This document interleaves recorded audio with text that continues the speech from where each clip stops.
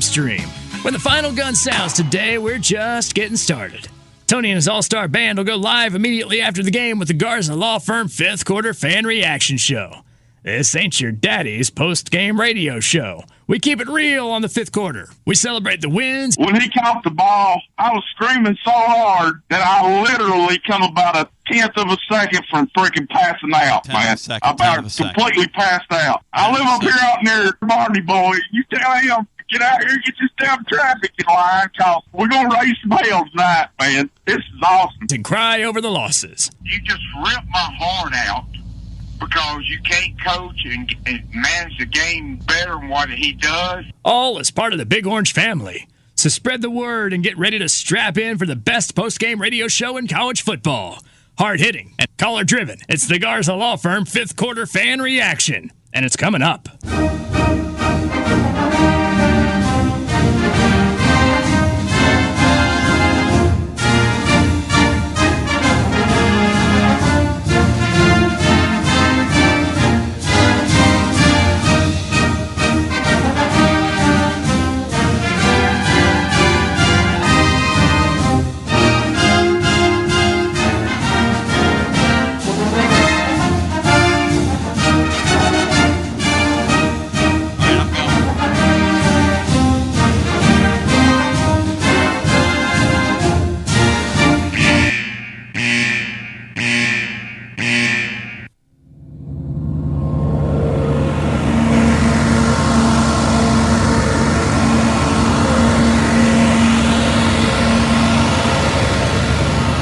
Big Orange fans, you played every snap. You showed your orange. But you're just getting started because it's time for the best post-game fan show in college football. It's time for the Garza Law Firm 5th Quarter Fan Reaction. The place where the Big Orange universe from all around the world gathers to talk about today's game. Unfiltered, uncensored, and unapologetic. And did we mention commercial-free? A show of you, by you, and yep, for you. Yes! Yes! The most unique fan experience in sports. Quarter Fan Reaction. Tony Basilio along with you. We're presented by Marcos Garza and your Garza Law Firm online at garzalaw.com. Brian Hartman will join the party first.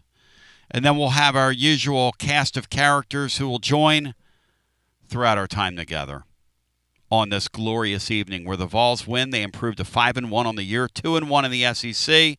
It's great seeing Davian Hobbs back.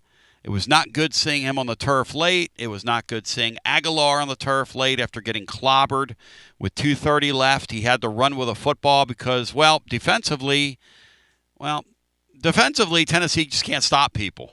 I mean, I don't know what to say. I don't know how sustainable it is to continue to have to rely on turning people over. I think we were talking to Richard at the end of yesterday's show about this. This Tennessee team, I mean, you got to figure out other ways to play the game than just relying on turnovers constantly. I don't know. But it's a solid win. A couple of observations for you about this game. Joey Aguilar's a winner. Joey Aguilar's a straight-up winner. 16 of 25 in the game, 221, a touchdown, no interceptions, took really good care of the football. And one of the reasons why Tennessee gets to the midway point of the season with a 5-1 record is that Joey Aguilar has not been the guy. And Dale Jones said he would not be the guy. We talked to Dale yesterday, live at Calhoun's, where we had a tremendous crowd there yesterday. I mean, just a tremendous crowd. But one of the things that Dale Jones said to us yesterday about Aguilar is, he said, I never bought, because Dale knows people in that App State program. He said, I just never bought that he was going to be the turnover guy people were talking about. I knew he would be the leader, and Tennessee runs the clock out. Thank God Bobby Petrino is either rusty, somebody in his operations rusty, because they didn't take a timeout before the 2-minute warning, which made no sense. couple things about today's game. It was great seeing Tennessee's interior of their line, and Hobbs was a part of that, getting pressure. They were extremely disruptive. In fact, I think if it's not for them, we could be talking about a loss right now. I mean, it's very possible that we could be on here talking about a loss. So, and listen, it would be one thing to panic and overreact. Here's the thing. Arkansas's got players. And you're in the Southeastern Conference. And so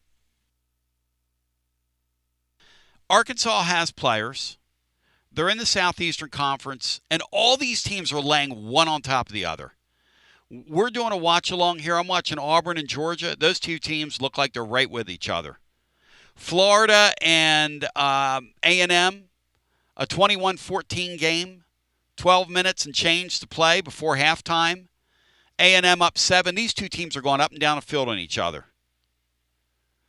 I mean, it is an any given Saturday league. That is what we're looking at right now. It's an any given Saturday proposition. And Tennessee won today 5-1. They've got a lot of things to work on. About the future opponent, and then we'll go to the phones. Alabama today, I think, is good for the Vols. And here's why.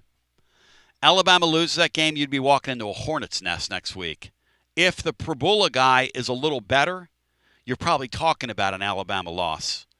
But Jam Miller went down late, and we'll monitor his progress as the week goes on. That'll be well worth watching.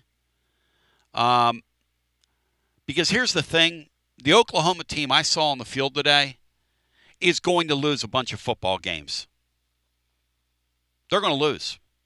So they're going to take the starch out of that deal. My hope for them being, in rarefied air when they come in here and setting up a kind of a classic, I just don't think that's going to happen. A classic type matchup, I don't think that's going to happen.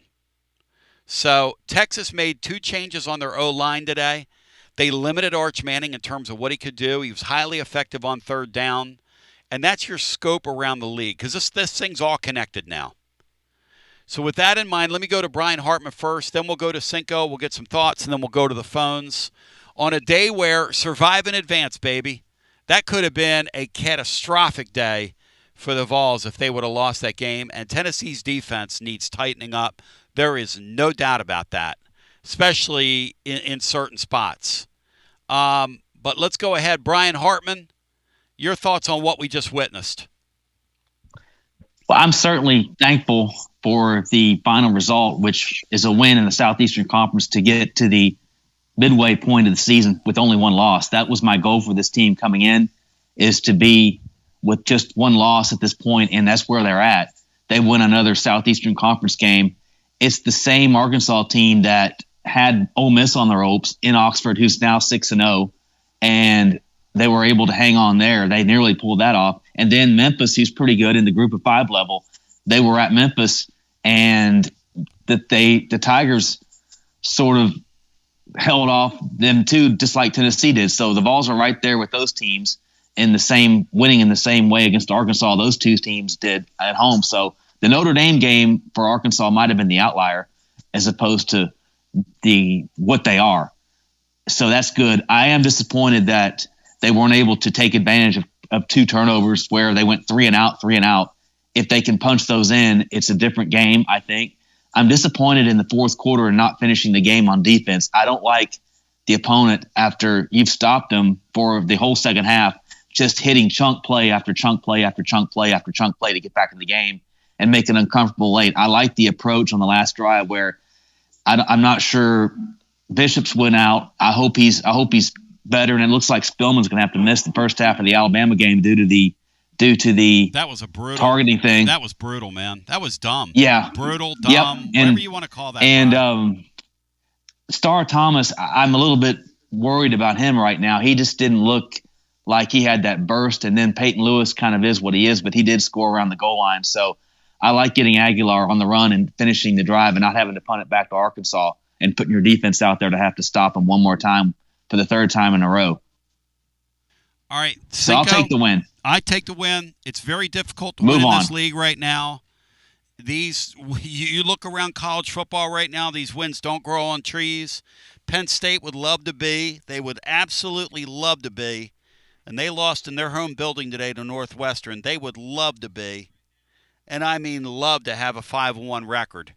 But Cinco, your thoughts on what we witnessed, then we go to the phones. Well, like you said, a win is a win, and I'm glad that we do. John, you're going to have to wait till you get in a better spot because I can hear every third word you're saying. And, brother, I want to hear that spun gold that emanates from your voice. Let's go to the phones and get our next call in. It's Garza Law, fifth quarter fan reaction. Hello and welcome in. Hey, Tony. Greg here. Glad to be your first caller, baby. Hey, Greg, welcome in. Hey, happy for the win. Yep. And, you know, just like I kind of figured this game could go with Petrino back, it would be a close game. The guy can coach pretty good football. And it ended up being, we had a good lead there for a while in the second half. Looked like it was going away. Then all of a sudden it turned again and got close. And Alabama wins by 3. Tennessee wins by 3. Oregon got beat, top 10 team. Oklahoma got beat. And also, Washington State gave Lane Kiffin a little trouble. They win by 3, I think it was. So, hey, I don't care what the score is. I just want the W. That's what we got today. But I'm a little worried. I thought the defense kind of got down in this game today from what I've seen. But the thing about it is, Alabama's a different story with us. Yep. I just hope our defense can play 100% better than they play tonight down at Tuscaloosa. Greg, these guys got to get better in space. I mean, there's just no doubt about that. They're going to get carved up if they don't get better in space. Kind of like my Eagles. You know, my Eagles, the people that really follow the NFL game were telling me, hey, you can't keep turning the ball over and winning on your turnovers. You have to be sound, and you have to do sound things. And, you know, I'm watching the Vols, and I'm going, you know, they're defensively, for whatever reason, it was great seeing Hobbs back. It was great seeing some of the stunts. Bri was talking about the middle part of the football game where they just overwhelmed Arkansas at the point of attack, which is what you're supposed to do when you're a team towards the top of the league and you're playing a team that's in the bottom 4 of the league. You're supposed to overwhelm them at the line of scrimmage. Greg, you're not supposed to give up those huge runs. You're not supposed to be gashed for like whatever that average was at halftime at like 10 or 11 yards a carry. That's not supposed to happen to us. Yeah, that got carried away, and they corrected that in the second half. It got a lot better. Yeah. In the second half, closing in on those runners. Yep. We just got to start the game smart and play that same way we did in the second half. Also, Auburn leads Georgia early. Yep. 21-14. Florida trails Texas A&M. Thank you, Greg. That's a 2-3 Florida yep. against the 5-0 fifth-rated Texas A&M. So, hey, we're at the time of the year, baby. I don't care what your record is. We've always known that. Oh, no. In the SEC, you got to play every game to the end. Well, this league is going to be, and thank you, we did a Thursday show. We'll do it again on our daily show. I might make it a Thursday segment, but we did a deal on our Thursday program where we took apart basically the country. And these are the teams. This is the whole playoff chase. The moral of the story is the SEC, I don't know how they're going to separate these teams at the end of the year. I don't know how you're going to sort them out. Because the last 6 weeks are going to be madness in this conference. But the thing about Arkansas is you're playing a very, very good player in this Taylor Green guy. There were a couple times Tennessee had him. Now, look, they don't set the edge, and he runs around he gets loose, and he runs by T-Lander a couple times. And, I mean, this guy's a hell of a player. Hey, Sean, he's got to be extremely fun to watch live. I mean, that guy is dynamic, Cinco. Sean is not connected right now. He's looking to get reconnected, I'm sure. But yeah. One thing that I am disappointed in is Arkansas wasn't called for one penalty through like 3 quarters. On the road with the new coaching staff, with their offense, and they weren't called for one penalty. Tennessee is just not getting the type of calls from the officials like I have. And you still saw the lay down lineman today. So and not only did you nothing's see it, changed. Not only did you see it, but Dave Neal today editorialized on it. They showed the alleged injury to Ryan Grant, and Dave Neal editorialized on the laydown lineman, and the Vols continue to get a horrible whistle. And Matt Dixon says it's time to retire the laydown lineman. He thinks it's one thing when you have a kind of a cute, fun little program, but if you're going to try to play big boy college football, you don't need to be doing that stuff. And who knows? Maybe Matt's right. Because it's not a good thing when the D team crew in the SEC is sitting there basically laughing at you, saying, okay, we've all caught on now. So it is kind of an interesting thing to think about. Watching Curt Cignetti today, this is one thing I'd like to change about Heupel. Cignetti had, and listen, this Indiana team is going to be a top 5 team in college football Monday. Don't laugh at me. They're damn good. That's what Indiana has. They've got a damn good football team. Last year, whatever. This year, I'm telling you right now, I'm going to make a point about the Vols, though. There was a interference penalty on Oregon, not called. And Cignetti lost his mind. It happened right in front of Oregon's bench. And the official swallowed his whistle, swallowed the flag, however you want to put it. Throws his headset on the field. If you're reading lips, the official said to him, don't make me throw you out of this game, after he gave him a 15-yard penalty. Indiana from there got a pretty good whistle. It would behoove our head coach to show some chutzpah, some testicular fortitude to those officials during games and get a penalty. I've been calling for this for years. This guy gets run over by the refs.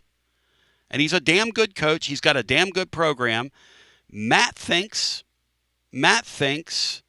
that it's a it's a byproduct of this cutesy lay-down lineman thing, and this is coming back to challenge to bite us. But, I mean, Ryan Grant wasn't even committed to the bit today. He just kind of went down, and he didn't get on the ground and writhe in pain. If you're going to do it, man, do it. Just like, listen, you need legal representation. You don't want to do it with the great Marcos Garza and the Garza Law Firm. Listen, today I'm a little red-faced. I was out in the sun along with you. But we played the Marcos Garza tailgate today downtown, and it was unbelievable fun.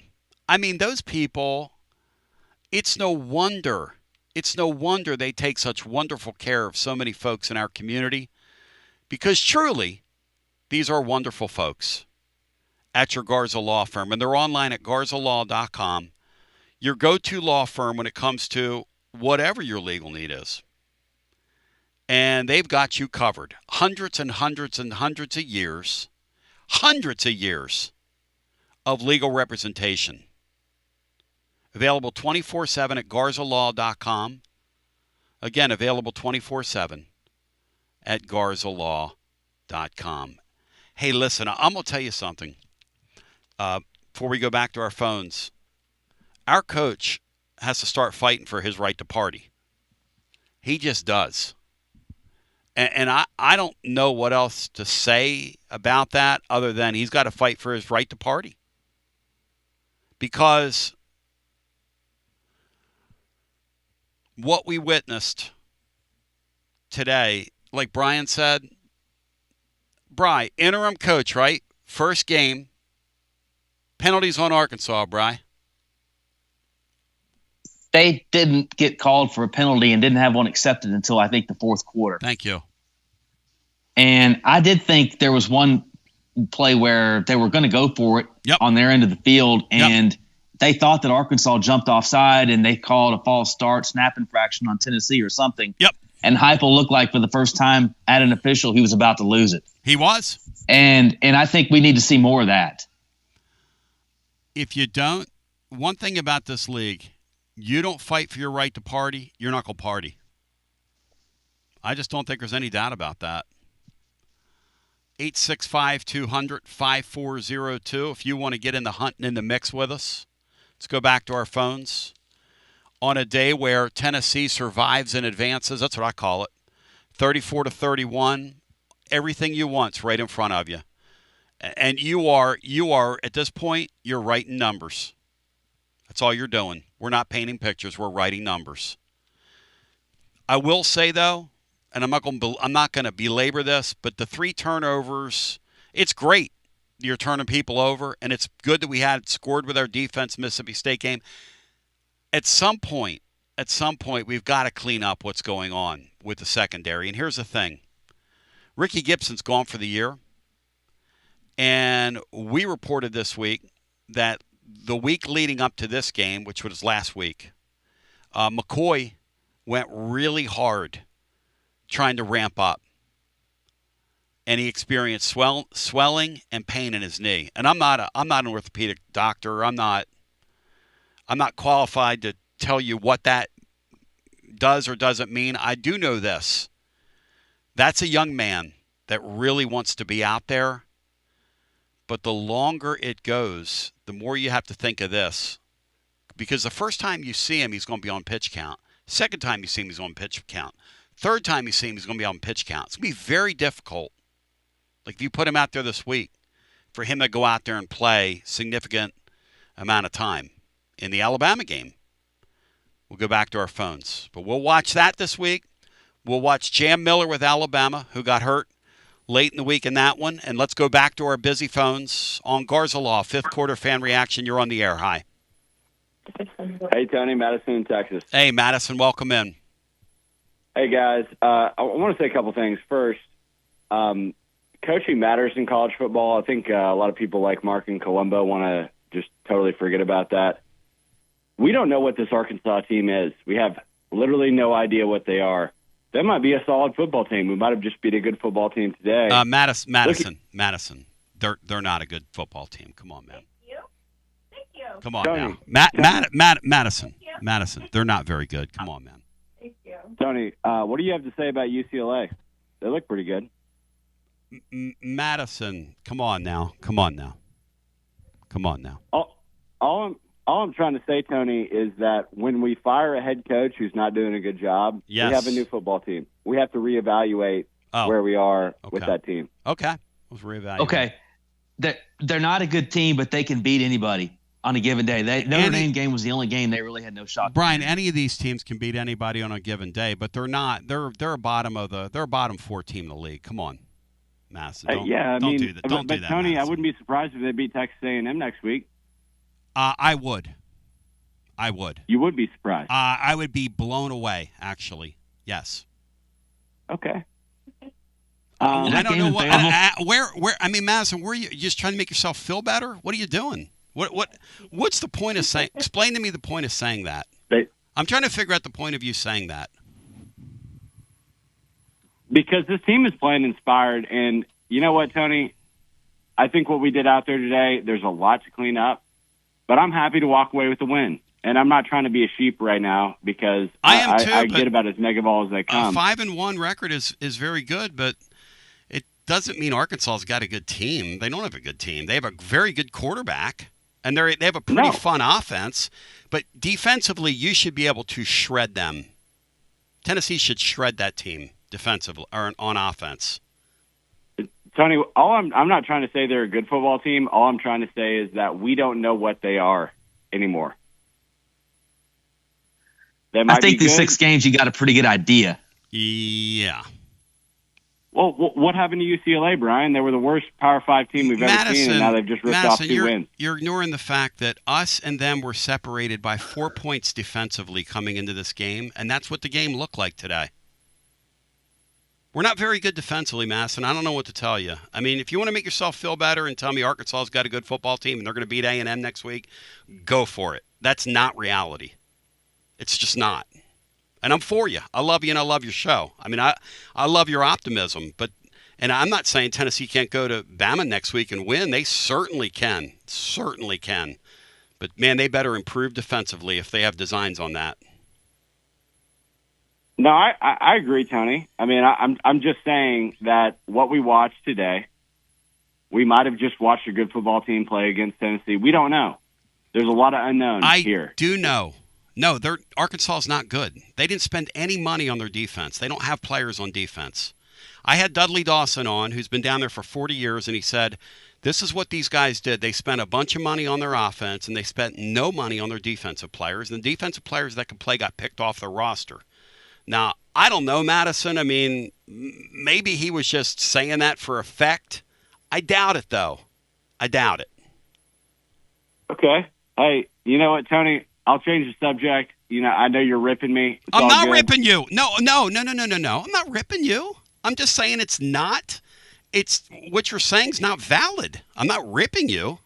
Ripping you is would be getting personal. I'm not getting personal with you. I'm saying, Madison, you think they're going to go beat A&M next week? Give me a point spread. If you give me, let's put it this way, you want to give me like A&M and 4 points, Madison? I bet my life on that.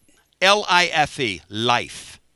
Yeah, no, I think they'll probably be, they have zero chance against that A&M team next week. Zero. I think they'll probably be 10-point dogs, and I'll be betting on the Hogs. And they have Madison, and I love you. They have zero chance in that game, as in zero. Okay, fair enough. I will tell you this, Tony. Yeah. I was at the Texas OU game in beautiful North Texas today. Were you really? Wow. Went ahead and got some live scouting on this Oklahoma team. They are really bad. Okay, I think they got a little bit of clout from playing a very mid Oklahoma team, and then this Auburn team, which they should have lost to. But of course, we all saw what happened in that game. Yes. So I'm not trying to look ahead of Alabama. Feeling good about Oklahoma. The quarterback there, I mean, his hand looked okay today. Who knows how he's going to look against Tennessee? But it was a great day in Texas. I missed the first half. I will be honest. So I was over there at the game. I ended up coming back, and shout out to Scotty and Leah and Hideaway on Henderson, the best Tennessee bar in the entire country in Dallas. Go! Shout out to those people. It was hopping today. Let's Tony. go, man. Let's freaking go. Hey, Madison, you know I love you. Thanks, babe. And we were going for Dose. Go for Dose! Go for Dose! I was out in the sun. Dos Equis, Cervezas Mexicanas, White Plains, New York. I was out in the sun today, and I'm probably a little snappy after playing 6 hours of live music, sleeping very little, being interviewed yesterday for an ESPN documentary after doing the show, and now doing this. 865-200-5402. The thing about this league is that there are no guarantees. Everybody's going to have to fight for everything in any given week. Florida has come out to play against A&M. A&M is rolling on offense. And look, I'm an A&M detractor from the word go. But one thing Madison said I will agree with, Oklahoma's going to absorb some losses. You could see that today. Oklahoma in this stretch, I'm not sure how alive they're going to be coming into Neyland Stadium. Super chat, Josh Carter. Here's the secret. We match up better with Alabama's offense than Arkansas's offense. Arkansas is an elite running team. Bama can't run for shit. Our pass rush is damn good. Looking forward to next week. Love the matchup. Okay, Josh, I'm going to take your word for it. Go to the phones. 865-200-5402. I'm not sure if I love the matchup, but it's a game of opportunity for the Vols. Well, you don't have to worry about Ty Simpson running like Taylor Green ran today. Hello, at least. Ty Simpson is extremely nimble, Bry, and he can make plays continuing to keep his eyes down the field. And if we don't tighten up our secondary next week, that's what he's going to do to us. So rest assured that will happen. Hello and welcome into our next call. As the Vols win today, survive in advance, baby, with the 85 team and the 1990 team there. So they get to enjoy a victory. Let's get our next call in. Hello and welcome in. You're on the air. Hey, guys. Dave. Hey, Dave. Welcome in. Josh Heupel was a much better football coach his first 2 years at Tennessee. It's not even close. He's 5-1 Dave, he's 5-1 right now. Now I'm going to argue with you. I don't care. Second, another thing is when you don't have a good defense, you don't put the game in the hands of your defense. So you go out there and you continue to be aggressive and you continue to score. And his offense was shit today. It was shit today. And I know they had almost 500 yards. It was shit today, Tony. They had 5 empty possessions. 5 empty possessions. And on a 6th possession, they got a field goal.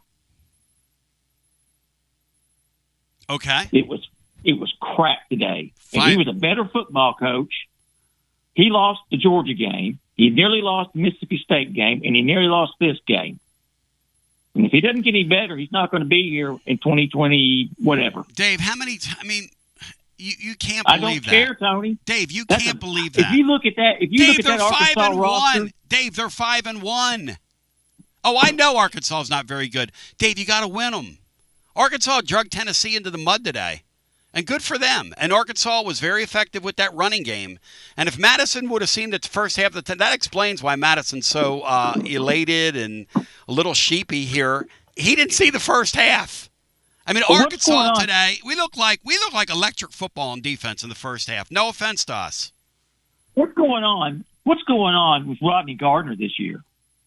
Why didn't this team go out and spend some money on some defensive tackles? Dave, they have injuries. The Hobbs kid has been hurt. You saw him rushing. You saw him get home early in the game. Come on, Dave. Now be fair, man. No. The guys that stopped the run last year are Amari Thomas, Elijah Simmons, and Norman Lott. Hey, Dave, what's going on with Georgia's defensive line right now? It's called the game. Players move on. Come on, man. Oh, I don't care. You're not going to be able to gone out. We should have gone out. We should have gone out. He's got to get serious about this portal. Well, I do agree with that. He's got to go out. He needed defensive tackles. He did. You can't depend on you 3 upperclassmen and the rest of them are all freshmen. Yep. You can't depend on that in the SEC, and that's basically what we got. We got the Eason kid, we got the Moy kid, and we got Hobbs. That's the only 3 that have been here more than 3 years. And what do Moy and Hobbs have in common, Dave? Let's see how good you are. I'll help you out. They've both been hurt. Come on, man. We've had some misfortune there. In fact, we've had misfortune across our defense. I acknowledge that. Saying that, these guys are still coming up with turnovers, the hard hitting, the hustling, the getting the ball out of the great quarterback's hands from Arkansas today. That's the difference in the game. Sort of like what Alabama did to Vanderbilt last week, just getting the ball away from them. Okay, and here's another thing, Tony, with this coach. Yeah. Undisciplined football. We had 6 false starts. Always been his game. We had 2 personal fouls. Dave, going back to UCF, they were among the most penalized teams in the country. Well, it's the way they play. They play fast, Dave. It's who they are. It's who they've been. It's who all his teams have been. They've always been among the most penalized in the country, Dave. It's not a referendum on what's going on in 2025. I mean, I just can't help you. Well, yeah, I'm glad we won the football game, but he's never going to win anything here. So y'all have a good night. Thank you. We got Madison over here.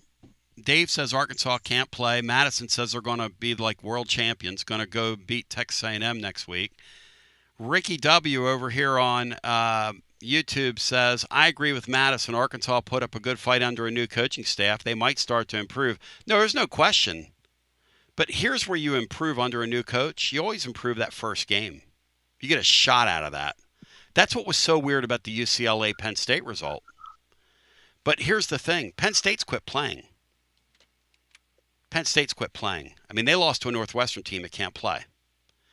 And the Big Ten is not the Southeastern Conference. So those of you that think Arkansas is going to go on some winning streak or going to do what UCLA and Nico have done, okay. Good luck with that. I'm just telling you. I mean, good luck. I love Madison. He's my guy. Madison got me through the summer. Madison called the shot on Joey Aguilar. I got no problem with that. You tell me that Arkansas team I saw today is going to roll Texas A&M. No, they're not. No, actually, they're not. They can score some points. Sure they can. They can score some points. They'll score points. They got playmakers. They can score some points. Sure. Absolutely. And they'll give up. And they're going to give up a million. They're going to give up a million. They're going to give up 1 million points. And it's weird to me today. What's odd about today's game, and we'll have to talk about this later. Tennessee was 6-6 inside the red zone today. To Dave's point, they didn't get in the red zone enough, which is odd against a Arkansas team that haven't been able to stop anybody. And the craziest thing is that you only win a game by 3 points where you forced your opponent to turn the ball over 3 times and you turned it over not at all. You should hammer that team. Auburn's up 10-0 on Georgia in your second quarter there. I called that shot. Georgia, that's a golden opportunity the Vols had. Could be 6-0 right now. Not by Georgia standards. Not a great Georgia team. All these teams lay one on top of the other at the top of this thing. Tennessee certainly belongs up in that rare air. There's enough athletes here. There's enough spending on that roster. There's enough players. Back to the phones we go. 865-200-5402. Meanwhile, A&M and Florida, 21-14, as they're midway through the second quarter in that one. Those are the two we'll watch along with tonight, as well as, here's one hiding on you. South Carolina with a 7-3 lead at the end of, Bri, is that the first quarter? Coming to the end of the first quarter there? Yeah, I've been switching around. I didn't have that one on, but I think it's probably, yeah. They didn't kick off till close to 8 because our game went so long. Back to the phones we go. Hello and welcome in. Yeah, 25 seconds left in the first quarter, 7-3 Carolina. The Vols 5-1 and on their way. A great game of opportunity next week. One of the great Southern College football showcases. Tennessee a 34-31 winner today over a game Arkansas team. And I love that Taylor Green. God, I love him. What a fun, very good college quarterback. Hi, welcome in. You're on the air. Hey, Tony, can you hear me? Yeah, go right ahead. Hey, it's your old buddy Jeremy Tucker, who you talked to a few years ago, upset you so much you talked about me a couple of times later that week. Hey, Jeremy, good to talk to you. How you doing, man? Hey, I just was calling in. I was only going to call again because I think you guys said I probably shouldn't, but when I heard y'all knocking Arkansas, I had to call in and ask you a few questions about this Arkansas team that you say is no good. So I know the Notre Dame game happened. I understand that. I think the team had laid down. Their coach was about to be gone. Do you know what Memphis' record is right now, Tony? Yeah, I watched Arkansas's defense against Memphis. Did you watch that one, Jeremy? I did, but do you know what Memphis' record is right now? Jeremy, do you know what conference Memphis plays in? I don't know. I don't. They've changed about 3 times. I call it Memphis State where I'm from, but I have no idea what conference they're in. I have no clue. And that, Jeremy's kind of the point, isn't it? Well, it could be, but they're 6-0. They're ranked 23rd this week. They were off this week, so they'll move up some. Arkansas fumbled on the 2-yard line to lose that game. Jeremy, Arkansas. What do you think about Lane Kiffin, your old hero Lane Kiffin and Ole Miss? Do you think they're any good? Jeremy, I think all these teams lay one on top of the other. They're ranked 4th in the country today, and they barely escaped an unranked team from the West Coast. Jeremy, why are they playing that game? I'm bringing it up because Arkansas only lost to them 35-41 at Ole Miss. They played them all the way to the end of the game. Did you watch that game? What are we doing here? Well, I'm just asking. You're saying Arkansas is no good. Did you see that Arkansas, same team we played today, played Ole Miss to the fourth quarter at Ole Miss? That Ole Miss was lucky to get out of there, and they're ranked fourth in the country. So when they play us, why are they all of a sudden no good? Oh, they're great. I don't know what to tell you, Jeremy. I didn't say they were great. Listen, no, Jeremy, there's a big line between no good Jeremy, and great. what's Arkansas's record going to be at the end of the year, Jeremy? Let's. This is about wins and losses. What's our record going to be?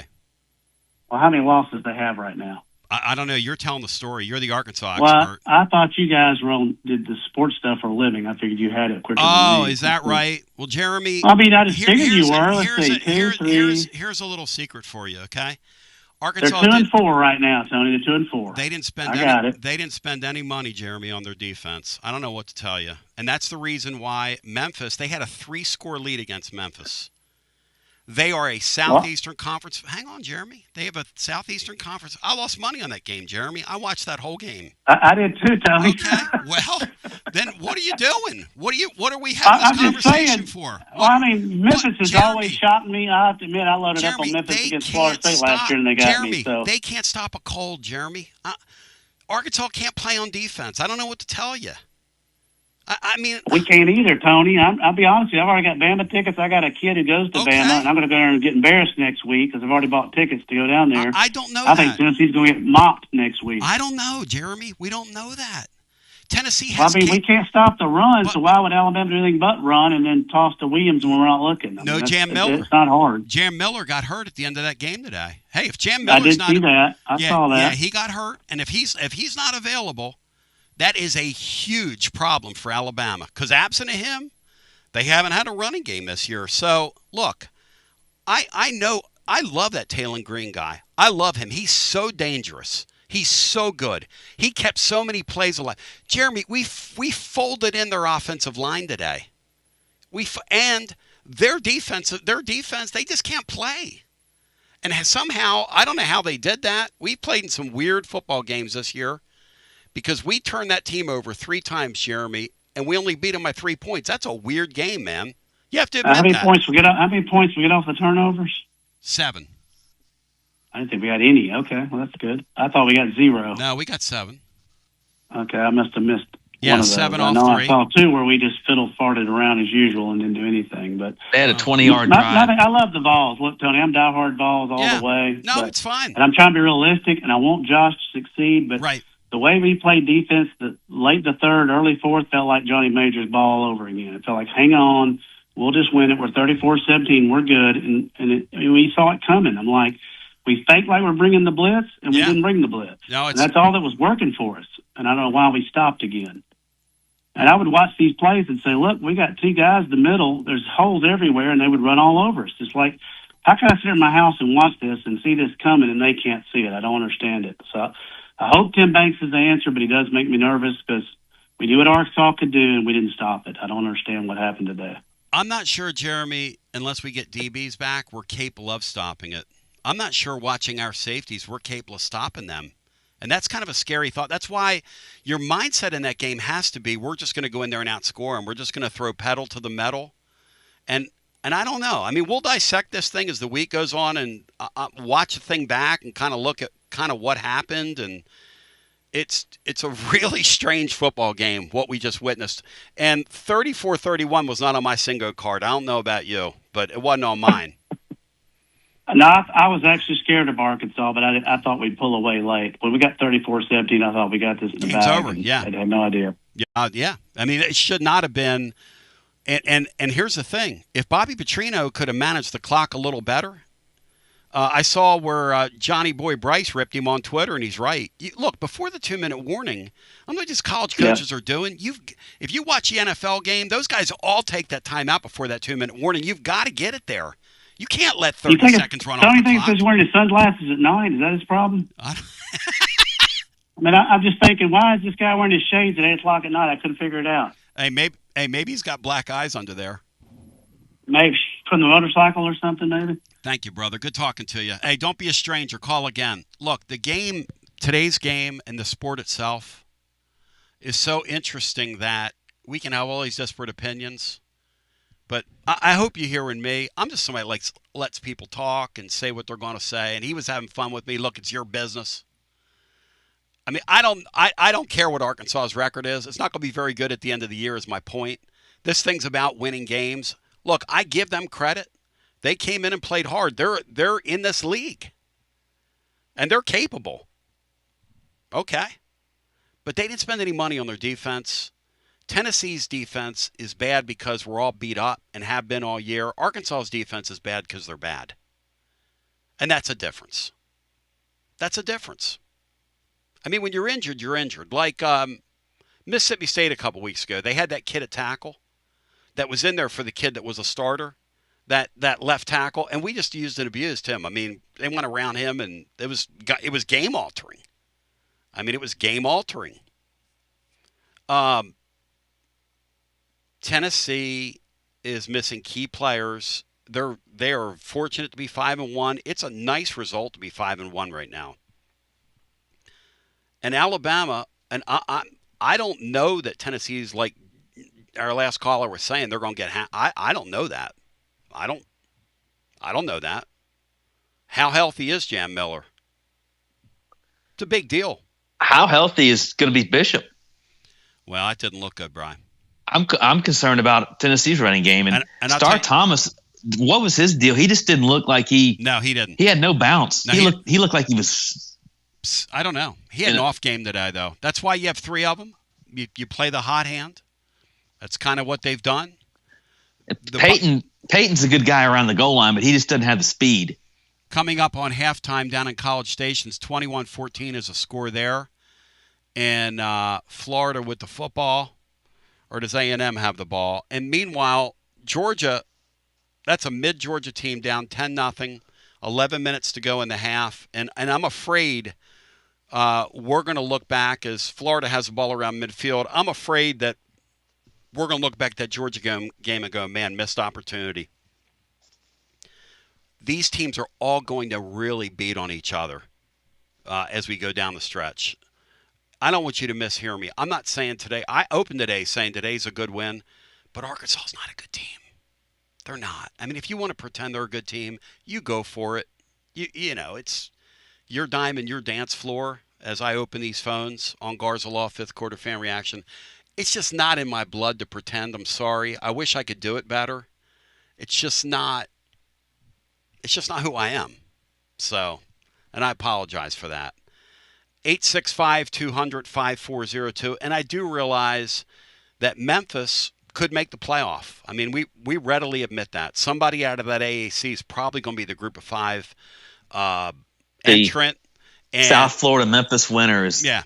South Florida. In line to make the playoff. Yeah, I think that's right. I mean, last night, Comrade Golish popped the top off. We're down there at Calhoun's on the river playing, and I'm looking up. And they got that classic baseball game on one screen, and they had that other game on another. And I'm sitting there looking at that. I looked at that score, and I said, what in the world is Comrade Golish doing to this guy? He's popping his top on national television. And that Texas State bunch is pretty good. Let's go back to our phones. I want to remind you, you can score a T3 TD every time with T3 Vodka. Hey, Brian, you know what the craziest thing about today's game is? Brazel, we were talking about, and I gave Bino a hard time on our show. Brian laughs at this. Hey, this is why college football is a great game. All week long, I was like of the belief that Brazel was going to have, and so were you, living listener, a huge day today. Chris Brazel had one catch for 5 yards. 5 yards. And that is it. And he was targeted five Staley. times. He was targeted 5 times, and Braylon Staley had a nice day today. Hopefully he's not hurt bad. Well, that's exactly right. So, and that's where you're getting now. You're going to get to the point in the year where we're going to have to really start watching those injury reports, and none of these guys tell the truth on the injury reports. So, all right. T3 TD of the game. Bri, what is it? What's our T3 TD of the game? Give it to me, Bri, because you can score a TD every time with T3 Vodka, Tennessee's newest, actually Tennessee's premium vodka. But they are taking the market by storm. Why? Handcrafted, passion, precision. T3 vodka of your volunteer state, by your volunteer state. Handcrafted in the majesty of the foothills of the Great Smoky Mountains. Man, it's such a beautiful time of the year to be here. Quality isn't a promise. It's a way of life around here. Filtered 10 times. It's 80 proof. T3 vodka delivers a smoothness unmatched, a dedication to excellence. Prestigious accolades that this wonderful drink has earned include 5-time gold medal winning vodka at the 2025 Sips Consumer Choice Award. It's a medal winner there as well. Whether you're sipping it neat, on the rocks, mixing your favorite cocktail, T3 vodka, your choice, premium award-winning experience. Score a T3 TD today. Ask for T3 vodka by name. Get it at your local favorite restaurant. Ask for it. And, of course, at your wine and liquor store as well. Drink it neat, drink it right. T3 vodka. Score a T3 TD every time. Brian, lay it on me, my good friend. What is our T3 TD of the game? Scores a touchdown with Kitzelman, an 8-yard pass from Aguilar. 5 plays, 75 yards. It's the third time that the Vols had to answer an Arkansas touchdown to tie the game. And it set up a middle eight where they could go take the lead with the first possession of the second half, which they did on a long field goal. Yep. And then that touchdown opened up a 24 straight point run for the Vols to go from 17-10 down to 34-17 ahead, and gave them the cushion they needed to win a big Southeastern Conference football game. Thank you, Bri. And Mike Washington, by the way, earlier in the week said, hey, we saw the Vols on film and they're going to be a problem. And we were all like, man, you don't say things like that. That Washington kid today carried the ball against us 19 times, 131 yards, an average of 6.9 yards per carry, and was very good in the game. Now, they lost the game, but he was very good in that football game. Hello and welcome in. You are on our Garza Law 5th quarter fan reaction. Hi, welcome in. Tony. Yo. What's up, brother? Hey, Sammy, welcome in, man. Good to talk to you. So you cut me off the other day, maybe yesterday, but anyway, you know, let's just admit this guy is a coach, and we are winners. You know, you keep wanting to move the cheese. Oh, you know, Nico was, you know, everybody wanted him, and then all of a sudden he moves on, and you say, oh, he's horrible, blah, blah, blah. Tony, this guy wins. He's done it again. Joey hits Matthews. If he doesn't stop on that pass, it's a walk-in touchdown in the first quarter. He hits Brazo right in the hands again. Like, this league is crazy, okay? Anytime you get a win, it's legit. And I was just saying, you give these guys air that, you know, are always negative about this team. The guy took us to the playoff with Nico last year, who y'all said was horrible. Now you're saying the kid can't play. He went to the playoff with him, right? Correct? I'm listening, Sammy. I don't know why we're bringing Nico back into this. Sammy, they schemed around Nico last year. I don't know what to tell you, which makes your point, because they realized when they got in that Oklahoma game, talking to people over there, that, hey, this guy's not processing at the line of scrimmage, and he doesn't know what we thought he knew. And so we're going to have to warp this thing down, rely on our running game, and rely on our defense. Thank goodness that didn't happen this year, because you couldn't rely on this defense. You'd be in a lot of trouble. Well, right. But everybody wanted that kid, and these people calling in, you know, like, oh, it's his players. He can't judge it. Sammy, that's a fair thing to say about quarterbacks here at UT far. Yeah, everybody wanted him, and we got him.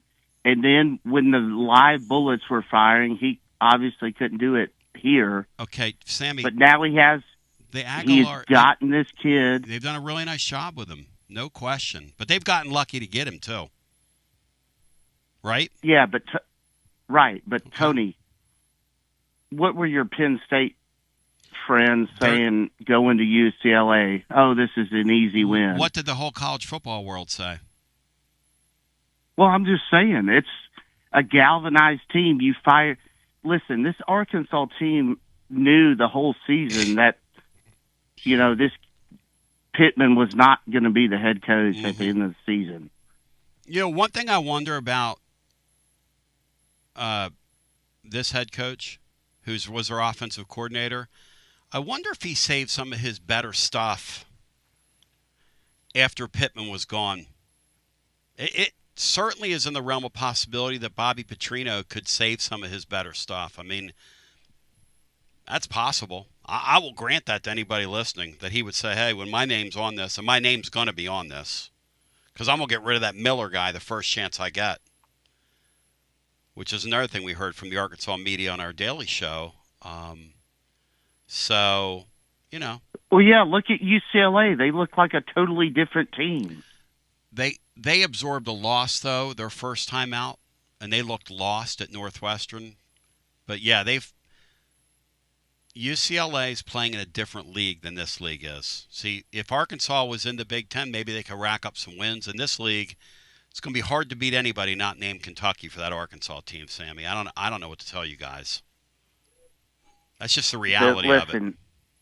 They fired their head coach. Yes. It was a new team, just like UCLA. UCLA came out and beat Penn State's ass. No, they didn't. Sammy. And Arkansas came out and took an L to us. Sammy, they lost their first game to Northwestern, buddy. That's what I'm trying to tell you. That was their second game after they fired their coach. It wasn't their first game. No, it wasn't. Sammy, trust me. I watched the guy kick field goals against Northwestern when I had money on the game. Trust me. Trust me. Please trust me. It was their second game. What I'm saying is Heupel has resurrected us. Joey hits Mike Matthews. If he doesn't stop on that route, yes, he walks in for a touchdown in the first quarter. No doubt about that. He hits Brazel right in the hands, in the corner of the end zone, and he drops it. Like, dude, we're going to go to Alabama and beat them. And then you can tell Dave and the Columbos of the world to go fuck themselves. Thank you, Sammy. But, Sammy, understand this. When you call my show and tell me that nobody else gets airtime, I'm going to blow you up. I love you. You're my guy. I'm for you, not against you. That's why I detonated you yesterday. Because I'm going to host and you're going to decide. And everybody gets a say here. This is what we do. And, yeah, I'm a little crabby and snappy and all that stuff, and we'll live with that. I'm happy this team's 5-1, but it's not a perfect 5-1. And it's going to be a really interesting game next week with Alabama. Because guess what? They're not perfect either. Now, I think they have the best team in our league, or maybe A&M does, as weird as it is for me to say that. Although, A&M's struggling right now. 10-7's the score in the South Carolina LSU game. Georgia is 4 minutes till halftime. Auburn has the football in Georgia territory. I tried to tell you all week, and I don't know anything about college football, trust me. I saw this coming from a mile away. From a mile away. Brian, your thoughts on what Auburn is doing to Georgia right now? I think at one point Georgia had run, 9 plays for -3 yards rushing.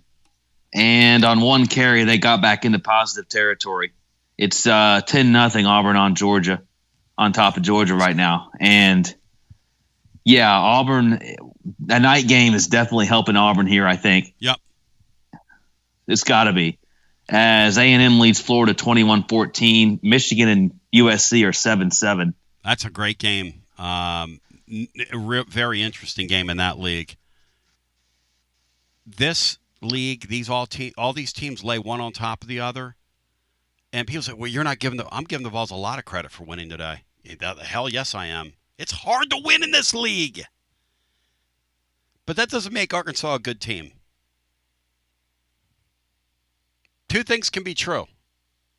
I mean, and Mississippi State a couple weeks ago is not a great team either. I mean, the Vols are going to get their opportunities here. The problem with our schedule, though, after watching Oklahoma today, and Madison, who was down there at the game, agrees with this, Oklahoma's going to lose some games before they get here. The air is going to come out of that, and the weight of that game, we need that game to be weighty. Especially if you're of the mindset that you're going to lose to Alabama next week. We need that game to be weighty. That game's got to be weighty. It's got to have some weight to it. Or we need Florida to win tonight. Florida winning against A&M would really help tonight. Keep the wheels on Florida. I'm of the belief here watching this thing that we need a degree of difficulty ratcheted up with our schedule when it comes time to separate these teams at the end of the year. But we'll talk about that. Let's go back to our phones. Before we do, my friends at Waterside Contracting, look, you have a dream about buying some land. Maybe you want to build somewhere. They've got you covered at Waterside Contracting. They are your ticket. 25 years of making dreams come true. Hundreds of folks in our area. Custom homes, remodels, Waterside Contracting, build on your lot. They do incredible work all over the area. Structural integrity, quality without compromise. Just a way of life with Waterside Contracting. If you want, check out the website, watersidecontractingllc.com. You can see the link on our blog over at tclub.team. You can see the link, tclub.team. When it's time to make your dreams come true, quality without compromise, Waterside Contracting. Orange Blood, a super chat here over on our YouTube channel, Tony Basilio Show YouTube channel. Check it out. Washington cashed that check. His mouth wrote, our run defense is definitely a concern. Glad we got the win. And how about us sealing the victory with a QB under center? Hey, amen. And the power I left, man, bring it on back. Let's bring that stuff on back from 30 years ago and honor the 90 and 85 guys there. Running that ball on the left side. And here's the thing. Arkansas's run defense is porous. They're a sieve. Tennessee basically said, yeah, we're going to go for it here. We're going to show aggression. We're not going to snap the ball and try to pull you off sides because you know what? You can't stop us. You can't stop us. So, and look, Tennessee's run defense, it's a little bit of a concern. No question. I mean, Tennessee's defense is a concern right now. No doubt about it. 865-200-5402. Man, I was really holding my breath when Hobbs went down in the fourth quarter. I'm like, man, come on. Come on now. Come on now. Please. And then Aguilar. Hey, Brian, let me ask you something. And I'm going to ask Matt about this later in the panel as we go. Why does Arkansas have a toolbox 10 feet from the field? And that's totally dangerous, what Joey Aguilar got tackled into today. Why, Brian? What is that? It was the communication box. What the hell is that? Was put there. That's curious to me too. What are they, AT&T? And Aguilar smashed his head against that. That could have been pushed into it. Is what happened. Well, it could have been very serious. I mean, that thing has no business being that close. It's why they had to do away with the communication to start the third quarter because it knocked Tennessee's out, and Arkansas had to do away with theirs too. And I think later on in the quarter they got it fixed. Why is that so close to the field? Could somebody please explain that? Brian, have you ever seen that? That's something I don't think I've seen either. The thing was 15 feet from the field. What are we doing? I mean, we got to keep these guys safe. I wanted to point out a couple things too, Tone. Hit it. About the Ole Miss only beat Washington State by 3. They were favored by nearly 35 points, which could have been this year's Kentucky. Yep. And they had to come from behind to win that game. Penn State has lost. They were the first FBS team in like 30 years to lose consecutive games as 20-point favorites or more. I'd say the plug has been pulled there, and they are circling the drain. As we go back to the phones, that's Indiana's toughest remaining game, I think. Indiana's got. When you go to Oregon, see, it's a game of opportunity. You're seen in a completely different light now, man. You can just go ahead and say Oregon and Ohio State for the Big Ten championship. You mean Indiana? Indiana and Ohio State, rather. And this Signetti guy is a very good. Whoever's helping him is a very good talent evaluator. Because they've got some players on that football. And their defense is really good. Let's go back to our phones. Hello and welcome in. It's Garza Law, fifth quarter fan reaction. You're on the air. Hi. Hey, Tony. It's Josh in Dallas. How's it going? Hey, Josh. Good talk to you. Hey, I was actually at the Texas OU game today, too. Talk to me.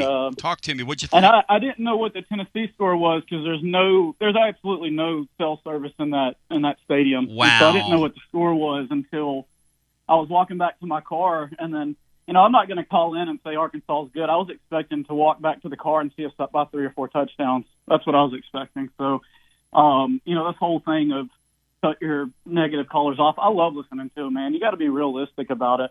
You have to. Our eyes aren't deceiving us. It's like you see what you're watching. We have discerning fans.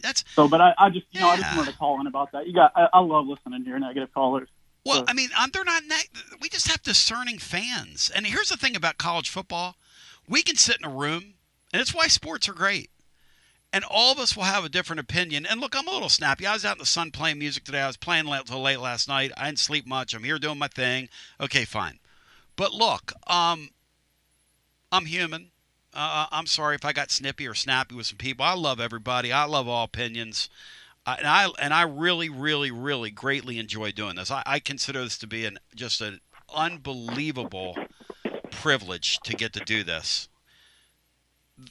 It doesn't make Arkansas a good football team, though. Okay, everybody's telling me. Well, maybe I should rephrase that. Yeah, go ahead. Maybe not even negative callers. Yeah. They're realistic callers. That's what I feel the same way. Most of the stuff they say, I agree with fully. Dave goes way too far with this whole Heupel's never going to get it done, or if he loses this game, he's Look, Josh Heupel. But you also can't be on the other side of that and say, what I'm saying, like where it's like, we're so great, we're going to make ourselves feel better and all that. Man, I was expecting to walk back to the car and be up 2 or 3 touchdowns. You should have been. Like, you can't say each week like try to make yourself feel better because it's. You got to be realistic about it too, though. Look, here's the thing about this league. Eventually, your checks are going to come due. There's coming due for Georgia tonight. Georgia's getting blown. They're going to get blown out of this football game. Okay? And personally, I saw it coming. They're going to have 2 losses here now. They're going to be in big trouble making the playoffs here, this Georgia team. And your checks are come due in this league. If we don't get better on defense, teams are going to keep receipts on us. You're right about that. And I don't hide from that. But this whole thing about this narrative, Arkansas changed they changed coaches to a guy that's roached. I mean, he didn't even know how to run the clock at the end of the game. Come on now. Come on. Yeah, we better get a hell of a lot better before next week. And I don't know if our defense is at a point where it is what it is. And I know we got people out, but we better get a whole lot better. But I'll hop off here. But man, I do want to say that if any of y'all get the chance to go to Texas OU though in Dallas, that's a heck of an atmosphere. So that was a lot of fun today. That looked incredible on television. Thank you, Josh. Great talking to you. I felt sorry for the kid from Oklahoma that gutted it out and tried to play today. I don't quite understand that. Why he played, because in the eyes of the committee, if it would come down to that at the end of the year, you get a mulligan if the kid doesn't play. If you just keep him there and let him rest for another week or so, or however that's going to work, as Auburn just punched it into the end zone, it's 17-0. I mean, there's no looking back on that one. John Adams, How you doing, my friend? As I welcome you in, your thoughts on what we witnessed today in Neyland Stadium and across the board in the SEC? Well, I think as far as Tennessee goes, there are two ways to look at it, and I can certainly understand why fans would be disappointed at this performance. Arkansas is a horrible team. I've watched them in 3 games. Their defense is absolutely porous, and Tennessee couldn't score 40 on them. Yep. I'm really surprised at that. Yep. It failed to capitalize on some opportunities. Its tackling was dreadful in that first half. I mean, Braylon Russell, did you see that lick he put on Boo Carter? He just about buried him in the turf. Boo was probably ready to head for California after that hit. But just overall, and the other, Michael Washington looked really good running the ball for Arkansas. Yeah, yep. They control the line of scrimmage offensively. But their defense is just so bad. I mean, it's really bad. We had, who was your guest this week when I was on Tuesday? Dudley Dawson. Yeah, Dudley Dawson. Yeah, he told us about it. He said Tennessee should score 6 of 7 touchdowns, and it should have. Yes. And this is a really poor performance. But the way you have to look at it and criticize individual games, criticize performances, criticize coaching, and also keep in mind that Tennessee's right in the middle of the playoff discussion. That's right where you want to be at this time. And also keep in mind where Tennessee has been. And right now, to be in the playoff discussion after making it last year, you may take that for granted unless you consider the alternative. To not be in a playoff discussion in midseason in college football now deems your program totally irrelevant. You're not even on the radar, as Tennessee was for much of the previous eras of coaches. So you got to keep that in mind. And there are no great teams in the SEC. There's some pretty good ones. And as far as the SEC goes, I knew that Georgia game was going to be tough for the Bulldogs because they've got plenty of flaws. LSU's offense is still shaky against mediocre South Carolina team. And I agree with you, Tony. Oklahoma should have never played John Mateer. Now, I don't care if he says he's fine. He's got a broken hand. A brace. He's got a brace on his hand. He couldn't function. His throwing hand. And you're going to tell me, oh, no, he's fine. He couldn't can function. do everything he needs to do. And he threw 3 picks. He couldn't function, He threw 3 interceptions. Brian, what's he supposed to do? He's a risk taker. As a quarterback, he's got that Johnny Manziel quarterback mentality where he takes chances, but he usually hits on those chances. And he wasn't hitting on. I saw that right away, even before the game got out of hand. Then I flipped over to the Tennessee game, of course. But, he wasn't the same guy. And that offense is totally dependent on him. He's our Oklahoma's best runner. So that was just – and you're so right, Tony. Lose that game with John Mateer sitting on the sideline, and it doesn't hurt you with the selection committee. But it's going to end up costing Oklahoma making the playoff, I believe, that loss, because the rest of the schedule is so difficult. Yeah, they're going to get I swallowed want now. to expound on what John made. Through an entire season last year and through half of one this year, under Heupel, Tennessee has been in the playoff hunt every single week so far. And Brian, they were in the playoff hunt under the 4 all of 22, in the 4 team in 22. Thank you very little. Exactly, you're exactly right. People want to rip this guy. That's what I'm saying, Brian. I mean, you always have to maintain that perspective. But reacting to a game like this, it was unimpressive. It was a bad performance.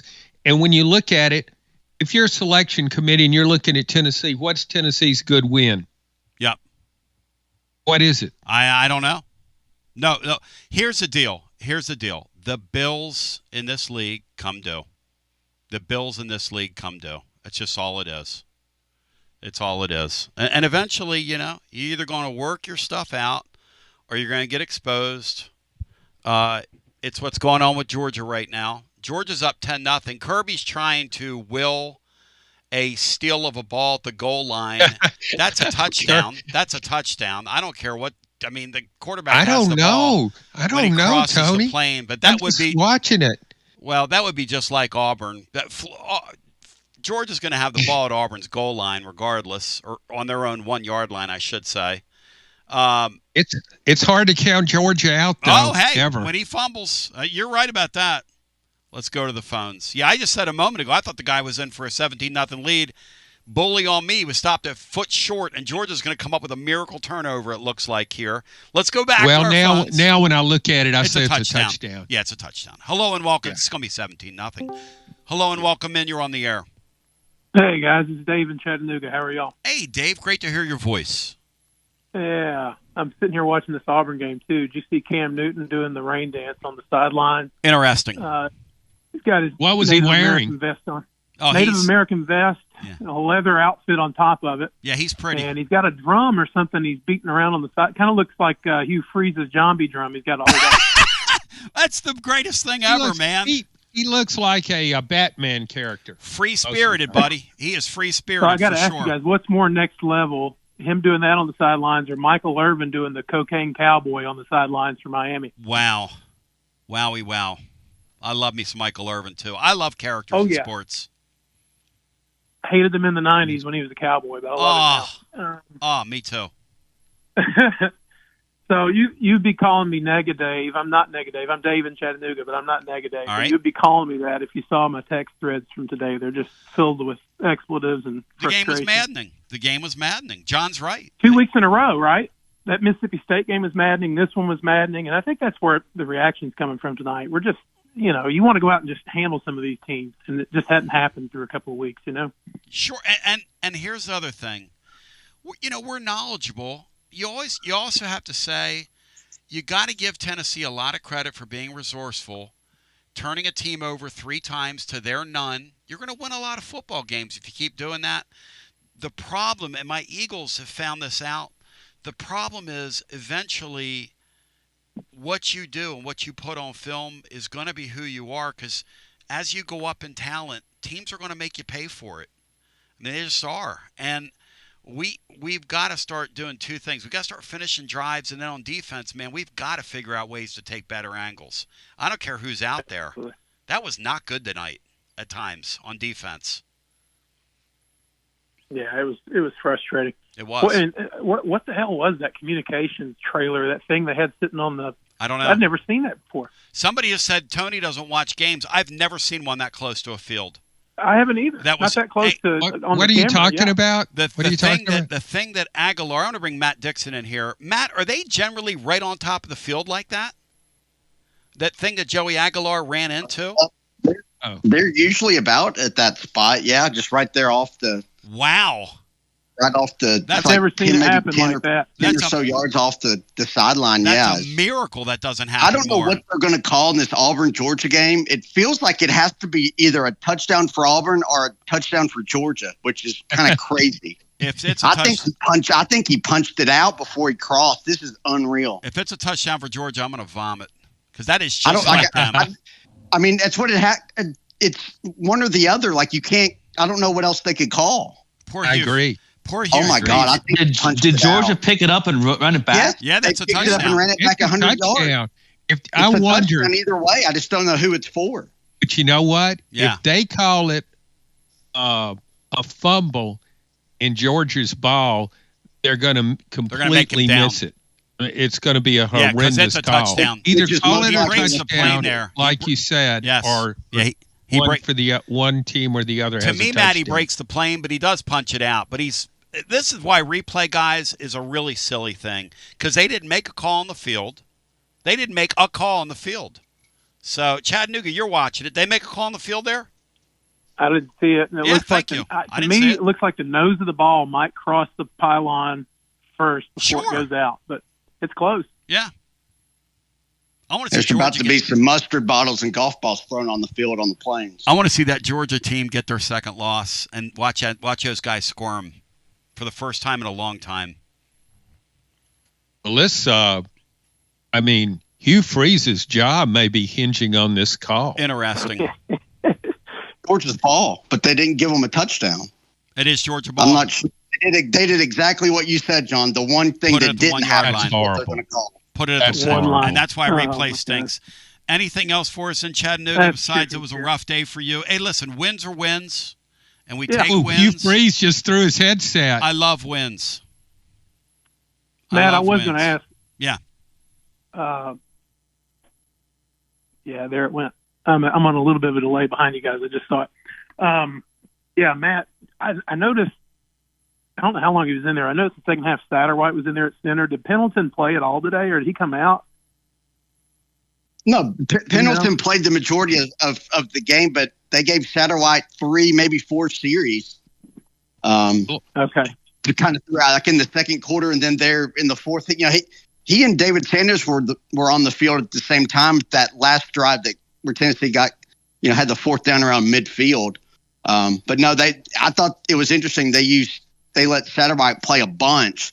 Makes me wonder if maybe some of the pre-snap penalties are actually on the center and not the guys jumping.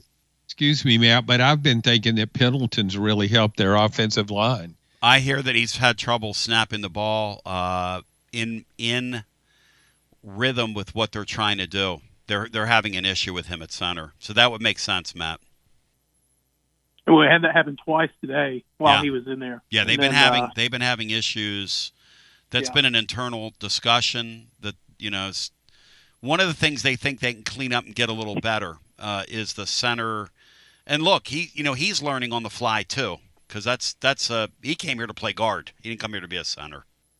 Definitely. But he's played. Well, just hope Staley and Bishop and all those guys are healthy for next week. My last thing on the way out here is I'm just going to thank God we're no more Dave Neal game next week. I need to get off that Dave Neal schedule. Y'all have a good one.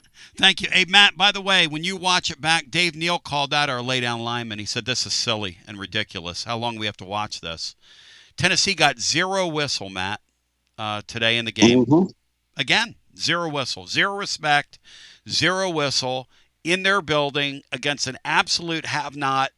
Borderline never was in this conference. They got 0 whistle, Matt. And Heupel was pissed. It's inexcusable. Heupel was pissed today, but here's the thing he doesn't do. Yeah, he's all over the officials all the time. Yes. Like, he's just not effective in what he's doing. It just doesn't work. It's weird. His personality doesn't lead to his team getting a better whistle. But it's not for a lack of trying. Kirk Cignetti today, and I said this earlier, we're about an hour into this thing, if not more, and we'll be here for a while. On your Garza Law 5th Quarter Fan Reaction, presented by Marcos Garza, your Garza Law Firm. They had an interference call across the field from him. Matt, a DB, grabs an Indiana wide receiver, grabs him and tackles him before the ball gets there. No call. I saw that. Cignetti takes his headset, and throws it at the feet of the official, makes him blow a 15-yard penalty on him, makes him do it to get his attention, and then got in his face full-throatedly. I mean full-throatedly, like old school style. And then the official mouthed to him, don't make me throw you out of this game, because he threw a 15-yard penalty on him, and I mean he got his money's worth. What happened down the stretch? Indiana got calls. I'm a big believer that Matt's right. The lay-down lineman thing has run its course, and they are holding it against Tennessee. And the other thing is, whatever Heupel's doing with the referees, it ain't working. He's a really solid coach. They are not treating him like one. They're treating this guy like he's Derek Dooley, John Adams. It's the truth, isn't it? Yeah. Well, here, Tony, you mentioned the lay-down. You talk about what has become a cliche, and what strikes me is anybody on the call in the game. All these networks call Tennessee games. They know what they've got to know what that's going on. When they start talking about one of these linemen down on the field, like, well, I hope he'll be okay. Come on. Not Dave Neal today. Dave Neal was ready because he's seen it 2 weeks in a row. They went back and showed it, and he said, this is ridiculous. This is silly. This has to stop. How about that, Matt? A play-by-play guy saying that. It's kind of interesting. Well, Well, it would be if it wasn't the 5th year of us doing it and him calling our games. Seems like a slow learner to me. He figured it out finally. Did he have a better spotter today than in Starkville, or was he blowing calls left and right today too? I don't listen to him. Matt, give me Matt your perspective on today's game. Then we go back to the phones. As Matt TGMD has now joined the room. The great Matt Dixon. Well, you won the game, which is all that really matters. You don't really need style points. You don't need much. I mean, 10-2 is kind of the goal. It doesn't really matter how you get there, I don't think. I don't want to make that a debate right now, but offense was pretty good, especially early. Self-inflicted stuff kind of stopped drives. Defense was kind of what we expected. Got more timely turnovers, which were really big. Of course, when your defense finally gets a stop or creates a turnover, your offense goes 3 and out, back-to-back times, which is frustrating. Got conservative there late, but you kind of had to, and you had about half your starting lineup was out, including your leading rusher, your most productive receiver in the game, and Staley. I think he played maybe 1 or 2 snaps in the second half. And you rotated a bunch of linemen, but you found a way to win. Kind of what this team is. You're kind of a rhythm offense that can get thrown off rhythm a lot, and your defense just isn't very good. They give up so many third down conversions, so many just easy yards that they just constantly give up, and somehow they find a way to make a few plays here and there that are game changing, which it's hard to rely on those, but this is like the third or fourth time this year they've done it. Yeah, it's wild. They're like living on the edge. You found a way to win, which is the ultimate goal. Yeah. And you just kind of survive and got to get healthy for next week, which is going to be a really, really tough task with our defense. Well, we had and folks were really angry with me, Matt, because I'm not selling for Arkansas, and they're telling me that, well, what about the coaching change? And this Arkansas team is, better than you're acting like they are. And I'm going, actually, no, they're not. They're pretty good offensively. Did they watch the Notre Dame game? They're pretty good offensively. Well, they say they had a coaching change, and Tony, you're not accounting for that. And I'm going. They were in games against Ole Miss and Memphis, and they had a chance to steal them late but fumbled. And those teams are pretty good, too. They're comparable to us. Yeah, so they say I'm not giving us credit, Matt. I am giving us credit, but, I mean, I'm of the belief that we're capable of playing a whole lot better than we played today, Matt. That's all. Where are you? Oh, I think you are, but I'm not sure you can get much better, because I kind of think you are who you are, especially defensively at this point. And your offense kind of has sputtering points. Arkansas has got a very good offense and just an atrocious defense. It's kind of like Tennessee's 2012 team, that you can score a lot of points and do a lot of things, but they're just not going to win games. It was weird. Which gives you a challenge. If you screw up and don't score enough, they can obviously beat you. Which has almost happened. I mean, here you're up 17 late. It looks like you're going to run away from them. And then all of a sudden you look up and you're like, whoa, what is going on here? I'm really surprised that Tennessee couldn't exploit their secondary more, their pass defense. Yeah, me too. Oh, my gosh. I mean, with Tennessee's weapons, the way its offense has been rolling, that it couldn't hit 40. I thought it would hit 50. And I don't think I was, exaggerating. I really thought it would hit 50 against this defense.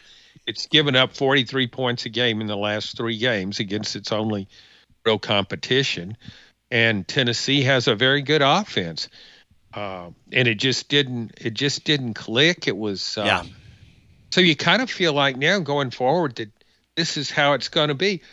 I'm starting to wonder if Kentucky can play Tennessee a close game. I would never have thought that. If who's going to play Kentucky a close game? We thought that Mississippi State and Arkansas were bad, and maybe they're better than what we think they were. We thought they were, even though you don't think Arkansas is very good. They might be actually a little better than we thought. Mississippi State too, and Vandy, we know they're better than what we thought they were going to be. So I think that's where a lot of frustration is coming from, is the fact these teams are actually better, and the Vols didn't blow them out like we thought. Maybe they still should have, but they didn't. Back to our phones we go. Let's get our next call in. Look, I just people wanting me to sell for Arkansas tonight. It's just not in my blood. I'm sorry. Matt, you want to sell for them? Because defensively, they can't play. God love them. We shot ourselves in the foot tonight, and that's okay. Won a game. I mean, it is what it is. It's kind of a garden variety win. But doesn't mean Arkansas is a good team out. You made it closer than it should have been, and kind of did that to yourself more than Arkansas doing a whole lot to you. Thank you. Your kind of deficiencies were just exposed, especially on defense, by a really good quarterback and a great play caller who had an extra week to kind of scheme some things up. And I just think Tennessee's defense is just really, really limited. A&M even with the injuries, I'm really surprised they've taken this big of a step back. I mean, they're kind of like 21-22 right now. Back to the phones we go. It's a very interesting point you bring up. We'll see how it plays out. Maybe they come together. Then again, if they don't, they're going to lose a few games here down the stretch, like the caller Richard said to me yesterday, and we were at Calhoun's on the River. I happen to share that. I think eventually, if you aren't better on that side of the ball, you're not going to get through this thing at 10-2. I don't know who's going to get you, who's going to clip you, but it's going to be really hard to get home at 10-2 playing defense like that. As Florida adds 3, it's 24-17. That's a slobber knocker of a football game. We get ready to go back to our phones. Still 10-0. Georgia with the ball out around midfield after starting at their own 1-yard line. And that was just a horrible call. I think it's when a touchdown. The SEC reviews this, it's like, this is too. It was almost like they're saying, well, it's too close to call. Let's just split the difference. Yep. No, that's not how you officiate a game. LSU struggling right now with South Carolina, 10-7 the score there. Down there, again, South Carolina indicative of a bottom middle of the league that you better come to play when you play these teams. That's why I give Tennessee credit for getting out of there with a win today, because you can easily sleepwalk and lose these games. And LSU, it's a Saturday night down there, and they're kind of slogging around right now, just sort of playing with their food. They just don't have an offense. I think LSU's just what they are. They don't have an offense that can blow somebody out. And they can't run the ball. I tell you what, I'm looking at this Georgia game. Yep. And I really like Gunnar Stockton. Yep. But I think Georgia should make a quarterback change in the second half. John, they're big. Ryan Puglisi throws a better ball, and they're not going to beat Auburn doing what they're doing. They hadn't even scored. They're in big trouble. As we get ready to go back to our phones, hello and welcome into our next call. It's Garza Law, fifth quarter fan reaction. Back to the TLD Logistics phone lines we go. Hello and welcome in. As LSU just had a kid catch a ball on a punt, literally at the 2-yard line and go down at the half-foot line. Now, congratulations to him. You see it every weekend. It is you see a guy punt at his goal line. It's happening all the time this year. Boo Carter said, that kid said to Boo Carter, hold my beer, baby. Hold my Dos Equis. As we go back to our phones, that's one of the dumbest things I've ever seen. It happens all the time, as Matt said. It's why college football is great. You just never know. Hello and welcome in. You're on the air. Oh my gosh, he reversed it. Hi, you're on Garza Law, fifth quarter fan reaction. Welcome in. Go ahead. Hello, is it me? Yeah, go right ahead. Oh, Tony, it's Fish. Hey, Fish, what's up, buddy? Good to talk to you. Well, I just got contact. I haven't been able to see in a couple of years, and I just got contact lenses in, and I got to watch a football game today on TV and see everything. It was pretty cool. Right on, man. Glad to hear that. Well, and I tune in, and I used to watch a lot. Well, last time we worked together, were hanging out together, we were winning national championships. Oh, I remember those days. No question. Well, why is everybody so negative? Do they not think we're going to get improvement here?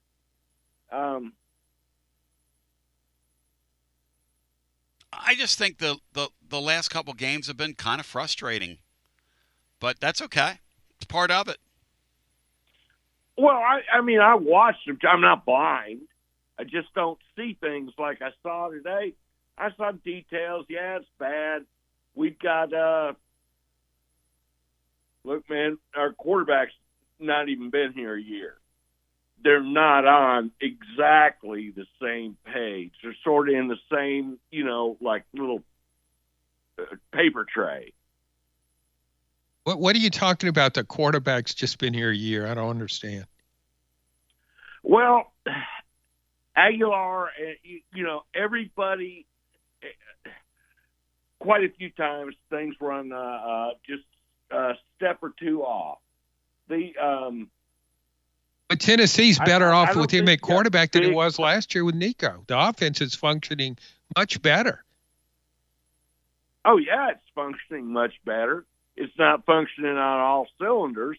I want to tell you something. If this keeps going on for another year, this is a seriously bad offensive football. Nobody will stop. Well, now you're being negative. We just won. I'm not being negative. Well, that's it. You just made a negative statement. That's what people have been saying all night. I don't.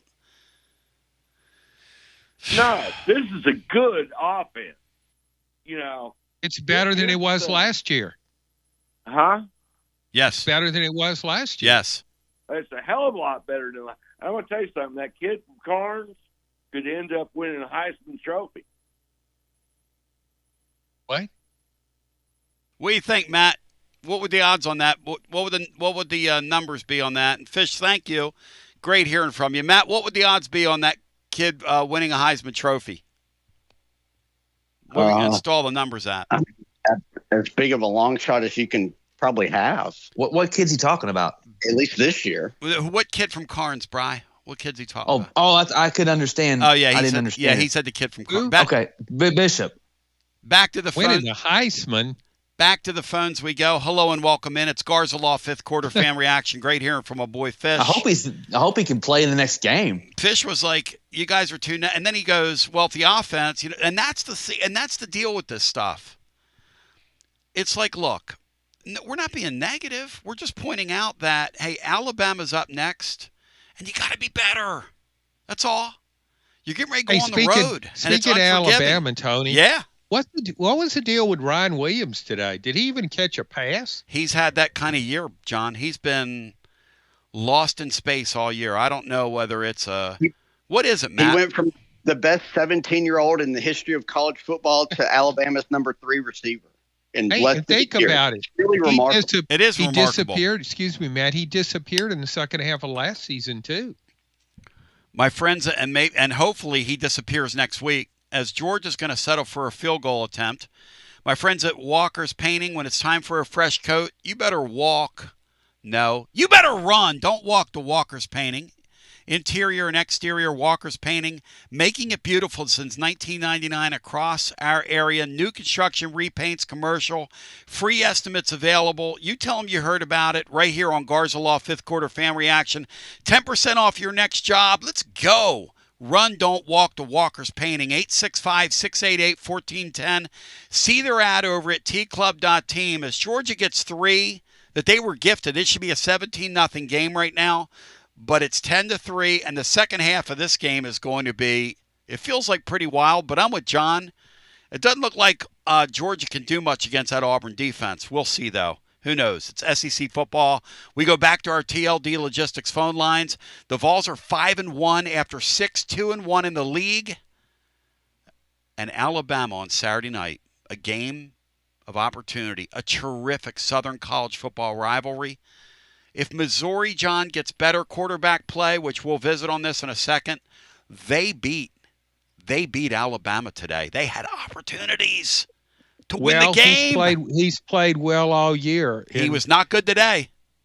No, they couldn't seem to get anybody open in the secondary that much. Oh, let's go to the phones. Hello and welcome in. You're on Garza Law, fifth quarter fan reaction. Hi. Hey, Tony. It's Randy from Altamont. Hey, Randy. Welcome in. Hey, you're talking about Alabama. You know Brazel just had 1 catch today? Yes, he did. For 5 yards. That's correct. That's crazy. How do you figure that? Listen, I said to Bino earlier in the week, I said, what would you install the number at? Because Arkansas secondary can't play. And I know, and Bino said 95 yards. I laughed at him. Hey, Bino, I'll play the under. Because me and Matt were like 140, 150. And Matt, isn't that why this game is like one of the greatest games on earth? And it's such a curiosity, because just when you think you have it figured out, it flips the script on you. It's just how college football is. And right now, more than ever. Yeah, I'm stunned that Brazel didn't have a bigger impact. Can't wait to go back and watch it and see if they were shading to his side or doubling him. Even if they did that stuff, I feel like you would think eventually he would just be wide open on something. So no, that was really strange. I guess that could be why Staley in the middle of the field was so wide open. But it was strange. Do you think this helps Bobby Petrino? Hell the no. Next head coach Bobby at Arkansas? No, Bobby Petrino gonna get no. Why If he'd not? have won today, it would have helped him. If he'd have won, it would have helped him, because he's going to accrue a bunch of losses here down the stretch. Yeah, good point. He'd get the job if maybe their top 4 or 5 guys turn it down. Yep. Maybe they just wind up, giving it to him. But I'm not. Surely they don't want to do that again. Yes.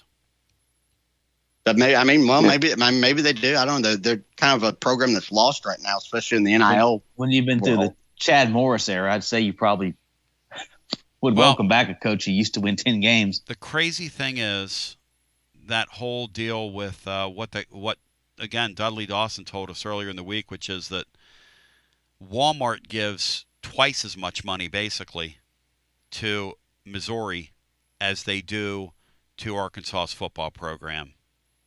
That is, he said 2 athletic directors in a row before this guy ignored the folks in Bentonville. You want your program to disappear? That's a pretty good way to do it. Take your billionaires and alienate them. That's a pretty good way to kind of. And by the way, Mark Cuban said that he thinks it's very fun what Indiana's doing in football, and he plans to really invest in their recruiting going forward. He's investing in 2 programs. By the way, the guy at Indiana, he graduated from Indiana. The guy at Indiana can really coach. Like, I don't know where they got this guy. I know they got him from James Madison. I know he's in his early 60s. I know he's really arrogant. They know what they're doing there. That is really impressive to go to Oregon. Matt, they beat them by multiple scores, and Oregon had a interception return for a touchdown, Matt, in that football game. How about those apples? Yeah, really, really, really nice win. That could have been a blowout without that play. Crazy. You could make a case that Indiana should be number 1. Continue, caller. I'm sorry. Continue. It's fine. And Tony, who come in for Staley when he got hurt? Anybody know that? I'm trying to figure out who the 4th wide receiver is. Or did we just go 12 the whole time? We just went 12 with 2 tight ends.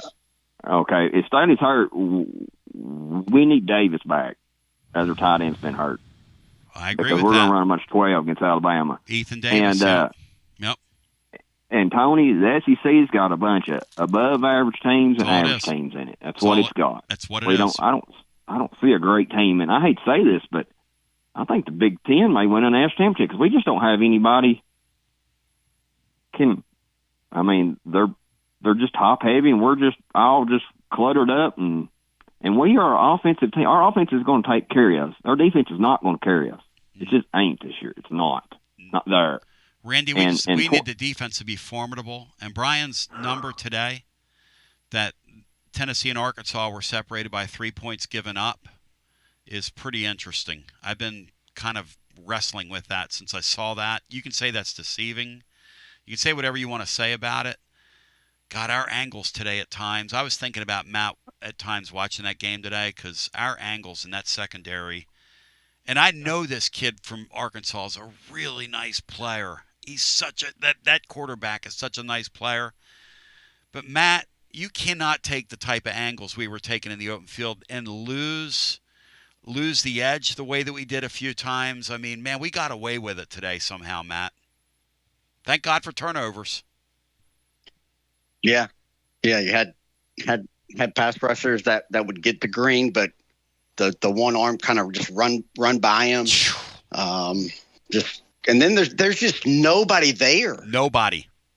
When he escapes the pocket, literally he's got 10 or 15 just yards you could just walk through every time. It's crazy. It's really bad that's just fundamentally the defense that's just not sound. Hey, Randy, when he turned that corner, okay, how unbelievable was that? How wide open that field was tonight. It's Tony. Tony, this defense is all or nothing. We either tackle them for a negative or a sack, or it's 15 yards down the field, 5 yards down the field. It's a pretty good point. Or they get a turnover. It's a pretty good point, Randy. Or you're scoring with your defense. Somebody's scoring when our defense is on the field, either us or them. Yeah. Because if they get past our defensive line, hang on. Yep. Hang on. It's just what it is. And Tony, we're 6 games into this. Yes. Heupel's going to have to score some points, a lot of points to win this. And I don't know, and not having a defense makes me a nervous wreck. And our games are 4 hours long. You know how hard it is, of course you do, how hard it is to pace yourself through a Tennessee football game? Well, I mean, you're so a guy like you that lives and breathes every play, because Randy will sit there and email me like a million emails. He just sits there and goes nuts, which I love Randy. Randy woke up today all in. Randy, tell them what your house what your house is painted. People come see you in Altamont. I've got a 2-story orange and white house. It's beautiful, Tony. Inside's beautiful too. It's no joke. He's got a Tennessee museum that he lives in, and his house is Tennessee orange and white, not an off-color orange. It is Tennessee orange, and it is white. Yeah, and Tony, thank goodness I found a stress ball, and I've killed his walls with stress ball, throwing a stress ball against his wall like a child sometimes. But it's 4 hours long. I mean, our games are 4 hours long, and it is an emotional roller coaster. Oh, yeah. Now, I've kind of calmed down the first half. Second half, I ain't figured out how to turn it off yet. Because I know the first half, I got a whole other half to work. And I'm 49 years old. Yes. And I'm not young well, no more. I'm 77, and I got to try and make sense of this on deadline. Exactly, John. This sport right now has never been crazier. There's just no way. There can't be a crazier sport on the planet than this college football thing right now, Randy. And by the way, I agree with you. There is not a great team in this league. We can officially say that now. There's not a great team in this league. And Tony, these games are fun to watch even after the Tennessee games. You don't have blowouts. You don't have these 35-7 games you're stuck watching and just trying to find something. Damn straight, Yeah, this is great. This is so fun. And thank you, Randy. People tell me they love these watch-along Saturday nights because we sit here. We're going to watch these 2 games with you. This A&M Florida game, those Florida wide receivers, that Wilson guy coming back for them makes all the difference in the world. Just having another playmaker on the field. Now, I don't know what's going to happen here tonight. Matt, I'm starting to think this A&M team might be the one exception to that rule. You know what I mean? They might have the best team in the league. I think they're going to be – are they going to be in the top 5 if they win this game, Matt? Is that what's going to happen? I think they're in the top 5 now. I mean, where are they? They'll be in the top 5. All right, so 1 will be Ohio State. Or Kyle Emlang. 2 will be Miami. Is Indiana going to be 3? Yeah, I might put Indiana 1 in my Big Ten SEC poll. I mean, it's got the best win of anybody. It's crazy. It beat Illinois 53 like a drum. Point. Yeah, that's the other thing. They're boat racing people. But thanks for the call, Randy and Altamont. If you want to get in with us, 865-200-5402. Listen, we had, I don't know, a couple 300 or 400 people at Calhoun's on the River yesterday. That was incredible. Matt, it was great seeing you. I wore the neck brace. I thought, Matt, at the end of the game when they scored with like 2 minutes and 45 seconds left, I thought I'd be putting that neck brace on here at the – I would have come on with a neck brace if we'd have lost the game.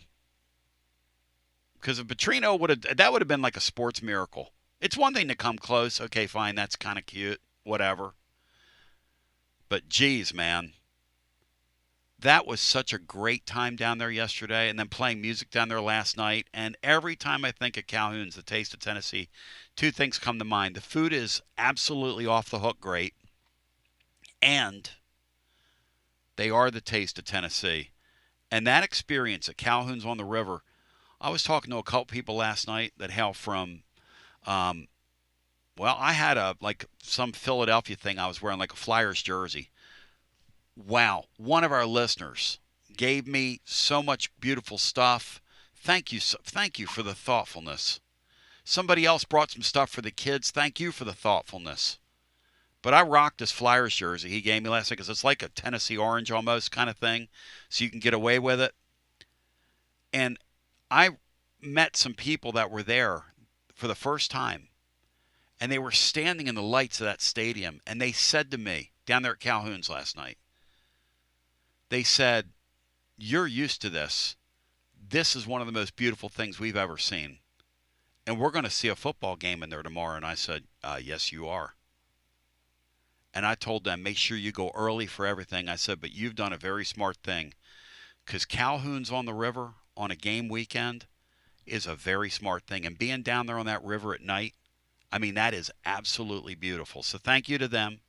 We'll be back this week on Friday, getting your Football Friday started down there for the Alabama game as the Vols play a Saturday night, which means, and Altamont's right, that means we're on around midnight Eastern time. So get your sleep, say your prayers, and eat your vitamins, Hulk Hogan. It's going to be a late one as we go back to our TLD Logistics phone lines, and Calhoun's is the Taste of Tennessee. Hello and welcome in. You're on the air. TV. Go right ahead, yes. Tucko Joe here. Hey, Joe. Great seeing you yesterday. Yeah, only thing now that I wished I'd have gave you some rose-colored safety glasses to wear. Thank you, Joe. That would have been the best thing ever. Rose-colored safety glasses might be one of the greatest lines ever. Right, because that's all he wore all day today. Yep. He never took them off. Yep. Would that not have been awesome? Well, you know what? If you keep those rose-colored safety glasses on, you have very little duress as a sports fan. I kind of like that. I kind of like that, Joe. I kind of like the thought of that. Well, I'll get you some, and then thank you, brother. Next time, if he ever comes to town, Joe, when you met I'll make sure you got it. When you met me in the parking lot yesterday with that neck brace, I said to myself two things. I love that guy because you're waiting for me. You're waiting for me. And oh yeah, and there goes a real simpleton right there, and I mean that in the most. I'm a total simpleton. People like you, man, you touch my heart. You're like, you got to wear this, and it wasn't just any neck brace. It wasn't one of these dime store neck braces. It was a Bobby Petrino real deal whole. If you go look at the stuff that's online yesterday, and Dixon, did we not commit to the bit for Tuckahoe Joe? How long did I wear that thing, Dixon? Tell Tuckahoe. It was about at least half the show. I couldn't wear it during the Dale Jones interview because I'm trying to love on Dale and welcome him back. But it was like the middle of the Dale Jones interview. I realized I had this stupid neck brace on. He had to be thinking, what is wrong with this guy? But Dale already knows there's something wrong with me. So. Right, but that's fantastic. I listened to the whole show, and I thought it was fantastic. But now I wish I'd have got you some safety glasses. You know, that'd have been perfect. That's the only thing that would have been missing because he never took his sunglasses off. No. The whole football game. John, what was Petrino doing with the dark sunglasses when night fell? What was that about? Any idea what the look Petrino was going for there? No, maybe he wanted to sneak. He was planning his exit, wanted to sneak out of there incognito. I mean, what are we doing, Joe? What are we doing, Joe? Yeah, maybe, I don't know. Maybe there's something, he has an eye problem and he needs to wear glasses. Well, if it's been rose-colored, it'd been fantastic on the YouTube channel. My guess, he forgot he had them on. Yeah, hey, Tuckahoe, find me some rose-colored safety glasses. Oh, I got them, bro. They're coming your way, bro. I promise. Some Tennessee Ain't orange, no doubt about it. like some Bono tinted safety glasses would be the You're greatest damn thing right. maybe Yeah, ever. they're coming your direction. Maybe ever. Yeah. So Now you know who I am, so Tucky yeah, I Hill. got safety glasses coming your direction. Yep. Tucky Hill, I absolutely love you. You are my man, Yeah, that brother. was fun yesterday, wasn't it? Surprised you. You are my man. And we're going to do a little wrestling match, as you said. Yes. I thought that was funny. Yes, a little wrestling match. Little wrestling. That's where I got that from. Just a little blood on it. Don't worry about it. Tucky Ho, you're my man. Much love to you, brother. See, Thank bro. you. Yes, hey, sir. good win. Hey, it's a good win. Hey, listen. Hey, a win is a win is a win. I don't give any and back. It's a good win in the SEC. Yes, sir. And let's not forget that. I'm never forgetting that. You know what this league feels like? And we'll go back to the phones. John, it's a real easy thing to say. It's a stupid take, but you know the any given Sunday take the NFL's made it their hallmark on. Caller said it a couple calls ago. One of these games end, and you're like, okay, the afternoon window's over. Everything at night, these teams are going to lay one on top of the other. I'm really enjoying college football right now, John, in that form.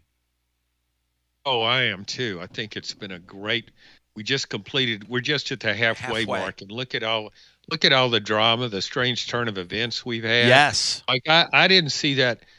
I didn't realize Indiana was that good. I started wondering after it beat Illinois so bad. Yes. But that it could go out to Oregon and win and hold Oregon to 20 points. Jeez. And here's the thing: it helped 13 really with the pick 13. six. Yeah, a pick six was the funny thing about the league is, or about this sport, Matt, is you can sit around and think you have it figured out, and one weekend can just take it and flip it right on its head. That's what's so great about it. I mean, UCLA won again today, guys. Convincingly too. Talk to me. Talk to me here. Pitt today beat somebody as a double-digit underdog. Who'd they beat? Clemson? Who'd they beat? Florida State and Tallahassee. Florida State and Tallahassee. It makes no sense.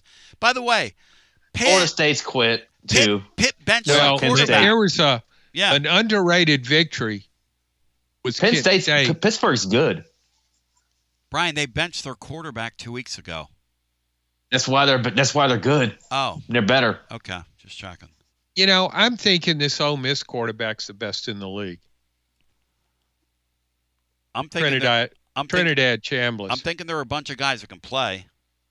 I don't know who's great though, but there are a bunch of guys that can play. Back to the phones we go. You know what's funny about Matt today is Joey Football, if his wide receivers cooperate, has a much bigger day. The deep ball, why has Matthews quit running on that deep ball, Matt? Explain that to me. I'm not real sure. He has a touchdown there. He was hand fighting with the DB there early, and I don't know if it's miscommunication or what, but if he just keeps running at full speed, he likely, catches that TD in stride. And Brazel had a drop, and that's okay. Look, Brazel's caught everything near him. But that's okay, guys are going to drop balls. By the way, A&M turns the ball over deep in Florida territory. They come away with a pick. This Florida A&M game's going to have an interesting finish as well. It's proof positive of what we're talking about here. This is an anything can happen deal, especially, and Florida's got quality players. That's not Arkansas's defense. That's quality football team Florida has. If Florida's engaged, by the time we get there, that's going to be a hell of a challenge for us. But now what we're seeing is when these teams lose in this era, they come unglued. That Penn State bunch, they done quit, as we say in these parts. Hello and welcome into our next call. You're on our TLD Logistics phone lines. More than just a trucking company, everything related to shipping, whatever you need. And they have a great brokerage division as well, TLD Logistics. Hello and welcome in. You're on the air. Hey, what's up, guys? Josh, your voice. Hey, Josh, welcome in. Thank you. Guys, are we surprised that we outrushed Arkansas tonight in rushing yards? Because Tennessee outrushed them 264 to 240. I mean, not really. You talking about like coming into the game or leaving the game? Yeah, Tony, they ran it all over us in the first half. Yes. On our defense. Yes. But the game sort of dictated that we do that. Matt, did we play keep away from them a little bit? Is that kind of how that thing unfolded? Now that we look back on it?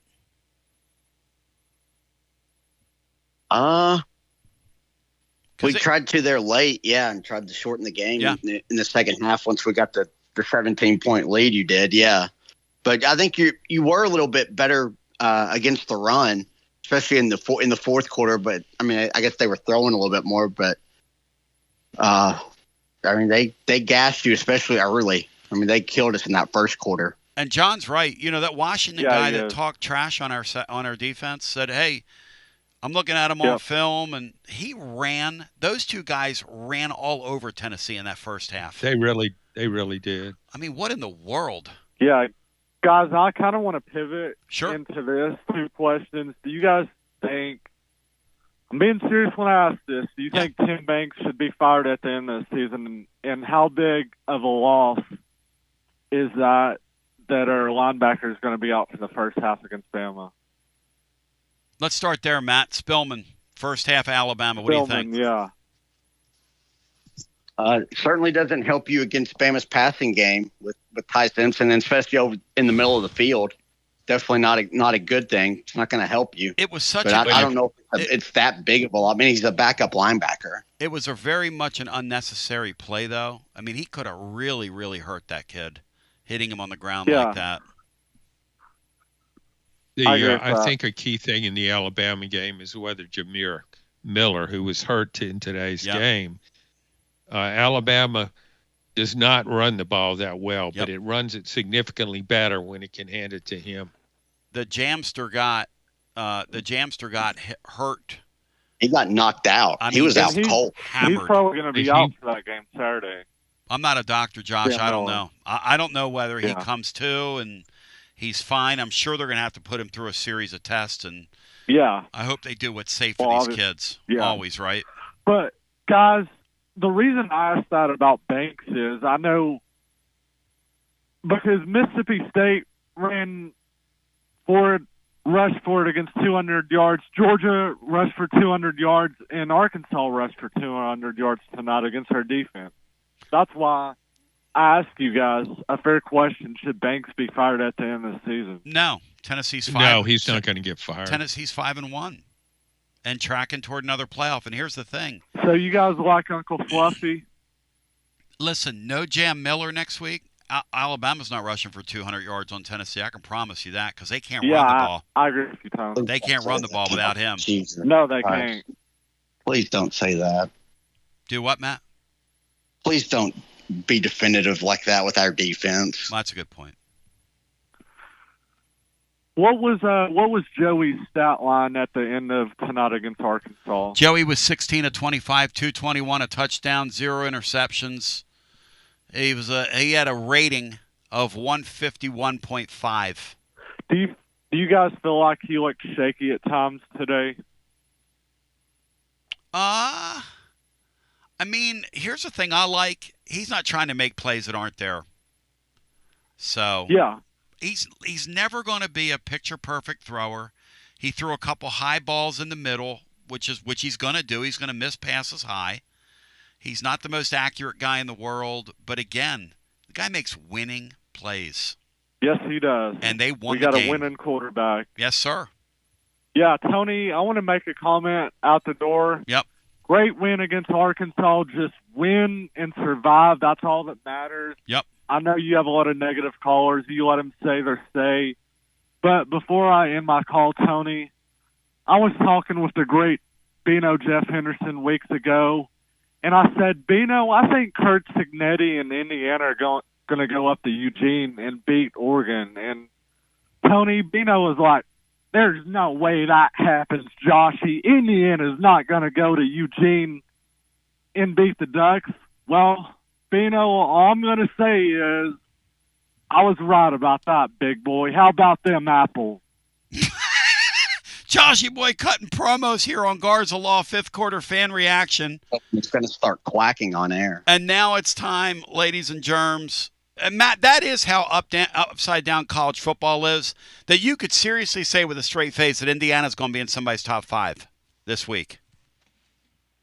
Like, John. I think they have to be. They have to be. That's my point. Weird if they're not. John, it's like, in what world would Indiana football, imagine how much money you have to spend to be in a top 5 in college football. You have to spend a lot, Tony, and that tells me that Indiana's spending some money.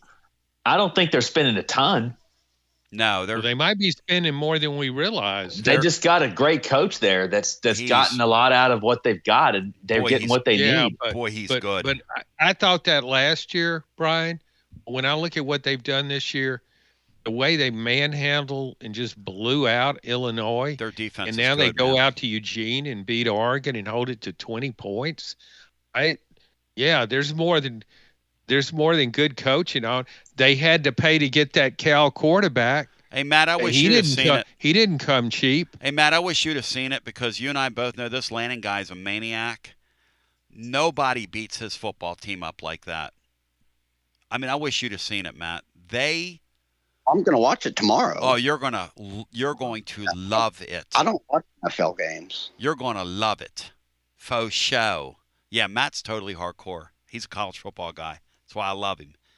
Connexial, ladies and gentlemen, it's time for our Connexial Drive of the Game, presented by our friends at Connexial, your Knoxville's own transportation logistics tech company. I walked right by their office in downtown Knoxville yesterday, and I pointed and I said, man, I'm so proud to be associated with those great folks. Wichita Ken, Connexial Kristen, the whole gang. Shout out to Sam as well. That transportation platform is a service revolutionizing our trucking industry nationwide. Listen, we want our roads to, why am I saying listen all the time? I don't know. Sammy, you're in my head right now. The goal is to help your fleet be more efficient. We want our drivers and our roads safer. Take control of your fleet, improve your safety scores, make drivers happy, maximize your profitability. KONEXIAL.com. KONEXIAL.com. Drive life with Connexial, and G to the B to the O. And Bri, what was your Connexial drive of the game tonight? Well, I got to go back to the one before the half. Yep. It was 17-10 Arkansas, and the Vols went down and scored, I think, 5 plays to tie the game for the third time after falling behind, and it started a 24-0 avalanche for the Vols where they got all the points they needed. And it was capped off by an 8-yard pass from Joey Aguilar to Miles Kitzelman to tie the game at 17 apiece. That is my drive of the game. 5 plays, 75 yards, comprising 144. Matt, question for you in the stadium today. Did you at any point today think the Vols were losing the game or in danger of losing the game, Matt? Did that ever cross your mind? No, not really. Yeah, me because you're the better team. Your defense is going to get more stops than Arkansas's. Was kind of how I thought. As long as you kind of kept your composure, it got a little chippy there at the end of the first half. But as long as you kind of settled in and just played your game, you were going to win, because that defense isn't stopping anybody. Back to the phones we go. 865-200-5402. As we get ready, go back to our phones. It's a TLD Logistics phone line. It's Garza Law, fifth quarter fan reaction. Shout out to Marcos Garza and the gang over at the Garza Law Firm. Utterly incredible is what they are. I was down there today playing for their tailgate, playing music. We had a beautiful time. That is an awesome, awesome organization full of great people, and they got your back. Don't you dare trust one of these out-of-town, fly-by-night carpetbaggers. Back to the phones we go. Hello and welcome in. You're on the air. Hello, Tony. Hey, Richard. Welcome in. I was thinking about you. I was thinking about you watching the game today, man. Hey, I appreciate the shout out right off the beginning of the show when you came on after the game. So it's kind of ironic that it kind of played out that way. That the difference was our defense getting the turnovers, even though there were so many bad things that they did, but the turnovers made the difference again in the game, and we end up with the W. First of all, I'll say this was a C- game at best by both our offense and defense, because the offense had its moments and did some really good things, but they had some really bad moments as well. And there's no reason why they shouldn't put up in the 40s on that defense, and they didn't. So it's just a lot of little things that kept them from doing that. But sometimes that happens on offense, and sometimes you just get in your own way. But first of all, second of all, Tony, the defense and opportunistic again. The defensive line, when they're really on, can cause a lot of trouble. They're very good at getting after the passer. And I thought there in the fourth quarter, I thought the officials swallowed the whistle a little bit and held those flags. So I thought we were getting held about every time, because we was all over that quarterback and they were grabbing. But for a lot of part of that game, Tony, that's the worst run defense. That's South Sunseri type of defense right now. That's what Matt said. Matt brought it to the table there. Yep. It's pathetic. Tony, I've never seen worse safety play in my life. I've been following, coaching, and doing everything in football for a long time. Yep. And our defensive coordinator is the safeties coach. I know. And if he really thinks that those are his safeties coming into the year and he can win with those guys, then I'm sorry. I'm like Joshua Boy. I could care less if we let Tim Banks fly at the end of the year. I would be happy to bring in a new defensive coordinator, because I'm telling you, Tony, look at our defensive line this year and what we affect the quarterback, and then put last year Omari Thomas, James Pierce, Simmons, and Omar Norman-Lott, who's in the NFL, right? These guys. Yes. With these guys. Well, now you know why we had a good defense last year, because we had the best defensive line just about in the country. We just overwhelmed opponents last year, and he looked good because of that. But when you take away those guys and we're doing some good things, Tony, the defense is horrible. I'm sorry. It's well out of position in so many places. There's no excuse to be giving up what we're giving up. John, are you surprised to hear Richard come on that strong? Because we've known Richard for a while now. John, are you surprised? Well, I don't think Richard's shy about opinions. He's not usually overly critical of Tennessee. I tell you what, though, when I look at defense now, I don't look at it so much as how many yards you gave up and that kind of thing.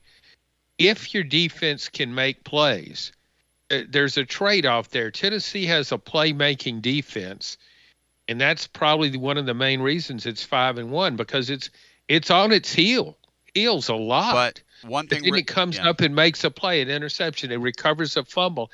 And you see a lot of teams in college football now that are that way. Some of the top 10 teams, their defense doesn't shut anybody down, but it'll make some plays and force some turnovers. I'll say this for Richard, though. You're playing a really skilled quarterback today, okay? You know he's you know what that kid's going to do. You know you're going to rush him. You know you're going to flush him out. You know he's going to break contain, so you can't lose that. And then, like Matt said, in space today, where are our safeties when he turns the corner? Where is anybody? And it was on that. What was it? A third and long play. John, in Tennessee blitz. Yes. Well, if you're going to blitz against him, you've got to have outside containment. Hello. You can't give that up. And because he's got, I think it's sometimes hard to judge the speed of a guy like him. He's 6'6", and he's got those long strides. Great player. But boy, he didn't have any trouble turning the corner on that play, and it was a crucial play at that stage of the game. Hey, Richard, late in that game, when our safeties got turned around a couple times, we looked like electric football out there. We really do. Well, like you just turn the board on and the guys are vibrating. Our safety play is horrendous. It's unbelievable. It is really, really bad. Ring around the rosy.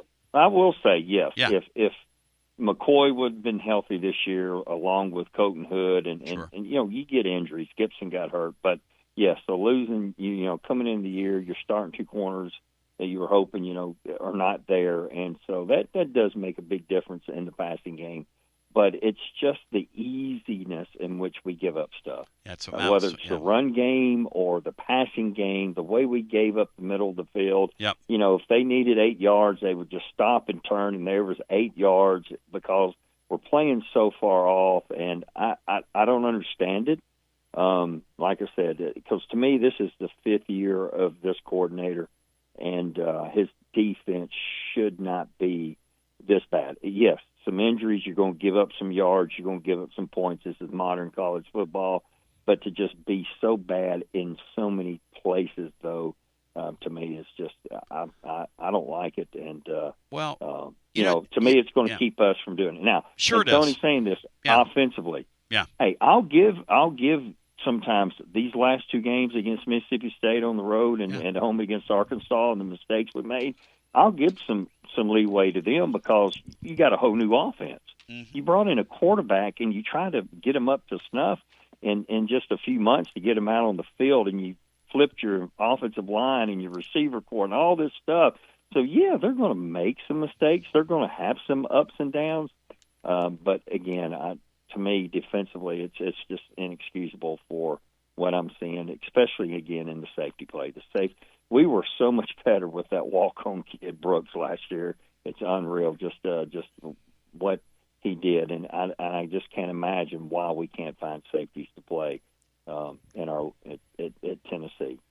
We're going to have to make some major changes and go in the portal big time and go find them, because here's what I say. You talk about Indiana and their game and how good they played defensively. Mm-hmm. Tony, they don't have many NFL guys on that. No, they got none. Defense. No, they got none. Coaches are coaching their butts off. Oh, amen. And to me, that's the difference, man. Get your guys in position. You may give up 3 or 4 yards on the run, but you don't give up 10 and 11 all the time. I mean, the gashes and being out of gaps and stuff is just horrendous. I'm sorry. No, it's fine. Listen, and Richard, I appreciate you. It kind of renews my faith in myself, because look, I'm for winning these games, right? We all are. But people coming on, Matt, first 10 minutes, if you go back and listen, please don't. But if you did, you'd hear me telling people are calling me going, why won't you give Arkansas credit? I'm going, what credit? They're good. They're good. And John heard one of those calls. They're good? No. Actually, they're not good. They're okay on offense. They're okay. They're not the San Diego Chargers. I mean, they're not running Don Coryell running 100 yards wide open good. No, they're not. But they're okay. They're okay. They're horrendous on defense. You know, it's a weird line, Matt. When you turn a team over 3 times and you only beat them by 3 points, that's a strange football game we just watched. And you don't turn it over at all. And you don't turn it over at all. You turn it over 3 times. They didn't turn it over at all. That's kind of a weird result there. And they're an inferior football team, by the way. Not like they're great. Yeah, well, on 2 of them, you went 3 and out and gave the ball right back to them. Yes. So, which is unfortunate, but I think they're very good offensively. But no, they're not competitive defensively at all. But I think you're selling their offense a little short. They've got a dynamic quarterback and a great play caller. And the thing that it really emphasizes how good Petrino is, because they sub every play and they don't play tempo. Like they're legitimately like scheming every play up. So they're not catching people with tempo or doing all that stuff. They're just beating guys straight up, which is, they sub every play on offense, which is really strange in this era. Yeah. Tony, I gotta get out of here and do some more writing. So thanks for having me on. John, thank you. Are you presented by Jennifer Morris, Next Move, SmokyMountains.com? Are you excited, John, for this Bama week and what could be? And do you find this to be an opportunity for the Vols? Oh, yeah, it's a great opportunity. I mean, you're talking. We keep talking about, there's no super team in this league. Yes. That includes Alabama. Alabama's won 3 consecutive games against nationally ranked teams. That is not easy to do, and now it's being asked to win a 4th consecutive game. That's even harder, even though it's in Tuscaloosa. When I look at Alabama, without Jameer Miller, and I don't know if he can play or not, but if he can't play, their running game hasn't been effective at all when he hasn't played. And even with him, it's only averaged maybe 4 yards a carry. But Tennessee has faced better ground games in this one. And I'm wondering about Ryan Williams. He's disappeared. So, I have questions about Alabama as well. So it's not like this is an impossible task for Tennessee. But if it wins that game, man, it's in great shape playoff-wise. John, thank you. As See you guys. John Adams exits the room, you can go for Dose, ladies and gentlemen. Dos Equis Lager Especial. Golden Pilsner style beer made from the choice of hops, balanced composition, smooth, clean finish. Go for Dose. Somebody at the tailgate I was at today had a Dos Equis and looked over at me and said, "Go for Dose." And that is Cervezas Mexicanas, White Plains, New York, 2025. As we get ready to go back to our phones, Georgia's on the verge of tying a game with Auburn that they've really not been in. But that's Georgia football, Matt, isn't it? That's kind of what they do. You look up at the end of the game. It's kind of what Auburn does with three. That thing at the end of the first half was the game changer. Auburn's not going to score in the second half, Tone. Auburn, they needed to punch that in and get 17 because they're not scoring again, and it was just kind of a matter of time. Auburn had a 17-0 lead, but they didn't because the quarterback did not secure the football, basically, had it stripped out of his hands. And lo and behold, a 17-0 lead turned into a 17-10 game, and it ain't the same. It ain't the same from here. So 865-200-5402. So we got C in the room. We got Sean Sinclair in the room. Sean, you've been listening tonight. You checked in earlier with us when you were in one of the garages. And obviously, in the garage, you're not getting any reception at all. So we're back where we can hear you. We have a 10-10 game, Georgia and Auburn, 7 and change in the third quarter. We have a 10-10 game midway through the third quarter. Frankie Jr. Looking for the upset on the road. And, Brian, the score in the A&M Florida game is? A&M just scored a touchdown to make it 31-17 Aggies with about 5 minutes to play in the game. They had like an 8-minute scoring drive in the fourth quarter where they just kind of methodically went down the field. So we're in against, I guess, what's probably a pretty tired Florida defense. We're in a college football world where, Indiana's near the top of the pecking order in the deal somehow. I don't know how that's happening. And Texas A&M, who's never done anything in the modern era, is going to be leading the league at the end of tonight. As Ole Miss goes in for a touchdown, pending the extra point to make it 17-10. Jordan Gilbert takes it in for 49 yards on a reception. Go ahead, Sean Sinclair, your thoughts on what we witnessed tonight with Arkansas. Go ahead, Sean. LSU. Go ahead, Sean. Well, it's good to have a win. Yep. It certainly is. I heard Dave earlier, and I think some of the red flags that we're trying to wave around. I think there's some truth to a little of those. Yep. I don't know where the hyper aggressive head coach that we had for 2 years is gone. It seemed like ever since, if you remember, there was a period of time where he lost a couple of fourth down gambles, and then since then it's been a very conservative approach by him, in my opinion. But I think the defense, again, we talked about it on Wednesday. Our team relatively little interest in setting the edge on defense. We have seemingly even less interest in tackling, and we have deficiencies at safety and at least one of the linebacker spots. So it kind of is what it is from that perspective. My big concern, however, is that for 2 games in a row, we've played to the level of competition. Went to overtime against a very average SEC team, and then we had to scramble. We had to get a third down conversion to put away a team that lost its head coach, had the whole defensive staff fired, and a team that has no defense. That's not taking anything away from the effort that Arkansas had, or the Green kid. He's a fantastic college quarterback.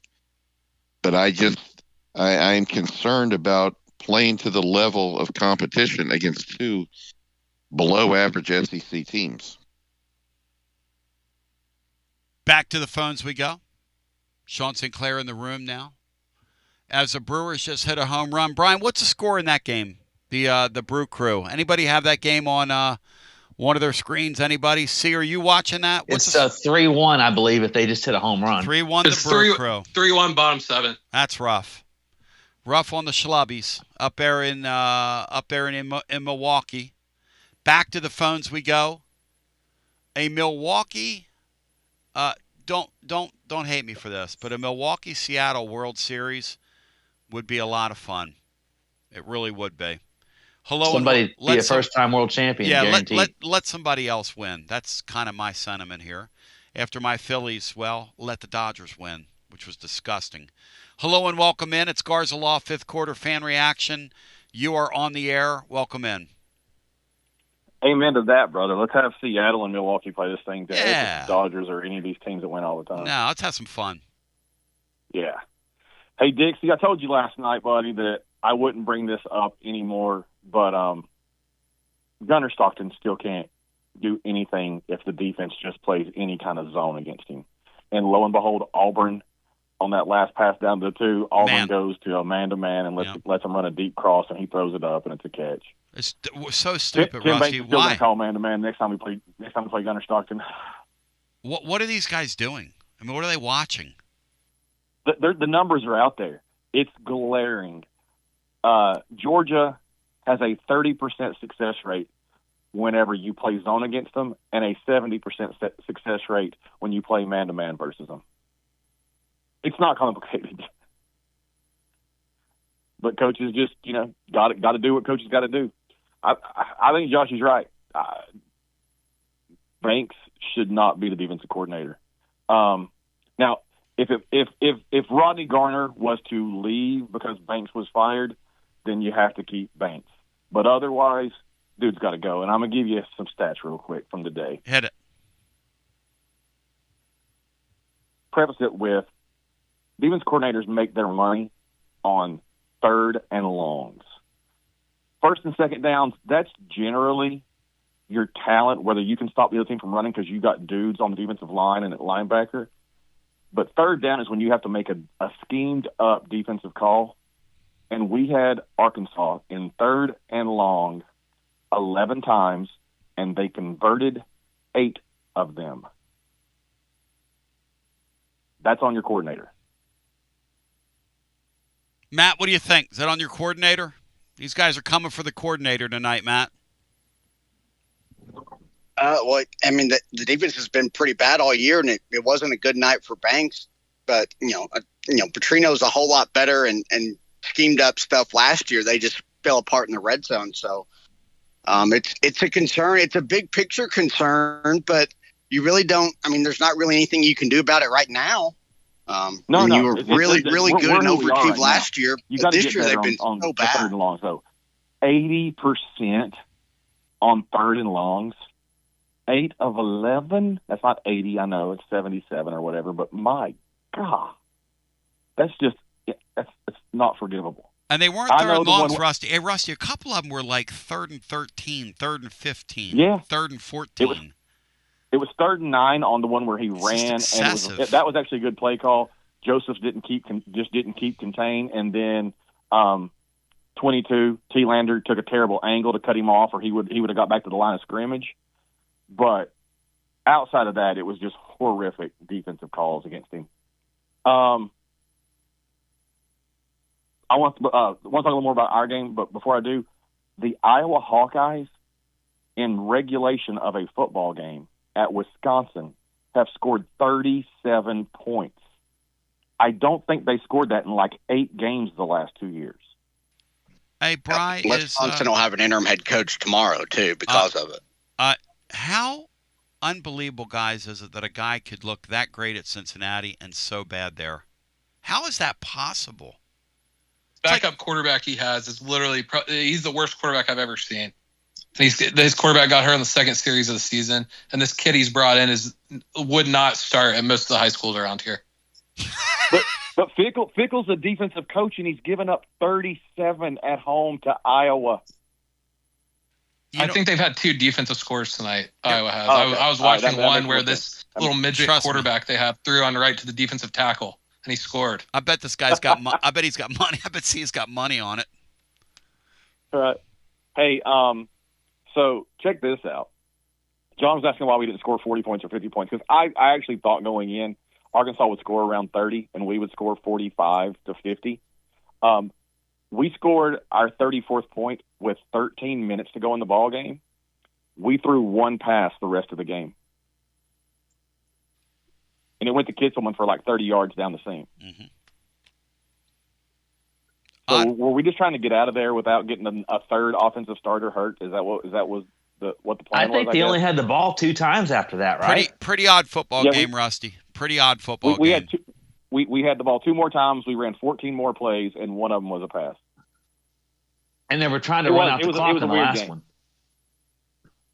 Mm-hmm. You're right. Totally weird game. Mm-hmm.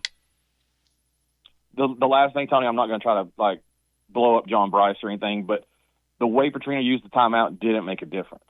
If he uses it before the 2-minute warning, it's still 2nd and 4 when he calls it, and it gets down and he lets it run to the 2-minute warning, so he's got the timeout on the other side. All that mattered once we got to 2nd and 4 and he had 1 timeout and the 2-minute warning looming, he had to stop us from getting a first down. It didn't matter if you use it with 2:23 and then wait for the 2-minute warning, or if you let it run the 2-minute warning and we run the next play and you call it and it's 1:57 on the clock. All that mattered was stopping us. It didn't change anything that he used it south of the TO. C, do you agree with that? I think it costs like 6 or 7 seconds. I mean, it's not a huge deal, but it's just stupidity. I mean, I agree. It's not a game changer, but there's no reason not to call it on the other side. Why would you just give away 6 seconds right there? Well, like what's the thing behind that? It costs 6 seconds. That's really what it is. But again, and that 6 seconds in a close game like that, you might need those 6 seconds. I see what John Bryce is saying, because it was a needless. He just needlessly gave away 6 seconds, but it wasn't like a 30-second mistake. Right. Yeah. I thought that was, again, it just came down to that they had to stop us, and if they didn't, we were taking knees. No matter what he did, he was at our mercy if we got the sticks to move. And luckily, we went power I, which was beautiful to see. Coach Majors would have been loving the hell out of that. Anyway, boys, thank you for the time. Hope everybody has a great evening. Enjoys the rest of these football games. There's another good one getting ready to kick off. I think Arizona State and Utah. Oh, yeah, let's go, man. Let's go. Enjoy the night, fellas. Thank you, my man. 865-200-5402. I mean, this is great stuff. Hey, C, how do you explain this Georgia team? They just got a way of getting up off the deck. I explain it with a blown call. They're getting outgained 250-22. About to go down 17-0. Then they blow the call on the goal line. Then on the next drive, there's 5 penalties for 60 yards, including a targeting on Auburn's best defensive player. I mean, I guess we got to make sure we get 4 SEC teams in, unlike last year. Matt, do you believe Georgia gets a regal whistle in this league? Yes or no? Because C just called it in real time, and it was a touchdown, by the way. They absolutely get a great whistle. Kirby works those officials over better than anybody, and he's really effective at it. But no, they get a lot of calls that somehow go their way. Now they create some of them too.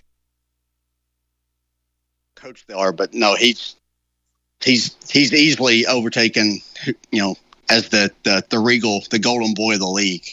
Hey, Cinco, explain to me why our guy doesn't get a call. Like, it's not that he doesn't get calls. He doesn't get a call in his building. You never see him get a break like that from the Zebras, ever. I don't know. He just doesn't. I mean, it's as if his history as a player doesn't count at all. He seems to be treated as a middle of the road head coach in this conference. And I'm not sure why. Other callers have made it that absolute silliness of the lay down lineman mocking the rule and mocking what we do there. And then the way they, the tempo, et cetera. We've had callers say that perhaps that's a way of the refs kind of giving a little back there. I'm not sure, but he does not. I don't know why. But I totally agree with Matt and the caller or with C there that Georgia absolutely has, since Kirby's been there.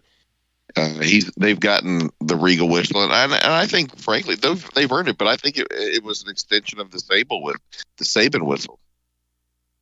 This thing, I tell you, this game tonight should have been 17-0, and now it's 10-10. And I don't know how Auburn gets up from here. But see, if they punch it in there, Georgia has zero chance of winning that game, as in 0 minus 0. That game is over. Yeah, I don't know. I have no clue how in the world anybody could see that play, and I can't stand Auburn. I don't see how anybody could see that play. If that camera is directly down the line, that's a clear touchdown. It's obvious touchdown, and I'm not sure what. I don't see how they call it some other way. Kirby went right over to the official. Yeah. And worked him, and our guy won't do it. He went right over. I mean, was on the field. You know why? Because he knew if we don't get this, we're blown out. And he went right on the field, right at that official. You saw what I saw. You saw what I saw. Make the call. You saw what I saw. And like a sheer force, almost like a Tony Vitello kind of thing, Matt. Like a sheer force of will. You saw what I saw. Come on. You saw what I saw. Put it upstairs. Put it upstairs. You saw what I saw. It's exactly what he did. It's sad. Because Auburn now is really in the soup. He got the call on the field to be a fumble, which was big because then they could just say, "Oh, we don't have enough to see it." You saw what I saw. You saw what I saw, guys. But here's the crazy thing about that play, right? If in fact you call that a fumble, why isn't it a touchdown? They were gonna call it a touch. They were gonna call it a touchdown for Auburn until Kirby ran onto the numbers to get him to call it. And that's a fumble. It's a fumble. It's a touchdown for Georgia. Yeah, that's what I'm saying. And they didn't see that until Kirby came out there. Yeah. What a terrible call.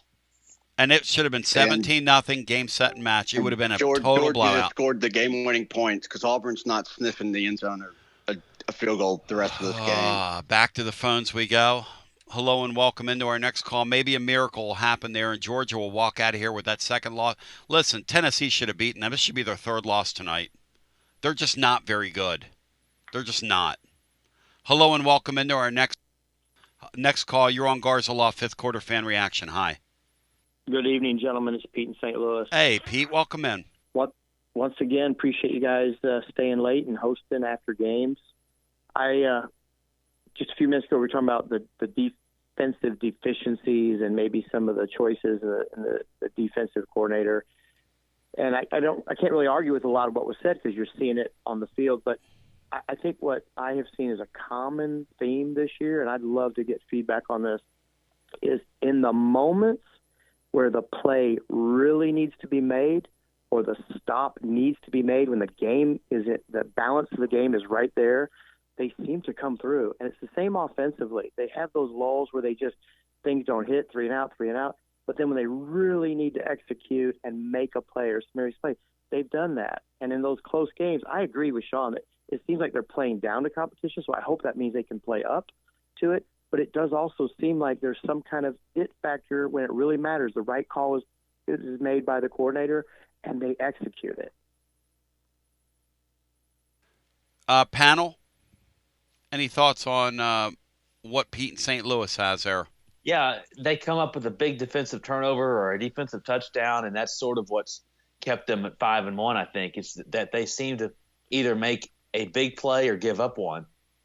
And so far, the big plays they made have kind of offset the ones they've given up enough to get them to 5-1. I think the problem some fans have is that you're right. We do make a play, but we also we singularly put ourselves in position to have to make the play. You think go back to Dave. Like it or not, he's right. We're up 4. You get a strip sack inside the 40, and you run 3 straight plays up the middle. Instead of trying to, you were freewheeling the whole game, and out of nowhere you go totally out of context. You go 3, and you could have gone. You had a chance to go up 12. Here you're up 17 points. You get 3 turnovers.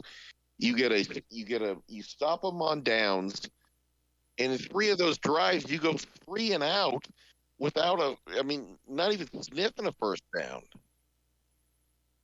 Why are we putting ourselves in that position? Everyone in that stadium and everyone watching knew what Heupel was doing. He's become a guy that protects the lead instead of a guy that goes for. I mean, if he had half of what Signetti has right now, we'd be totally different. But he's changed. He protects the leads now. It changed during that 2023 season when he didn't have the offense. He had Milton, the quarterback, and it seemed like he figured he could win with defense. And it seems like that's the kind of what he's been doing here ever since. Hey, guys, he relies on this defense down the stretch like that. He ain't going to get home. It's not going to happen. Not going to happen in the last 6 games. But I think I can make the argument that he doesn't rely on his defense. I think he protects himself and his offense, so they're not the ones at the end of the game, at the business end, that fails. That's an interesting way of looking at it. I haven't considered that. I just think he just doesn't trust Aguilar anywhere close to what he did Hendon Hooker back in 21 and especially 22. But it's weird because you could argue that it makes Heupel a better head coach, but a much worse offensive coordinator. Like it's that complementary football thing that we found the perfect blend of last year that it seems like he's trying to force onto a team that doesn't play complementary. Hey, Pete, I love when bright people like you come in here and ask a question that spurs that kind of conversation because that is some interesting stuff these guys are kicking around here. Yeah, very much so. And I think it's interesting, too, when a player needs to make a play, and I agree with Sean, why are we putting ourselves in that position? But at least the kids aren't giving up. In the bad Tennessee years, anything goes against them, they would fold. Oh, yeah. They would stop. And it's like these kids never seem like they're out of it. Even as bad as the defense looks, it seems like they don't ever give up. No, like Auburn tonight. Auburn's in desperate need of new leadership. They spent a ton of money down there this offseason. They bought the #1 wide receiver in college football. And look, they had a terrible call go. There's just no doubt. It was 17-0. But now it's 13-10. Georgia has the ball and is driving, and they're going to cave in here. They're going to cave in and probably get their heads kicked in. I hope not. I want to be right on that game, damn it. But I should have been right. Well, who cares? Texas A&M 34, Florida 17 inside of a minute to play. Texas A&M pretty good, Brian. For the first time so in my Florida's life. going to fall to 2-4. For the first time in my life, Texas pretty good. 1-2 in the conference. A&M 6-0, 3-0 in the conference. Hey, Cinco, you think it galls those they Texas have plenty people? Of time to collapse, Tony. Don't worry. Hey, Cinco, you think it galls those Texas people to be looking up at A&M right now? All the money Texas it's spent. Really going to gall them when they kick their ass. Mm-hmm. Yeah, they beat Oklahoma today. They're not worried about anything else this weekend. Mm-hmm. Anything else for us, Pete? No, I appreciate you guys greatly. Have a great rest of the night, and go Vols. Thank you, my brother. Go Vols. Back to you. Saw somebody last night. We were playing music down at Calhoun's on the River, which is unbelievable. Taste Tennessee. And I said, where did you get that shirt? And they said, wait a sec. Say that again. And I said, where'd you get that shirt? And they said, I recognize your voice. One of those deals. And I had to do that thing, okay, you recognize my... I'm Tony Basilio. I went to Alumni Hall, man. I listened to your post game. You did? You did? And it was like a Peter Millar. It was beautiful, man. It was like beautiful. I'm like, I got to have that thing. Nobody does it like Alumni Hall. One place to shop. It is the best place to shop for Tennessee gear. Alumni Hall. Best and largest selection of Tennessee apparel for the whole family. Top brands like Nike and Champion and Columbia. And Peter Millar, you will load up on hats and accessories. They've got Yeti there. They've got all your tailgating stuff covered. And now you download that Alumni Hall app, shop from anywhere in the world, click the account, tell you how much Hall cash you've earned, because when you purchase, you earn Hall cash. Every $10 in rewards for every $150 you spend, you get $10. Alumni Hall with locations in Murfreesboro, Bristol, 3 in Knoxville, now open in Johnson City, and also alumnihall.com, anywhere in this world of ours. Pop into Alumni Hall, get game ready, and tell them that Bacilio sent you. As we go back to our phones, it's Garza Law, 5th quarter fan reaction. Our TLD Logistics phone lines are open, and you're on the air. Welcome in. Hello. Hey, Tony. Hey, welcome in. It's Tony. Hey, Tone. Welcome in, Tone. We got up 17 points tonight and got really conservative. If we don't stop that third down late in the game, it could have got interesting. It would have gotten more than interesting. Hey guys, with our defense, if we don't pick up that first down, Cinco, at the end, what's your confidence level that we're getting out of that thing alive, Sean?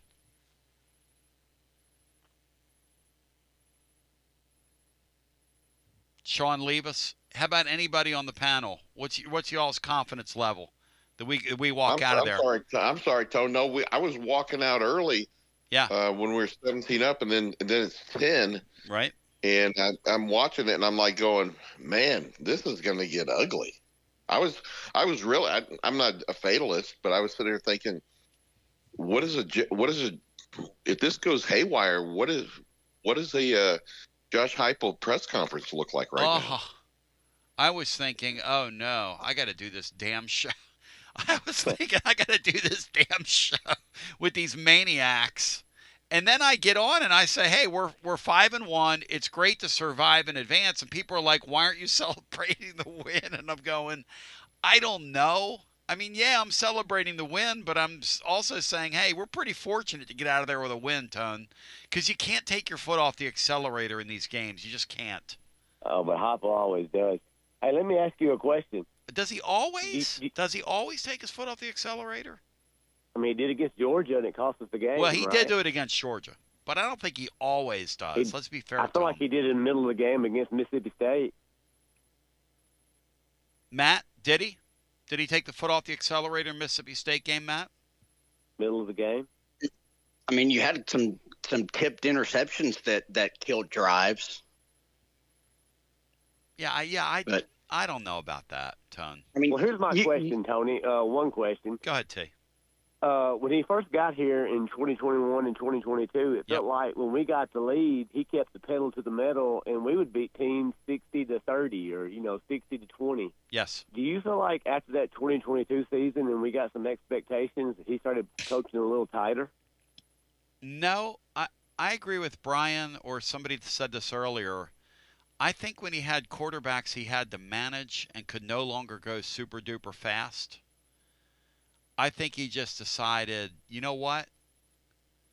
I think he just decided I can manage football games. I don't need to outscore everybody. Well, I'll tell you one thing that's been consistent ever since he's been here is been penalties. I've just got into your show late. Well, but, Tone, he's led the nation in penalties dating back to his days at Central Florida, or not led the nation, but been around the tops. That's a true statement if you look at it. It's just sort of baked into the deal. It's born out of all that going fast and no substituting. And I mean, Matt, it's funny that people are pointing that out now, but that's always been a thing here with this guy, right? I mean, it just always has been, right, Matt? I mean, it's kind of part of the deal. Yeah. Unfortunately, it is just kind of baked into that, but doesn't excuse him at all. No, all those pre-snap penalties are, lining up offsides on defense. Like, it's one thing to have like the hustle penalties where you're grabbing a face mask. Like, some of that you can excuse, but it's the surprising thing is this year they're kind of middle of the pack in the SEC. The teams in the SEC are just getting penalized left and right this year. Nice. You know what that might be indicative of a league that's just pretty average, because even your elite teams aren't executing. Hey, I'd like to leave you with a couple things here. Yeah. Maybe, and I know you have no way, but just get your crystal ball out and put on your Swami head mask. Sure. But what do you think next week? You think Bishop plays? I'm going to do a few of these. No idea. Do you think Heupel said after the game? He said he looks good, whatever that means. I'm going to have to drill down on all these guys. That means nothing. Whatever Heupel says. I understand. Nothing. What do you think about Staley? No idea. We'll have to drill down on it. If you listen to the show during the week, I'll give you my feeling. Like I was telling you, leading up to this game, the goal was to get our top corner back. And he tried, but his knee swelled up on him, and he felt pain last week when he went hard off to the side in the off week in practice. So we'll know more about that. We know what Heupel's going to tell us on Monday, which is what, Tony? Pretty much next to nothing. Well, when you run a team like Tennessee, you're never going to be like Georgia or Alabama, where you're going to be the strongest at every position. But when you have a chance to be the strongest at one position, it's nice, and it's just a shame that we never got to see McCoy and Hood and Gibson all play at the same time. It's really a damn shame. I'll see you, Tony. Yeah, and the thing that's really sad about it is they did a great eval job with McCoy, getting him out of the portal. They did a great eval job with Hood, getting him out of the portal. And Dion basically let Hood go. The story goes because he put a watch on him and didn't think he was up to snuff speed-wise. I'll take Colton Hood on my team any day of the week, Deion Sanders. And twice on a Sunday, by the way, because he will be playing on Sundays, as I say in the trade. Eric Waddell, you were over there covering for the AP, etc., and various other organizations. What did you make of what we witnessed today in Neyland Stadium? Well, we took care of job one. To win. And like the old days of college football, style points don't matter nearly as much as they used to. So I'm taking that as a positive. I will I'm smiling about that. Sure felt a whole lot tougher than it should have been against this Arkansas team. They're not good. I mean, they're not terrible, but they're not good. I mean, it just there's no way that this should have been so difficult. That's just how it felt to me. AC, one of our callers today got mad at me earlier in the show and proclaimed that Arkansas was going to go and beat Texas A&M next week. Yeah. Do you find that we've seen some crazy things happen, but that would be crazy. They're going to be, three score underdogs, but maybe they could, or maybe Petrino will have something dialed up for them. Seems a little outlandish on its face, though. I mean, and look, I'm all for giving like an opponent credit. I love that. I love that quarterback. Love him in the college game. Love. And Tennessee did their job. They hit him hard and got the ball out of his hands when they got to him, which is kind of an interesting thing. What is Kirby upset about in this game before we go back to the phones? As we watch along here, Georgia-Auburn, 13-10 game in the balance. What was Kirby just freaking out on the officials on? Well, it was Hugh Freeze freaking out. Oh, I'm not sure. I didn't catch what it was, but It had to do with subs. It had to do with something with they're upset with one of these teams being allowed to sub. Okay. the subs and the timeouts. So the gamesmanship Georgia's getting ready to stuff. punch it in. It's over. 865-200-5402 is the number if you want to jump in. God, that game, man, Georgia should have gotten it tonight. What a crazy, crazy, crazy sport college football is. No, makeup call. Gonna crack back block. You like it, Matt? You like it, Matt? Hugh, after what happened at Oklahoma to Auburn, they're getting absolutely just. They're getting treated so poorly by officials. Let's go. And Hugh Freeze is an accomplished coach, sort of. Did you guys see Hugh Freeze's interview at halftime? No, what'd he say? He said we dominated this game. He said we had this game. We dominated these guys. They didn't do anything against us. And somehow you look at the scoreboard, it's 10-3. Who do you think's at fault? 865-2. What'd you say the yardage was when Georgia got that call? What was the yardage? It was, I believe it was like 238 to 22. Listen, they got away with Georgia one. Ran like 12 plays. They got away with one against us. They win this game here, which they're going to. They're getting away with. I mean, O.J. Simpson, okay, is jealous of these guys. May he R.I.P. Hello and welcome into our next call on your TLD Logistics phone lines. Hi, you're on the air. Welcome hey guys, in. Bobby. Hey, welcome Glad in. to hear everybody there, and as always, thanks for being there. Thank you. Appreciate you. Thank you. Yeah, you guys are kind of you're hitting around it, but I'm going to say it. Josh Heupel's resistance to get a 15-yard penalty, ejected from a game, or fined in a press conference is starting to piss me off as a fan. They were taking liberties on our players tonight, and we were getting no whistles. Did you guys see it? It was right before halftime. We were on offense. The Georgia player, the Arkansas player kind of was in the backfield. He flat out, we had a guy on the ground, and he flat out turned and kicked the dude in the rib cage right in front of the official. Yes, he did. Nothing. No call. Yes, he did.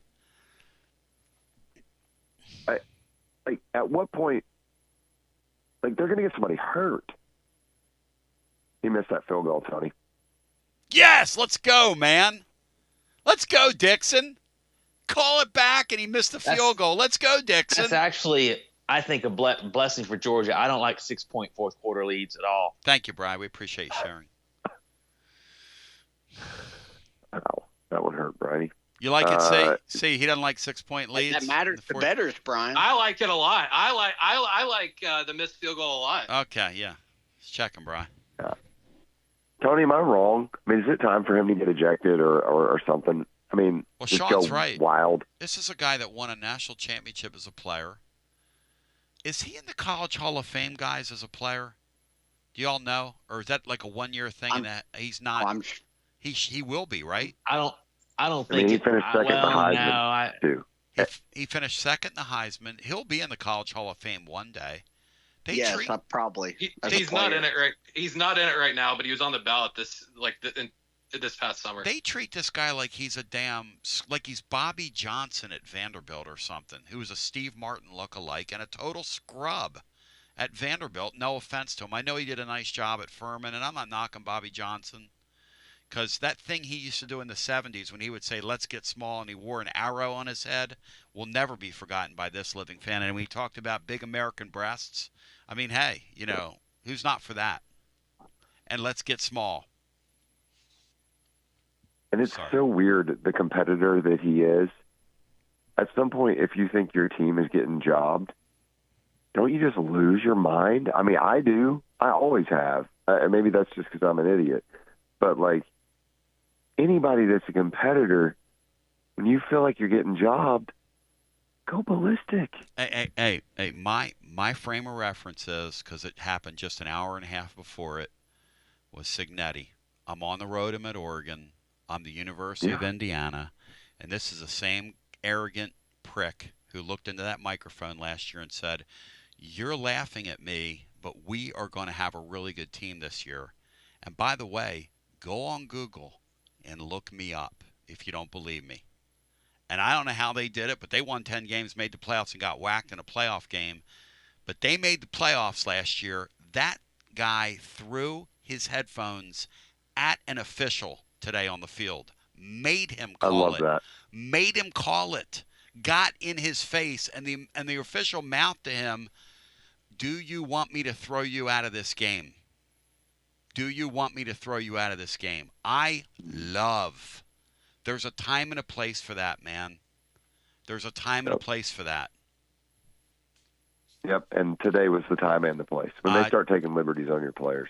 When they pushed, I mean, it was technically a legal hit, but when they pushed Joey Aguilar into the toolbox on the sideline. Toolbox, yep. You know, you missed after the game. I know you were on air, Tony.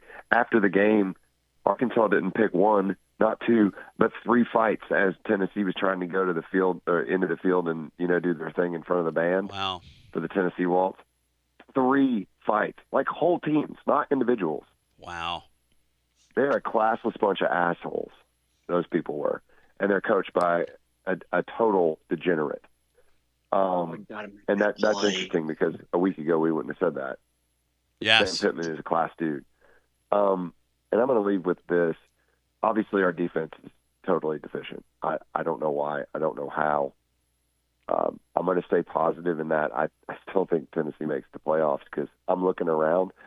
Georgia's going to lose this game. And when Georgia loses this game, they're going to have 2 losses. They're going to lose another game. And I think we're going to be right there with Bama next week. I know a lot of people think we're just going to get trounced, but I don't because I think we can score points, and Alabama can't run a football. And if they're deficient running the football, well, that's the only place we genuinely super struggle on defense is stopping the run right now because our run fits suck and we can't set the edge on the outside. We're going to score damn points next week. Oh, it's going to be a very interesting game. Yeah, this narrative that Tennessee doesn't have a chance. Now, Tennessee is going to be like a 9.5, 10-point underdog, whatever the number is. Those types of teams are in games and win games all the time right now in this sport. I mean, it is craziness week in and week out. What this team's got to do, though, is they've got to play cleaner if they're going to win next week. And they've got to play the cleanest game they've played in a long time here. Otherwise, it's not going to happen. Why can't Auburn, Matt, make a play in that wide open pass? Why can't they hit that pass? Why? Jackson Arnold. Their quarterback's not good at all. Their quarterback's awful. Wide open receiver, just like our game. Jackson Arnold's just not any good. Well, especially as a passer. I mean, if they had the lead and then you can run him a little bit, you can at least maybe survive, but he's just not going to make a play throwing the ball. And that's this is just like the Oklahoma game. Just like it. And that's why, guys, if it's 17-0 and they punch that ball in, Georgia has no chance because then he just runs around and plays keep away in the second half. Plus, the way they were defending, this Georgia team is luckier than lucky to only have 1 loss after tonight. Because they should have 3. Tennessee should have beaten them. Tennessee had a field goal, short field goal. And Kirby's, that's like the only field goal that Gilbert's missed all year, I think. Kirby's sheer force of will. He's 8 of 10, Bright. Sheer force of will. Sheer force of will. Oh, well. My friends at Performance Medicine, and then we go back to the phones. Serving East Tennessee for 2 decades, right around 2 decades. Powerful medical expertise tailored to your needs. The goal? Not treat you when you're sick, but keep you healthy when you're healthy. What a concept. How are we going to do that? Well, we're going to do that with a vitamin regimen. We're going to do that with seeing what your blood and your body is deficient in and augmenting that.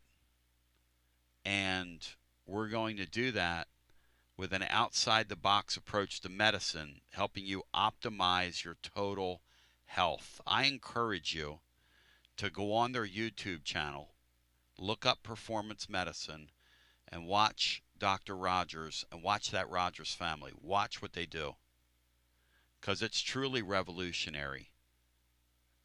Here's a concept. Instead of treating you when you're sick, how about you looking and feeling your best?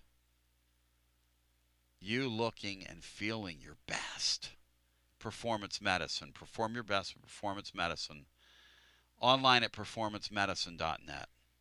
So we go back to our phones. It's TLD Logistics phone lines here on Garza Law 5th Quarter Fan Reaction. A reminder for you, we're blogging Monday over at tclub.team.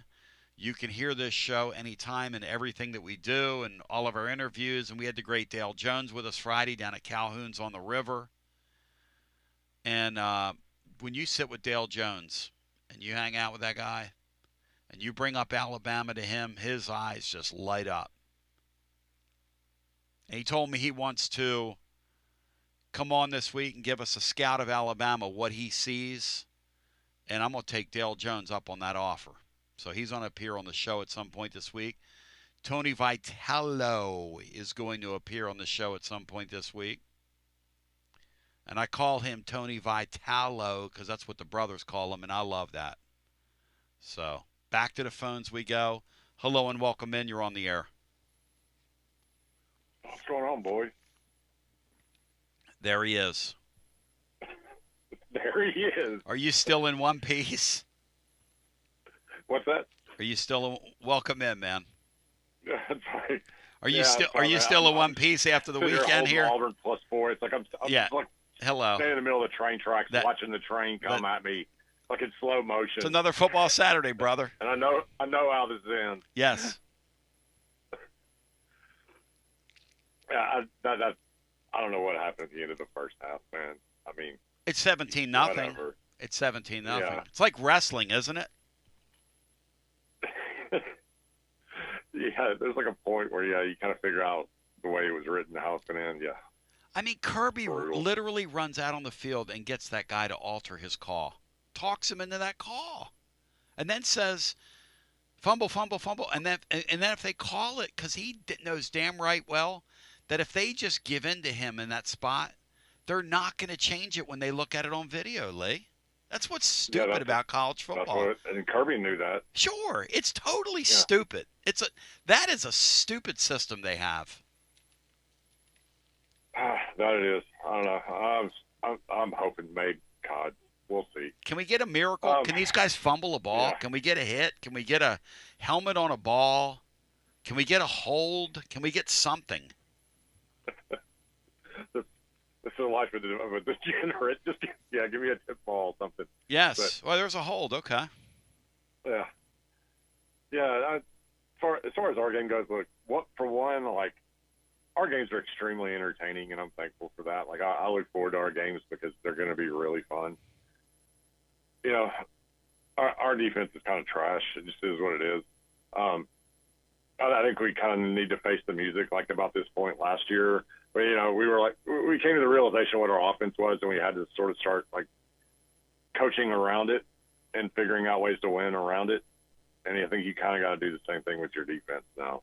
Like it's not getting any better week to week. It wasn't better coming off the bye week, like, you know, because you're eventually going to get caught with this. Like I understand our defense is making like big plays, and there's something to be said about that, but it's not really sustainable. Like, you can't really put in your game plan, well, we're going to have a +3 turnover margin, and that's going to be how we're going to win the game.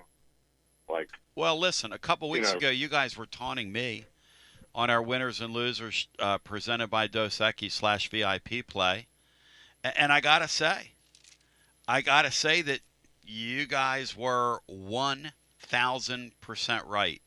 And C said to me, "Hey Tony, nobody's going to live outside the mean. Eventually, you're going to regress to it, there, sweetheart. You can't keep winning with smoke and mirrors." And in some ways, there's something to be said for Tennessee being resourceful and winning these games. But, Lee, I tend to agree with that. Eventually the check comes due on you if you keep doing this stuff.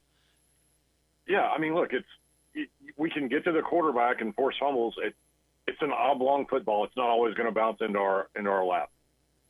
It's just the way it goes. I mean, we might force four turnovers, but we still haven't really played the defense that has a defensive line. What happens if we get a couple of balls tipped and we turn it over a couple of times? Now it's just +1, and then you're not squeaking by about 3 points, against two teams that are at the bottom of the conference. So, like, predictive-wise, it's a little bit, worrisome, like, moving forward, but you are 5-1. So, I mean, and you're right where you want to be. So, I mean, that's good. I'm not really expecting the defense to, like, I know some people are, well, when McCoy gets back, it's going to fix. Like, no, it's not. Like, it's not going to – it is what it is, I think, at this point. Matt, do you agree with that? Even with McCoy back, it kind of is what it is on our defense? Because you still got to deal with those safeties, right? Yeah, and I'm not sure when McCoy comes back, if he does. I mean, it's not like he's going to just be cleared to practice and be game ready and game shape and be that elite player he was last year. So no, you don't have hardly any answers on defense right now, and you can't really. I don't know what you can do. You have to figure out a way to mask some of your deficiencies, and I don't know. I agree with Lee with just about everything he said. And see, even if he is back, like we saw with ZZ, let's say he gets cleared, right? They're going to put him on a pitch count, right? They have to, right? See, so how long would it be till? And I'm not asking you to play God here, but if we're just being honest here, how long would it be till he's back, really playing SEC football, like really meaningful SEC football? I would think that he could play, but it would seem to me like maybe the Florida game or the playoff, if you get there, would be when he's closer to 100%, just based on. I mean, it's a pretty quick timeline. If he comes back, it doesn't seem like he's going to play against Alabama, but if he did, I mean, that's right at 9 months, which is pretty fast, even with today's kind of advanced medicine.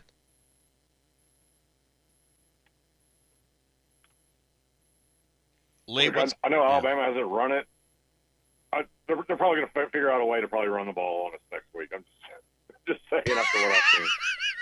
Well, I mean, like, if you don't set the – if you give everybody these – if you keep taking these angles, I mean, I think I could run the ball against us right now, Lee. Yeah. I mean, I don't think it's rocket science at this point. But, if you can keep the offense humming and just try to outscore people, like I said, these are still entertaining games. Oh, it's so fun. Watching them. They're just, when you're a double-digit favorite, at home coming off of a bye week, you're having to speak about by 3, it is worrisome looking down the road a little bit, but you're still right where you want to be. I mean, man, you're living in the margins, relying on these turnovers and stuff, but maybe they'll keep doing them. Maybe you can finish +3 every week, and if you do, man, you're good. Hey, the Chiefs made the Super Bowl last year with smoke and mirrors. Yeah, I mean, it's football. It happens. Sure. Who knows, man? Yeah. Thank you, brother. All right, boys. Hopefully Auburn will keep playing zone. I don't know if y'all heard about Gunnar Stockton's EPA for pass when he's facing the zone, but it ain't good. But Lee, for the record, I'm all for big American breasts too. So. Thank you. Yeah, let's get small. Little Steve Martin there. I'm dating myself with that reference. What a catch, LSU. Kids look it up. And goal. Kids look it up. LSU, that game's over, Bri, right? What score? It's going to be 17-10 LSU. They got first and goal inside of 3 minutes to play in the game. They've fumbled twice in this game inside South Carolina's 5-yard line already. It's pretty neat. So I wouldn't. That's the only reason it's still close. Not counting your chickens here. Is that what we're saying? Well, I'm just saying if they this game should be like South Carolina hasn't done anything. Like Matt was saying in the chat here that the only way South Carolina can score in this game is with special teams. I don't think, but LSU should be up 3 scores in this game. Doesn't South Carolina have like the best quarterback in the league? The guy with the rec specs last year. What's happened here? What's happened to South Carolina? He's got a lot less than Taylor Green around him. He just doesn't have any players around him. They have nobody to help. Like nobody. Yeah. Yeah. And their offensive line's been bad for a number of years. Like, if he knew what was good for him, Why isn't South Carolina calling timeout? he would have transferred because they can't score, Bry, just like these guys said. It's just a fait accompli. Why? Why would you take a timeout? Just let the clock run. Let it run out. The VIP play, my friends at VIP play, listen, I gave out some bad advice today. We only got one of the three. Auburn's not going to cover here. Now, we got the first quarter. I had the Tennessee team total. That's why they call it gambling. You bet $20 or more as a full card in the NFL tomorrow. Thank God my Eagles aren't. It's one less game we can lose. Bet $20. You get $100 in bonus bets instantly. Everybody gets treated like a VIP over at VIP Play. Live always with 200-plus leagues, numerous bet types, props options. And here's the thing. Everybody, as Bino was telling me yesterday, super happy with the service he gets. Customer service is awesome. And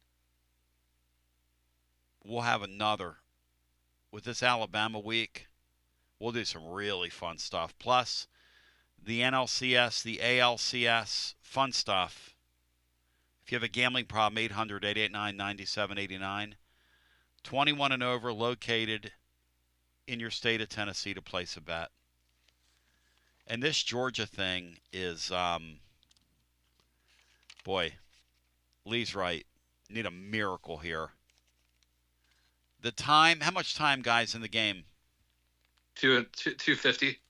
They can still Auburn can definitely still cover. Because Kirby's just going to kneel down, right? They one more first down, they can knee it out. So we need him to get it on third down here. This is kind of the mind of a gambler, but oh well, I mean, can you? Brian's glad they're not already covering with that missed field goal. Back to the phones we go. Hello and welcome in. I like when we have caller on caller heat, host on host heat. And Ewad, I got to ask you about this Fickle guy who's probably going to get fired tomorrow morning if you saw this coming when he left Cincinnati. But let's get our next call in. Hello and welcome. You are on Garza Law, fifth quarter fan reaction presented by Marcos Garza, your Garza Law firm. Hi. What's up, guys? It's Music City Sam. Hey, Sammy baby.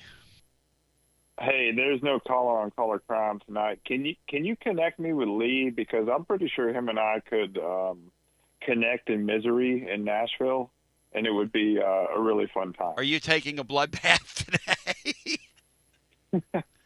I mean, when you watch the end of that Auburn-Georgia first half, yes, is there any point in betting anymore? That was wrestling.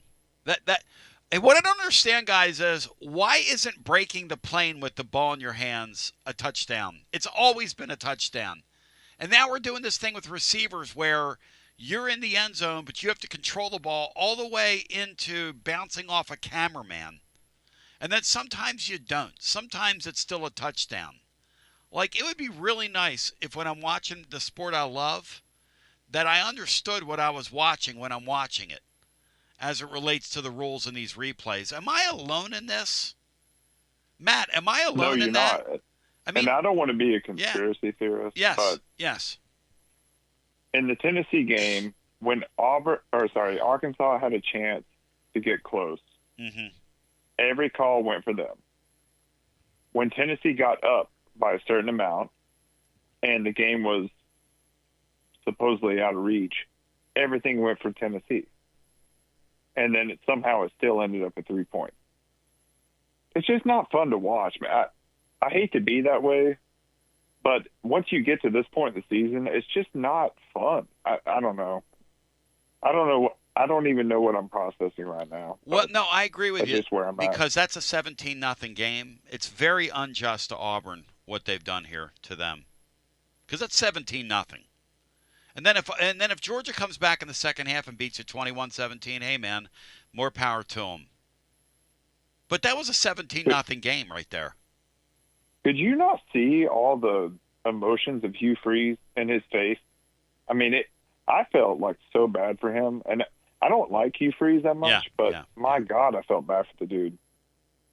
Oh, Does he do it tomorrow, Matt? Do they do it tomorrow to him, or do they hang on with Hugh? No, they'll hang on to him. The SEC is going to issue an apology at about 1 a.m. tonight. The second time this year to Auburn. Second time to Auburn. Yeah. Hugh Freeze goes nuts and goes crazy on these officials, and it sure doesn't help his team out at all ever. Like him and Heupel, for whatever reason, just do not get calls. Yeah, but one thing that Hugh Freeze is that Heupel isn't is just a no. He's a bad guy and all that. And he's just it's not like he goes works officials over and it doesn't help. Yeah, but he's a whiny ass, man. I would go out of my way to screw him. That's what she said. Well, never mind. Well, you could be an SEC official then. Interesting. But guys, when there's this many millions of dollars in play, why is there no recourse or something to do? Because it's not just gambling. Like, whatever. I don't. My gambling has no effect on my life. I'm good. But these universities, where you can get in the playoff or you can get an SEC championship or whatever. Yes. It's tens of millions of dollars. See, you said it earlier. It's $10 million to fire a coach. It's tens of $millions for all this stuff. All of it. It's not chump change. I don't understand why it's this bad. See, you said it earlier. What is that? The league trying to make sure another team's eligible for the playoffs? Is that what we saw? That's what it looks like. I don't know. I mean, obviously that was a little bit in the moment anger, but I think that Georgia definitely gets a better whistle. I don't think that if that happens to Tennessee, they're not calling that a fumble on the field. By the way, Matt, how many times have they ever apologized to Alabama the next day on a Sunday? Like Auburn's going to get 2 of them this year, Matt. In your memory. Oh, Alabama they never get it because they never have calls go against them. Thank you very little. That decide games. Absolutely not. Thank you very little. Well, Saban got every call that could have ever existed. Yes, and still bitched about the officiating after games.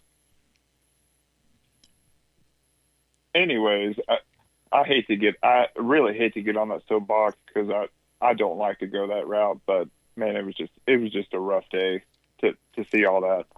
But anyways, the one thing I can take away from this game is that Tennessee won. And I mean, there are a lot of teams that aren't winning today. Yes. And that's about all I can really say about it. And Joey Aguilar's a winner. I'm glad we got him. I really am. Oh, So yeah, that's pretty much all my emotions all wrapped up in one. I'm glad we won, and college football pisses me off. Yeah. Yes. I will never apologize for being a Tennessee fan because there are a lot of asshole Alabama, Mississippi, LSU fans in Nashville, and they can all take it somewhere else. That's all I can say. Thank you, brother. Good talking to you. 865-200-5402. And yeah, you can probably find if poor Lee. He's going to walk into the end. See, LSU just kicked the field goal on to take a 10-point lead. Georgia just scored a touchdown. See. Oh my God! All he has to do is slide and they can knee it. It's an all-time bad beat. Go back. Slide, man. The game is over. Contractors and homeowners, listen up. WeShipFloors.com is the manufacturer. That's right. They are the manufacturer. We ship floors. I'm telling you about a product called Supercore. The Supercore floor is the real deal, Holyfield. I want you to go over to YouTube and check out their video, or go over to tclub.team. Click on the link, the embedded video, and watch Alan from WeShipFloors.com take a piece of lead and hit probably a piece of flooring, high-end flooring like you have in your house. You know what happens? It gets all dented up. It gets all scratched up. It gets all nicked up. Allen is the manufacturer in Johnson City. We ship flooring. WeShipFloors.com. WeShipFloors.com ships all over the country. I'm talking like all over the place. And they've got millions and millions and millions of square feet in stock. And listen, you go watch that video, you see how first class that product is, and then you can go onto their website, and they have a visualizer, a room visualizer. You can drop any of the 120 Supercore floors virtually into your room, and then just order a free sample. Order a free sample. Because once you do, take that thing out into your garage or take it outside. Once you see how pretty it is in your house and you decide this is what I'm going to do, and try to nick it. Try to put a dent in it. Try to hurt it. Because I'm telling you right now, Supercore Floor has got it going on. And Alan and the fine folks at WeShipFloors.com, I'm talking next level. WeShipFloors.com, 120 Supercore floors. You got to check it out. We're going to go back to our phones. Proof of life check on C. C, do you think... First play all day, Gunnar Stockton mix is one of the dumbest of all time. Kirby was very mad at him. The guy has no clue what he's doing out there. Why would you score? Just give the other team some life. Why don't you? What's he doing? Out of the 2-minute warning. C, do you like... How does he not know that? What's he doing? TGMD, do you like it? Let's go back to our phones. It goes back to just that situational football awareness that I just think has gone down collectively across the sport over the last number of years. Action. Well, what if Auburn goes down and scores a touchdown here? They still get they cover, right? Yeah, but that'd be a miracle, Brian. Come on.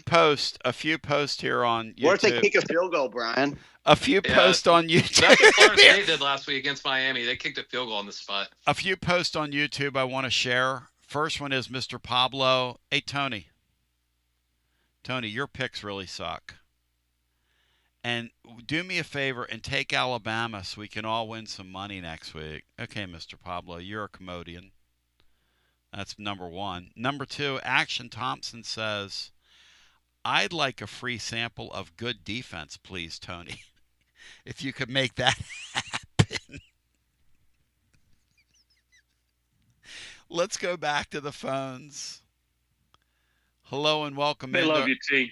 They really do love you. All right, Eric, before we go to the phones, this guy at Cincinnati takes the job at Wisconsin, and it was a cruise control job. Paul Chris was winning 10 or 11 games, lived in that championship game on that western side of the division, yada, yada, yada. Who smoked them today, guys? Who smoked Wisconsin? Iowa. Idaho. Who can't play? It wasn't that bad, Matt. It was Iowa. Who can't play? Talk to me here. I can't. I mean, I think it's obvious that the team has quit on him. I mean, that's you know. It's hard to fathom why it's this bad. That's the only thing that's surprising to me. How bad this has become. I mean, there has to be something going on in the locker room that is, I mean, just cancerous. But it really has been something to behold. Hey, Cinco, is this on teams unplugging time, or is it too early for that? Because Penn State looks like they've unplugged. My brother thinks Penn State doesn't win another game. He texted me after that game today, and he said, I would be surprised if they win another game. They play Indiana like. Is that next week, guys? I think that's a few weeks away. A few weeks away. It's Indiana's lone difficult game left. Because I asked because Oklahoma's getting ready to absorb some losses, Sean. You've been in these locker rooms. It's a different day and age now. These kids can transfer. Everybody's looking for their next move. I mean, I hate to say that. Florida, do they unplug? Auburn, do they unplug? Do we start seeing that around the league, Sean? I think you do. You make a great point. I hadn't thought of this, but it's almost as if these kids are all independent free agents. I mean, every day. There's. Boy, I don't want to say these kids don't have pride. I don't want to, because they've been. I'm of the opinion that kids have been abused by the coaches, the teams, et cetera. The whole notion that you're playing for the opportunity for a scholarship and an education. I lived it. I lived with those guys. Nobody can convince me that's a legitimate trade-off. That's the biggest joke I've ever seen. But yeah, I do. I think that kids have now, with money, I think they've been emboldened to do about whatever they want. I don't think they're afraid of the school anymore. I don't think they're afraid of their coach anymore. Therefore, I don't think they respect coaches. If you're asked to, or if you're told to run gassers, people quit, people sabotage things. I think you make a great point that I hadn't thought of. Hey, Matt, how do you explain, before we go back to the phones, how would you explain like a Penn State losing to Northwestern today? And Brian said that's the first time that a team has lost as a 20-plus point underdog 2 weeks in a row, and first time in forever. 30 years. Or Florida State losing today, Matt, to Pittsburgh. If these teams aren't unplugging. Pittsburgh's a decent program that is, kind of solid. Penn State, it's just, when your offense sucks and you can't score more than 20 points, the other team's always going to have a chance if they make 3 or 4 plays in a game. And that Penn State team just has no confidence, and obviously is just kind of going through the motions. And I think I saw where Drew Aller got hurt and is out for the year too. Yeah, he got hurt. Yeah, sure did. He's out for the year. Yeah. But I think it was late in the game. But so, I mean, that's just, that's a team that's kind of shocking. 865-200. It's like Tennessee in 05. When you can't score, every team can beat you. 865-200-5402. Yeah, nothing to say. And you know what? And Go ahead, no, you're My bad. fine. You're fine, Abe. Because here's what's funny, and Lee said it earlier. Tennessee's got a defense that literally can't stop anything. I mean, they just can't. They come up with turnovers. They're resourceful. They're really hard to watch, and it's kind of frustrating. But they're fun to watch because they can score points. We've seen it the other way. We've seen offenses that are capped at 24 points. We used to laugh about it here. If that other team scored 25, you were done. That was 24 was the number. And so I would much rather watch this than watch that, if you gave me a choice. Now, granted, Richard's right, and a couple people that called and were ripping our defensive coordinator who's a safeties coach. I mean, granted, that it looks like electric football back there. I'm not. But Lee made me think, because this is a fun football team to watch. And it has been a fun season. And this team is 5-1. And they're maddening. And they're maddening. But they're 5-1. We go back to our phones. And all you gotta do is look at like the Penn States of the world. Look at the Wisconsins of the world. Look at the Floridas. How about Florida State? Opening weekend, they beat that Alabama team we're going to see next week and hammered them. I mean, hammered them. And they're out of the playoff chase at the midway point of the season. You can't make that up. That Georgia team tonight should have 3 losses right now. We let them up. We are responsible for that. We had our foot on their throat. And that pisses me off. I'm sorry. I predicted all week that Auburn would beat them. Auburn was up 17-0, but the Zebras would not cooperate. Auburn beat the absolute hell out of them in that first half. Beat them down. He was, well, you keep talking about your pick. Listen. Georgia is living on borrowed time this season. They're living on borrowed time. They're going to lose 2 more games down the stretch here. I don't know how they're going to do it, but they will do it. And if they don't, it'll be the damnedest thing in forever, because that quarterback sucks. and they can't pass defend. There were guys wide open tonight. I know what I just watched. And they don't really get to the quarterback either. They don't really get to the quarterback. That Arnold guy, I mean, he can't throw. Whatever. Hey, what'd you think of that Probella guy today? Probula. See, what'd you think of him? Missouri. Talk about an awful performance. Looked like a Penn State quarterback. He was sprinting back. Anytime there'd be one hint of pressure in the pocket, he would sprint backwards 12 yards. I've never seen anything like it. He was dreadful today. I cannot believe they had that drive to cut it to 3 late. I mean, kind of a bizarre game. Alabama deserved to win, I thought, but if Missouri had competent quarterback play, it would have been a very good game. And Alabama had some gutsy play calling late to kind of put it away. DeBoer did a good job, I thought, in game. Did DeBoer go? Was I imagining things, or did he go from on a 4th and long at their 40 and like put the ball in the air, right? Trusted his quarterback. Yeah. Well, they had 3rd and 20, 3rd and 19, 3rd and 20, something like that, and got about half of it around midfield. They were up 3 with about 7 minutes left, and they got 4th and 8.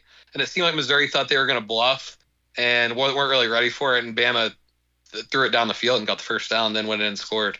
They went for it again on 4th down later in the drive and scored. To Sink's point, that's the kind of stuff Heupel used to do in the early years. Just go to the line, snap the ball, and go for it.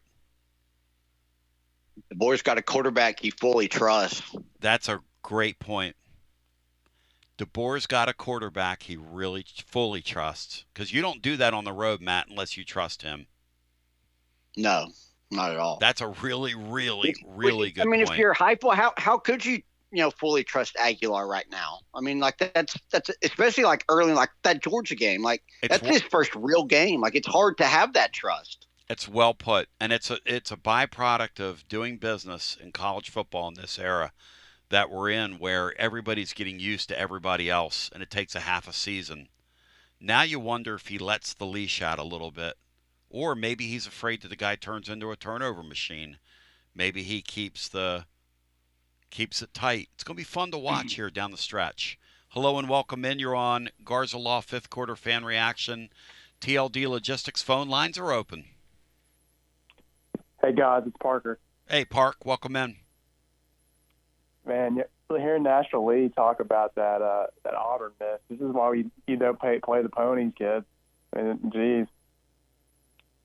Pretty next level, isn't it? I mean, what does every coach say, Tony? Whenever you go to prepare for a game, you control what you can control. That's why you don't play it, guys. I'm just saying. It's fun, but geez.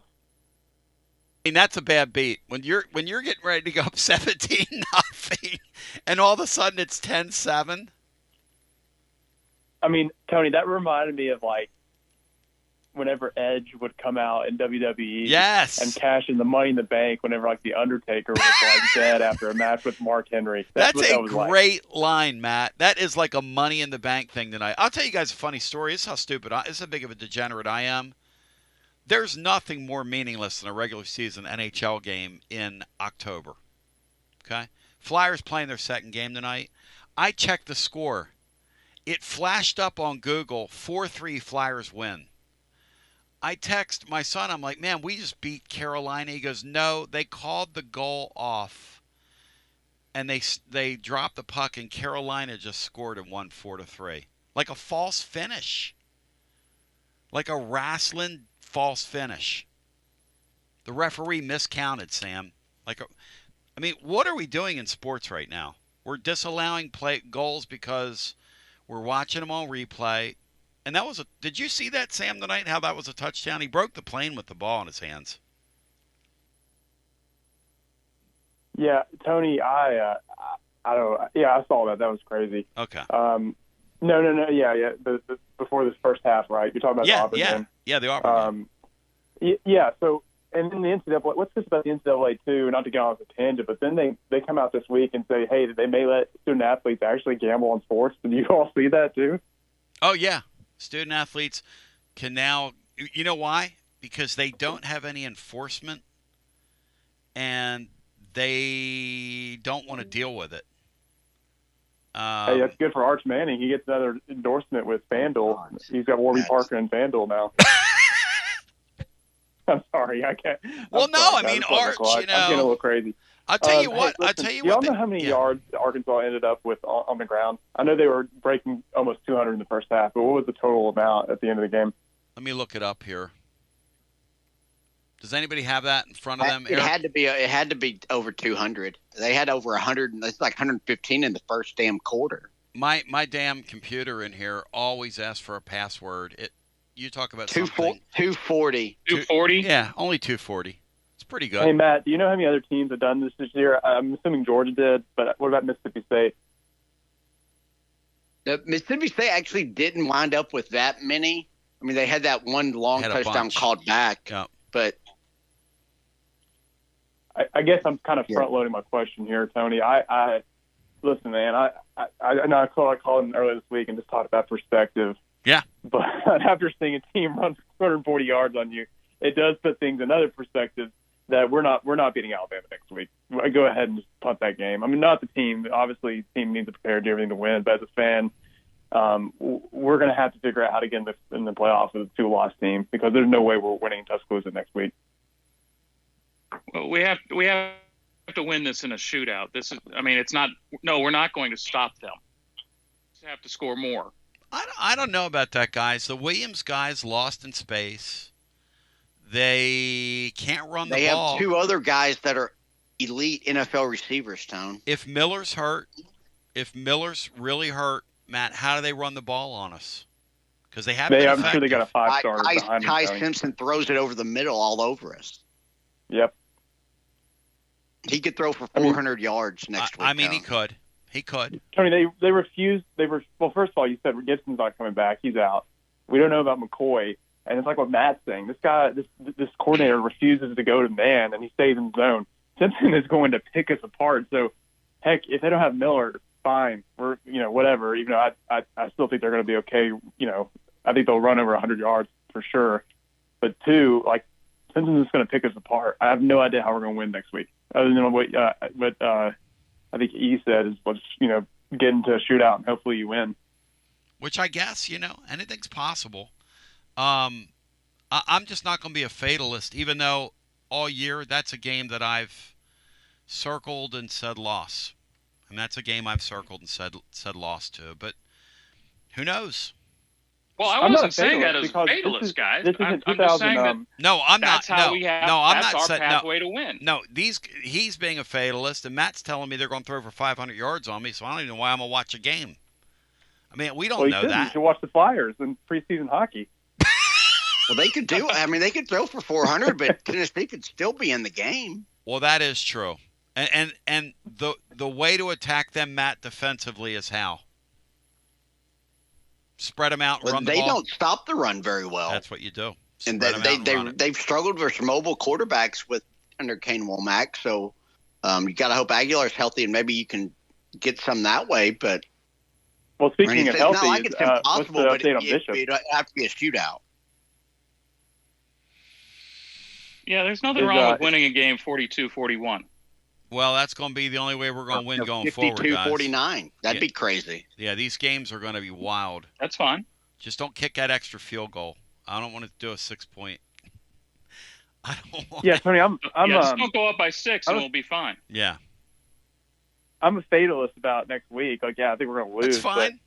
But, what I was trying to say is, it's okay because this isn't 2011, nor is it even 2022, right? Yeah, you're right. We can be a 2-loss team and be fine. You're right. Especially after Oklahoma losing. Mateer's not going to be what he is whenever he comes to Neyland. So, it's fine. You just, keep everybody healthy and just win out the rest of your games, which is, I think pretty feasible.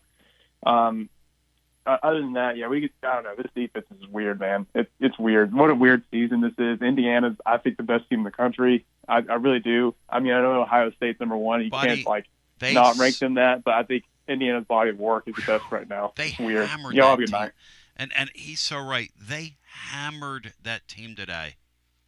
They didn't beat them. They didn't get lucky. They didn't luck out. I mean, they put a hat on a hat went into a place where they buy, as Cinco's now left the building, so I got in the house right now, Brian Hartman. He ain't going for Trace when you have a Trace point lead. He doesn't like 6-point leads. He going for dose. I got C in the house. I got Eric Waddell in the house. I got TGMD in the house. We're going to go back to our phones. If you want to get in, 865-200-5402 is the numero dos. Chi. And the number is 865-200-5402. And, it's kind of fun. So, we'll go back to our phones. 865-200-5402. It's Garza Law, 5th quarter fan reaction. I want to remind you, the festivities tonight also presented by our friends at TLD Logistics, online at tldlogistics.com. Say it, know it, and write it down. Shout out to our friends at VIP Play, where everybody gets treated like a VIP. Obviously, Marcos Garza, your Garza Law firm, online at garzalaw.com. Our friends at T3 Vodka, Tennessee's premium vodka. Score a T3 TD every single time with T3 Vodka. Special shout out Waterside Contracting. Online at watersidecontractingllc.com. Walker's Painting. Run, don't walk to Walker's Painting. Check out the ad at tclub.team.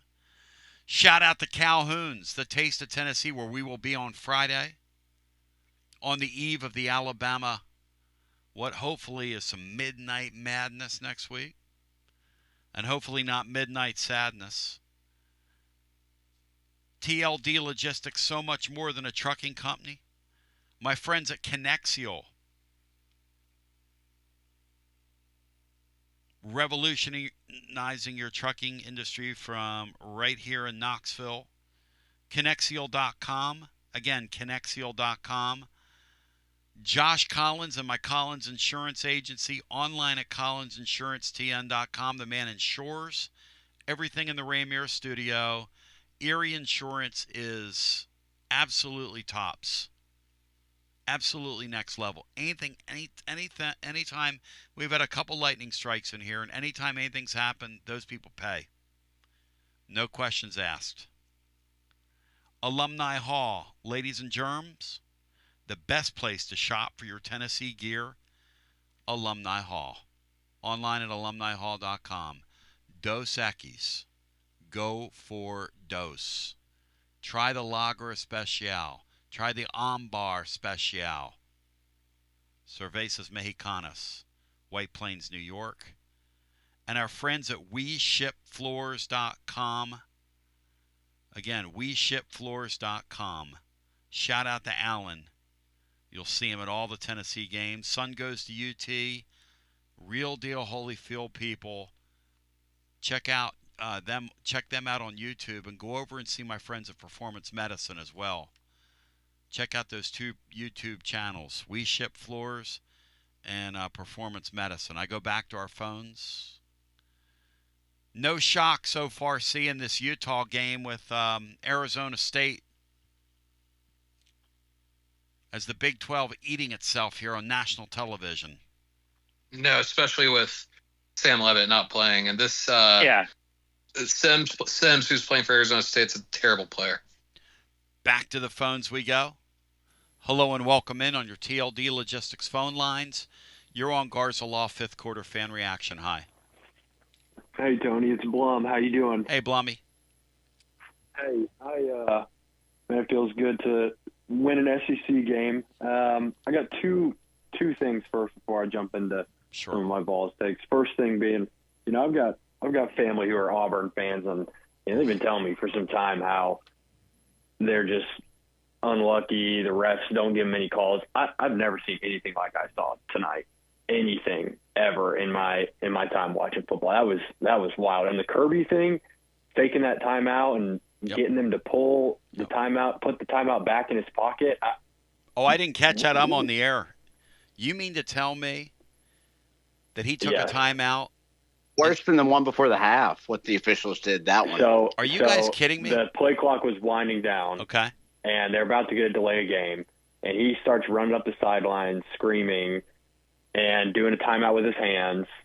And then they call a timeout, and he goes up to the ref and gets in his face and basically says, "No, I was clapping. I was just clapping my hands, clapping my hands, clapping." And he said it probably 35 times right in his face. And they took the timeout back. They put it back in Kirby's pocket and just said, "All right, let's just run the play again." Wow. I've never seen anything like that. I was shocked when it happened, and I would not be surprised. I mean, it would be shocking, but I feel like the SEC, I mean, they've got to step in. They've got to fine them or something, because that was egregious. And you'll see the replay. It'll be all over everything. Or you know what they're going to do? They're going to apologize to him on Sunday and do not a damn thing about it. And again, I'm going to ask you to ask your family, when is the last time in one football season Alabama in the first 6 weeks of the year, in the first 2 of their first 3 SEC games, got apologized to on a Sunday? When's the last time that happened? It's a great question, isn't it? It's a great question, yeah. Yeah. My second thing before I get into the ball stuff is, what actually is going to happen with big games? You're going underwater on me. Whatever you're doing with your phone's not working. Say that again. I'm sorry. You got me? Yeah, now go. Yeah. Okay. What is actually going to happen with big game James at Penn State? Like, what's their playbook here? I don't think I've ever seen Penn State go through a coaching search or a coaching whatever. I mean, what actually happens here? So what happened there with him is they had a female AD who was short-termer and didn't want to deal with it, so she gave him an unbelievable contract. And it was after Tennessee flirted with him. Thank God Tennessee didn't get him. No offense. I would take Josh Heupel 10 out of 10 days over that guy any day of the week. What's going to happen there, I believe, is that he's going to go to them, they're going to go to him, they're going to work something out, and he's going to go about his merry way. And he's going to get one of these SEC jobs that's open. That would be my guess. And he would do it, like, if Auburn hired him, Matt, he would do a good job there. He would. He'd get down there and do a good job. He'd run that stupid offense. He'd recruit really well. They'd win like 9 or 10 games. They're never going to beat anybody. They're never going to matter, when it matters. Could you guys see that? Him going to a place like Auburn? What do y'all think? I think Auburn's going to try and get Cignetti.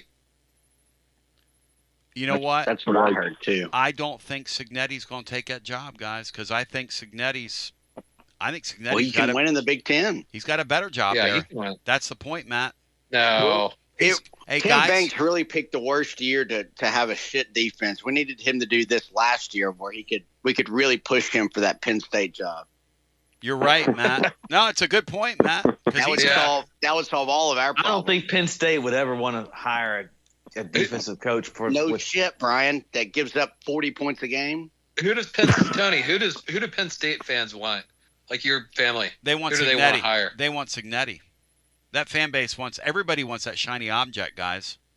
Well, I don't think he's a shiny object, though. No, he's been successful he's a damn good everywhere. coach. He's excellent. Bino doesn't like that it would because be he's cocky. that would be incredible to watch that Penn State wasn't fan Gruden with base the Eagles at one point? that personality of Cignetti go head to head. Matt's drinking when he says things like, "What about groomers? What about Gruden?" I want your brother texting you groomers nonstop for the next 2 months. Dixon. The thing do they have an 8th Maxim in Penn State's? The thing about Penn State, guys, is that I'm not sure how attractive that job is. You could make the case that Indiana is in a better spot than Penn State right now in that league. Does Penn State have any money, like real NIL money or boosters behind them? I think the problem is that if this DeVries guy gets going, they're gonna run out of money, because they're gonna give all that money to the DeVries guy if they get it rolling in basketball. Mm-hmm. And Penn They're already State, a little tight this year. They don't try to win in anything else but football. They're like all in on football much more so than Georgia is even compared to what they do with the other sports. They've got hockey. They don't care anything about anything else. They don't even try at anything else. Who's that, Bri? Penn State. No, it's not true at all. They have a national championship wrestling team that those people are really into that. They have a hockey team that they get like 10 or 12,000 for. I don't know how. They got the number one player. They got the guy that's going to be the number one pick in the NHL draft. They paid him big money. The Pagula family funds their hockey program. I kid you not.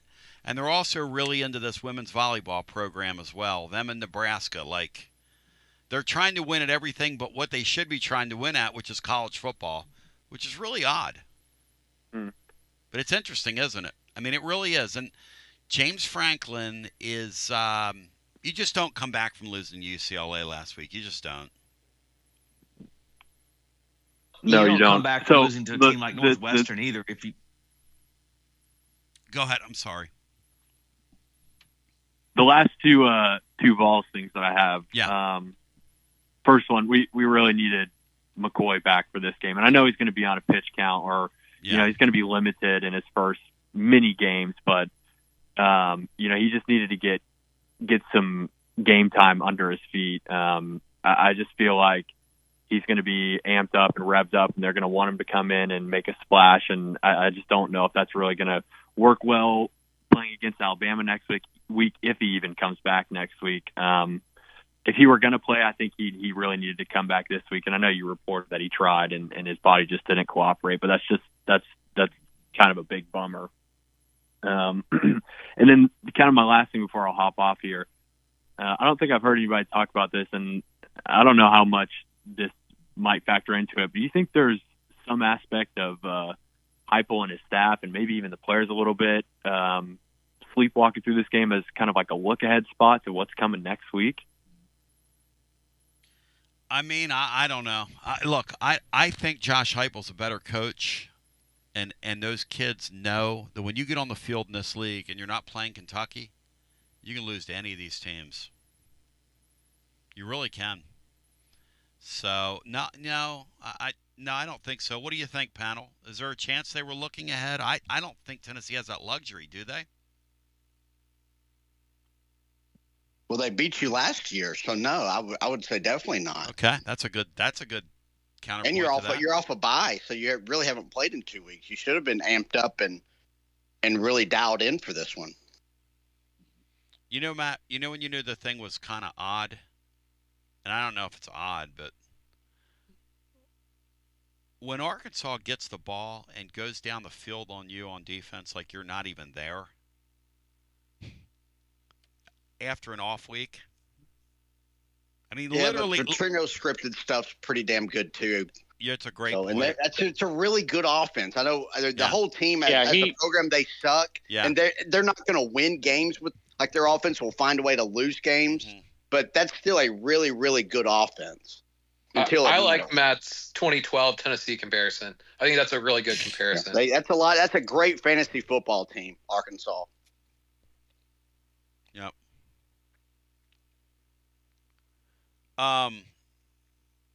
As laughable as he is as a human being. Yeah. Petrino's a good offensive mind. I mean, he's, he really is. And he had 2 weeks to prepare, or he had all that time to prepare for us. They sliced and diced us. There's no doubt about that. You know what else is possible? Because he's such a low life. He might have been holding some of his best stuff for when he got that job that they rolled out there today early in that game. The guy's a low life now. Anything's possible with that Trino guy. No offense to him. So Ben Hall asks, which is a great question of somebody like me, how are you going to say everybody has players now and then be shocked when they hang around in games? Ben, I'm not shocked at anything. If you're talking about Arkansas, they spent all their money on offense. They don't have any defensive players anybody wants. So how are you going to explain us not being able to rip apart a defense everybody else has ripped apart? Because that's really kind of what we're talking about tonight. So, touche, my friend. But it's a great question because everybody, all these teams are spending. It's just a matter of, it's weird to say this about Arkansas, but when you don't work the Walton heirs and heiresses and you let all that money go to Missouri, look at Missouri's football team. That's crazy to me, guys. I'm sorry. That's see, Missouri to you look like they belong on the field, Alabama, or no? Today, what'd you think? Oh yeah, I think so. They just couldn't really.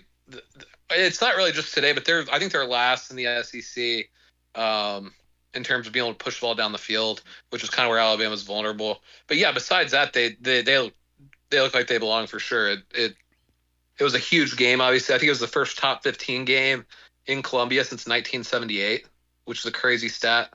So I mean, they came out and went right down the field, and then they were going to get a big 3-and-out, and they got a taunting penalty because the guy was standing over a guy that he blew up on a screen. And that kind of changed. Alabama kind of settled in. But yeah, Missouri hung in there. The running back Hardy is probably the best running back, maybe the best running back in the SEC, at least as a college running back. So yeah, they have plenty of players. I think if they had a better quarterback, they would be, I think, maybe legitimate contenders. I think the rest of their team's that good. I think Drinkwitz does a really good job. I know we like to poke fun at him, but 865-200-5402. As we go back to our phones and get our next call in, it's Garza Law, fifth quarter fan reaction. Hi, you're on the air. Hey, Tone, it's Andrew in Maryville. Hey, Andrew, good to hear your voice, man. Yeah, I just want to go ahead and start. I saw this stat I had to share. So y'all were talking about Curt Cignetti, and I do think he'd be really good at Auburn if he went there. But in their last 3 games, Cignetti's now got 2 top 10 wins. Oh my gosh. That's the same number of top 10 wins Franklin has in the last 9 years. Wow. And those 2 wins from Franklin were in the Rose Bowl 2 years ago when Cam Rising got hurt, and Boise State last year in the playoff. An overrated Boise State team, by the way, that shouldn't have. I don't think they were top 10 last year. Even it's the Ohio State team with Saquon Barkley would be the only big win he's really ever had. Total, and 2 of them were with Barkley in 16. But since think about this. Left, it's been he's 2. also won Boise 2 playoff games number 8 somehow. in the last AP poll. Say that again, caller. I'm sorry. Say that again. I was going to say, yeah, he had 2 with Barkley in 16, and then since Barkley's left, he's had the 2 in the last couple of years. And I think Boise was 8 in the AP poll in the last one last year. I mean, when Boise's one of your top 10 wins, I mean, no offense, and when they're a group of 5 team in a playoff game. And I don't think a very good – I don't think they were the best team out of the group of 5 last year, though they got the bid. I kind of feel it was just all the Genty love. They weren't going to leave him out. Gentifornia love. How about Cam Scatterbill, my Eagles the other night? Good night. That dude's going to have a really great 4-year run. They should have won. They should have beat Texas. That Scatterbill guy is going to have a great 4-year run. You're exactly right. And they should have beaten Texas last year. See, that was a hell of a football game. They got screwed. Yep. I just wanted to ask the panel your thoughts. You know, obviously the Heupel offense takes a pretty substantial dip on the road. And you know, the thing I kept thinking in the Mississippi State game when we were struggling was we've got to use Aguilar's legs more. You know, I'm not saying I know he had that scary fall today, but we've got to use him more. It's fine to not run him when the offense is clicking and we're moving the chains, but he can really spark with his legs, and I think that's the dynamic we've got to have on the road. But you know, Andrew, you're really, really walking that line with him because if you get him hurt, what was going through your head tonight about getting home with you know who? And I'm not look, the guy's trying and it's all well and good, but what would your confidence level have been it'd be pretty bad. You know, and so I kind of get what they're doing with him. But the kid's a competitor, There is no question that kid's a competitor. I guess the thing they're also worried about is I don't think he's slid one time this year. I think when you're trying to close out games is a perfect time to have Aguilar run or near the goal line like they did tonight. No doubt. And they did that. Yeah, I don't know. I just think when you've had this pattern of coming up a little short, you've got to add that extra dimension, or maybe, I don't know. We can't keep having this thing where we come out and we let Bama, because I'll tell you what, I can go ahead and mark down about 31, 35 points for Bama on this defense right now. So we're going to have to find something extra to find an extra 10 points or something. You know, it's a funny thing, man. The sport. In a way, I agree with you. In a way, who knows? Who knows? The way college football's gone this year, none of it makes any sense. I mean, yeah, we sit here and talk about it and worry about it, ruminate over it. I do know this. They are a different team in their building than they are on the road. Yeah. That I do know. That really is the only thing I do know. And, like Matt said, they have a quarterback that some people thought would be replaced like 4 games into the season, and it looked like they were going to be right. To show you how weird the sport is after that first game, that freaking guy is really playing well, and he knows what he's doing. I mean, the throws he made on that last drive to take the lead were crazy. Yes. And here's the other thing. You go back and watch him last week, because he's going to do this to us. Unlike the kid today, he's going to get outside and he's going to keep his eyes up and be making plays downfield with his arm and with his brain. He reminds me of one of those like veteran NFL guys that's like in his mid-30s and kind of the game sort of slows down for him. He just has a real sense of what they're doing offensively, and that does not engender for me a lot of confidence with us stopping them next week. So you guys might be right. We might need a high number. Thinking that through. He's a good player. We'll need 40 points to win, probably. Yeah, he's a good player.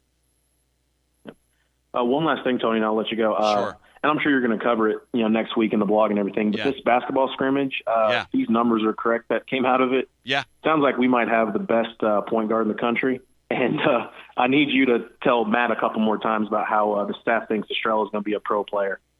I'll talk to y'all later. Thank you. Good talking to you. Staff loves Estrella. The problem with him is he can't stay healthy. He's been terrific in camp, like we wrote in that write-up the other day. And let's make an executive decision here, guys. After the Duke scrimmage, now that it's televised, do we do a Garza Law Tennessee basketball overtime after the Duke game? What do you think, Matt? Just get on here and just kind of talk about what we saw. Worth doing? Absolutely. Yes? Yes. Okay.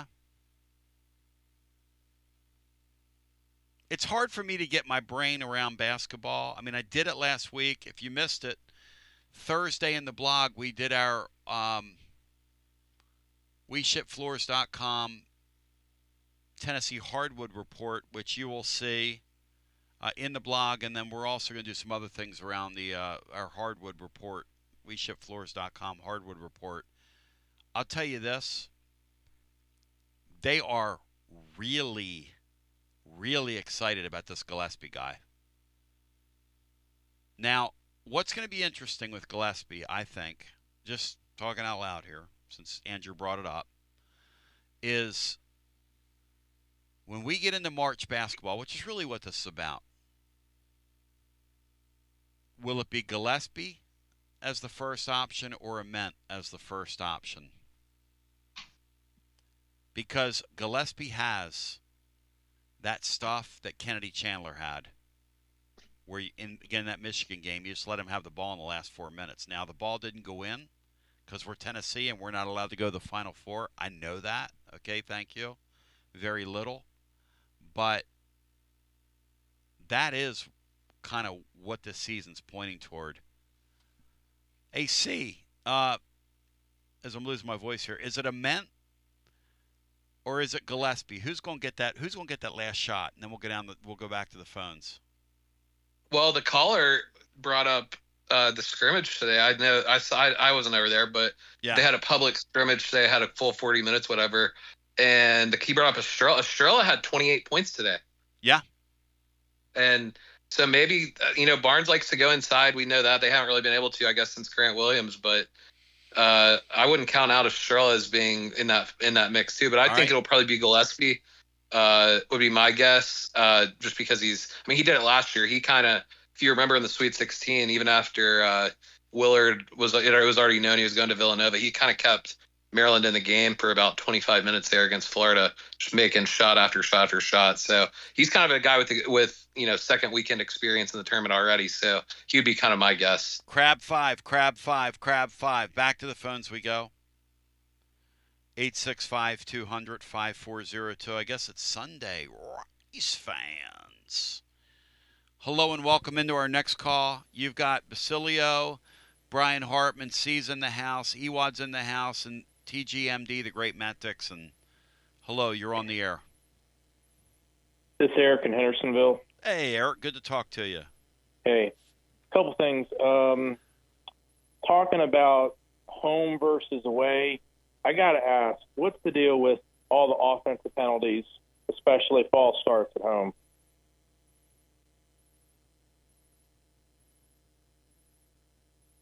Those we talked about, the dry spell that we had against Georgia, the dry spell that we had a little bit tonight.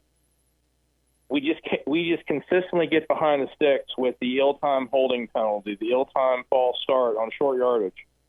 And as a result, we were 2 of 9 on third downs. And if we lost, that was probably going to be the key statistic. And they didn't have a penalty against Arkansas till the fourth quarter that was accepted. And all this stuff was at home against allegedly the worst defense in the league, and they kept getting penalized.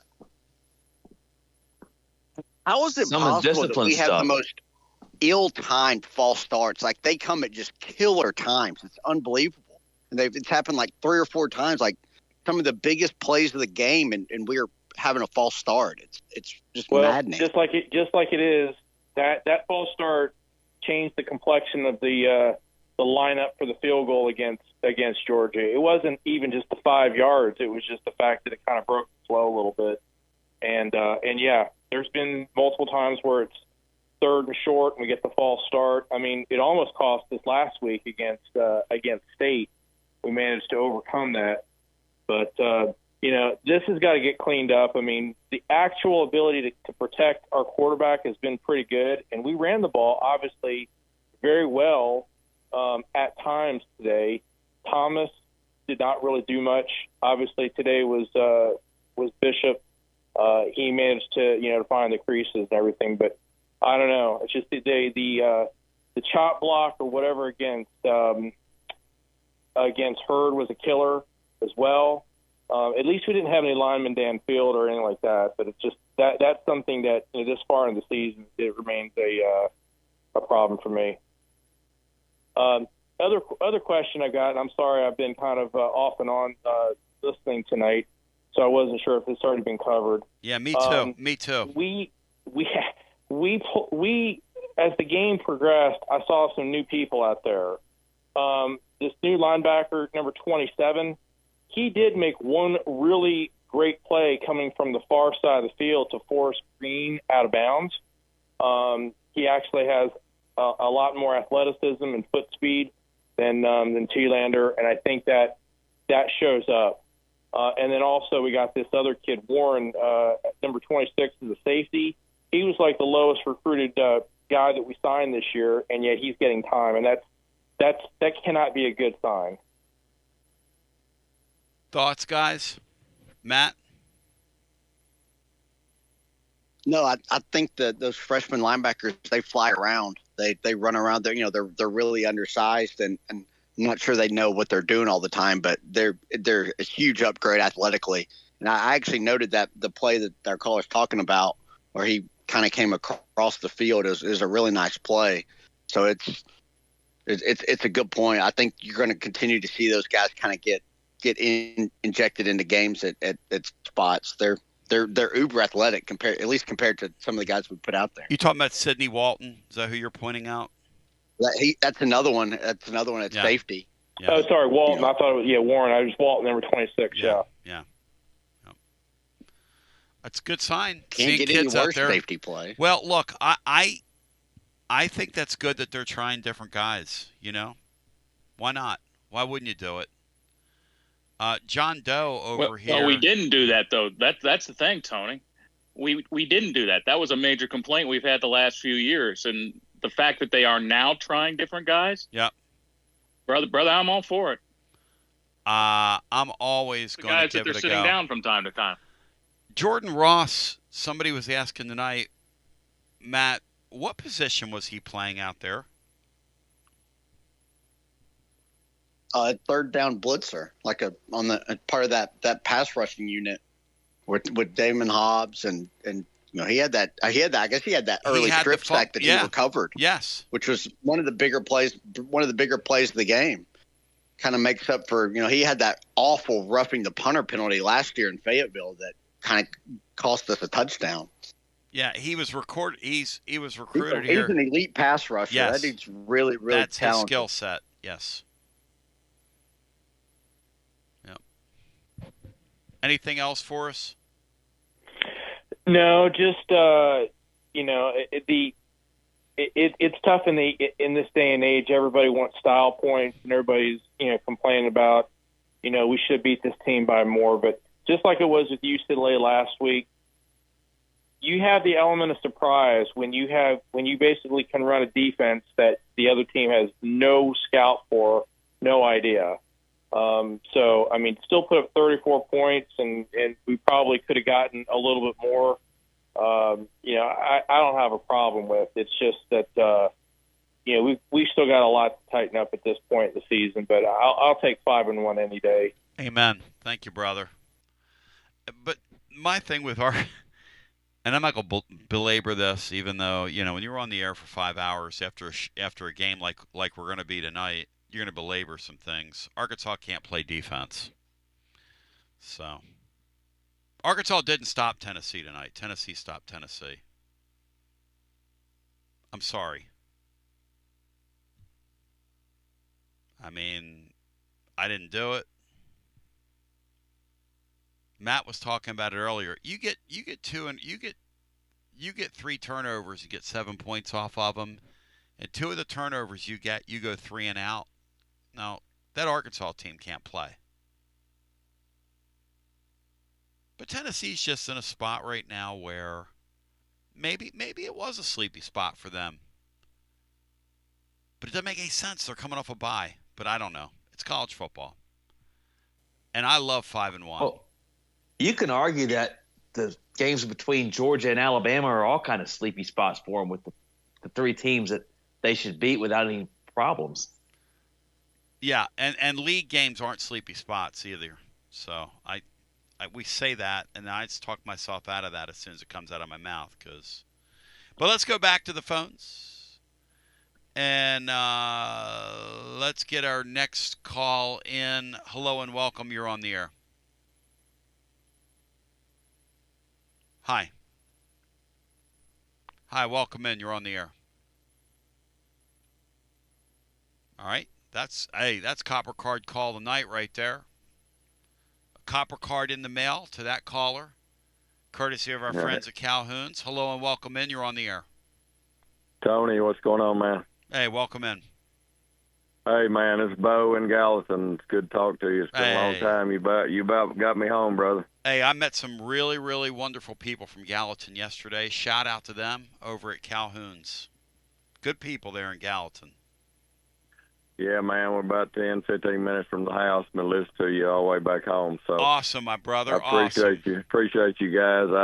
I did my part. My voice a little hoarse, man. But good for you, man. Hey, I sit up in GG, Tony. Is that not where Bino sits in GG? Yes, Bino's a GG guy. Yes. No, Bino's Z12. Oh, Z12? I thought he was GG, Matt. All these years.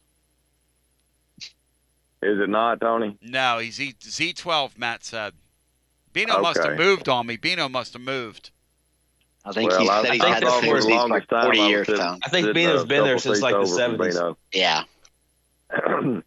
Hey, man, you C and Lee, Tony, y'all been talking about the games and the ponies and all that. Man, it's gotta be a deal. I just want to say this real quick when I get to the game, but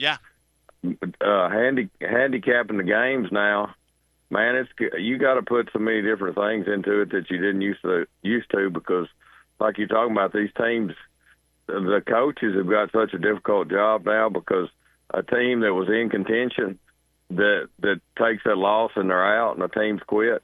I mean, they got nothing else to play for. The players start bailing and everything else. Man, you can't handicap that. No, that's called the human element, my friend. You know, and when you're betting on it, like you look at Florida's schedule right now, right?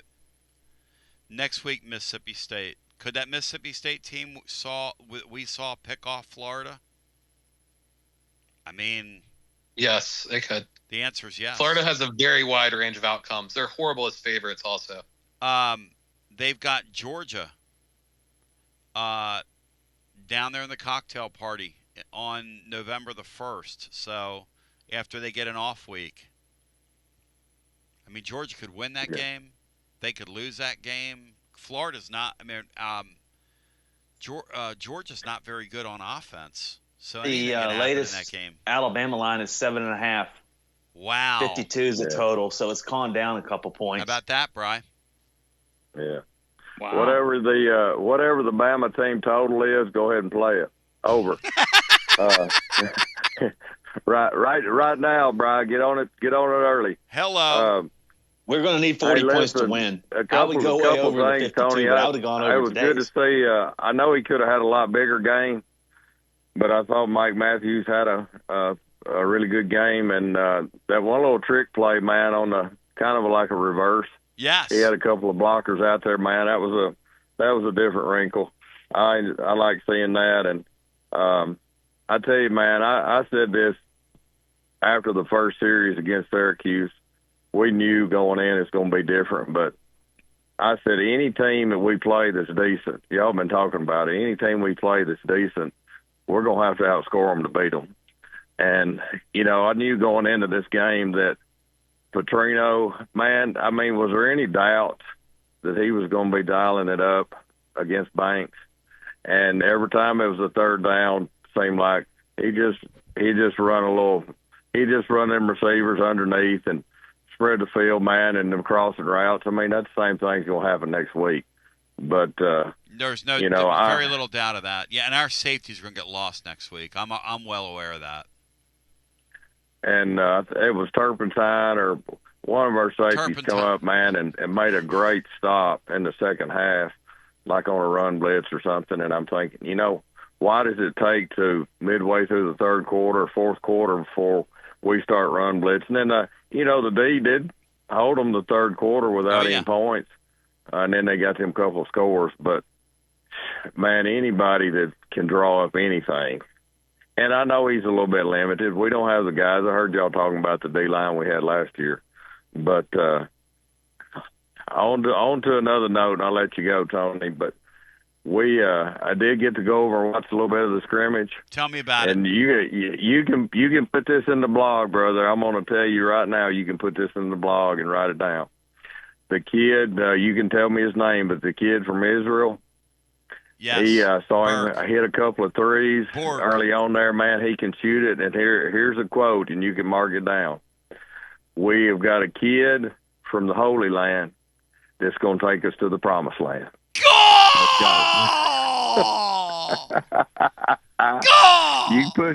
You put that in your blog, brother. Bo from Gallatin. That's going to happen. Bo and Gallatin. The Holy Land's going to take us to the Promised Land, brother. You're my man. Much love. Thank you. Appreciate it. See you, Tony. What I would really love is if that kid's name was Moses something. But I'll take it. Borg. Spelled Berg. All right, guys, on the way out here, let's do this fun exercise, and then we'll call it a night. Florida has Mississippi State next week. What do you guys think? Win, lose, or draw? Let's go here. They're 2-4 right now.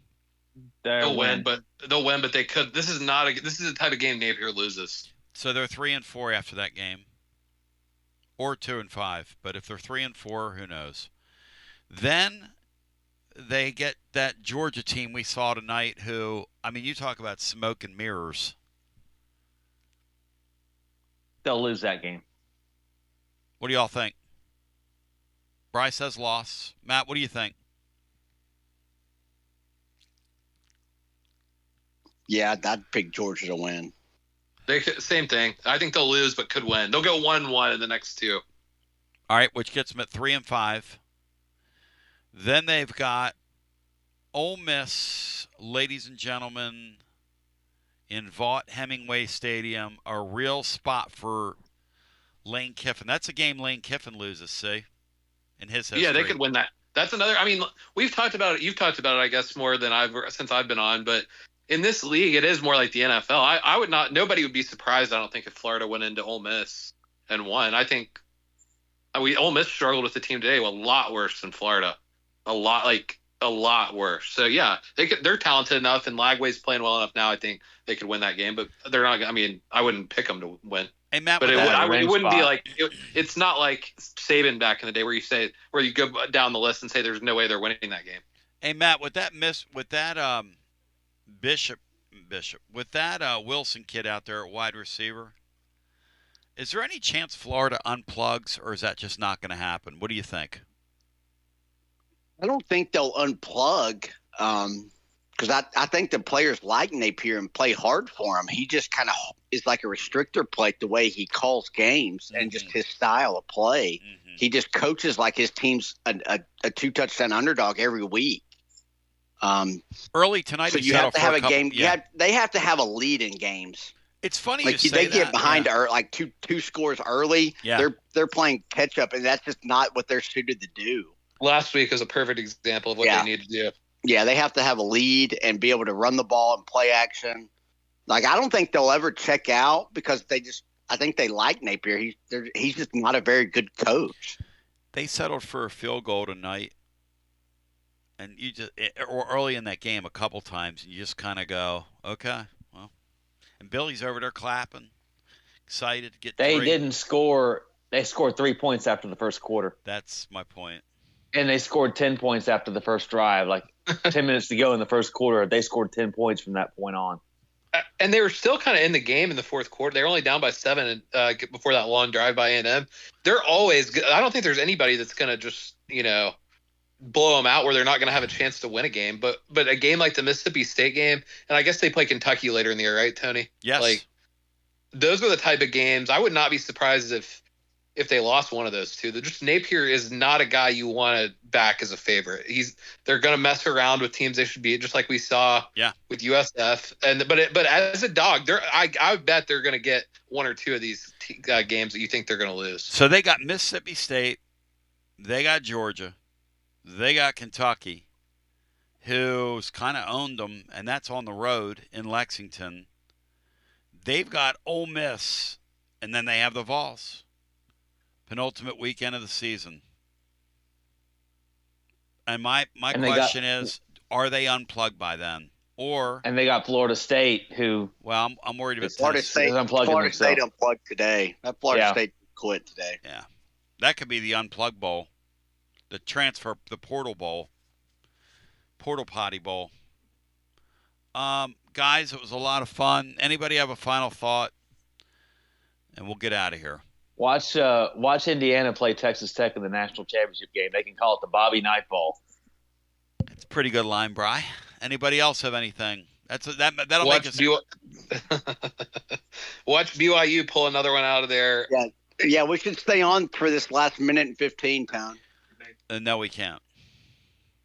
This BYU team, man, what a joke. Tony's hit the wall. Hey, the thing I noticed today that's really interesting is Tennessee will be the first team that Alabama plays this year that has a loss. Wow, that's a really strange thing because like Vandy and Missouri were both undefeated. Like it's really weird. Tennessee's the first team that's not undefeated playing Alabama. In the 7th week of the season. Mm-hmm. It's impressive. It doesn't seem possible, but it is. I think they're first in strength of schedule. Tennessee's like around 50th. They've played. They're in a stretch of 6 or 7 games that are against nationally top 15 teams, and the one that's not is at South Carolina, who that won't be a cinch. Well, here's the thing, guys. We need Florida to win some games here. In a way, you want them unplugged, but in a way, you need a degree of difficulty here on the schedule. Because all these 10-2s aren't going to be created equal, and several of them are going to end up at 10-2. You can just see that coming.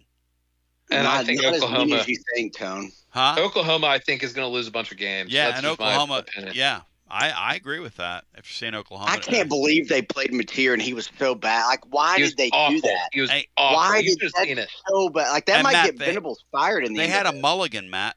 Yeah. You like we were talking They about had it on they had a freebie and they blew it, and it was the worst possible outcome possible. They got dominated in that second half. That was bad. We did a playoff special. That's stunning that they put him out there. And you know what? Texas said, if you're going to play him, we're just going to let Arch Manning throw underneath.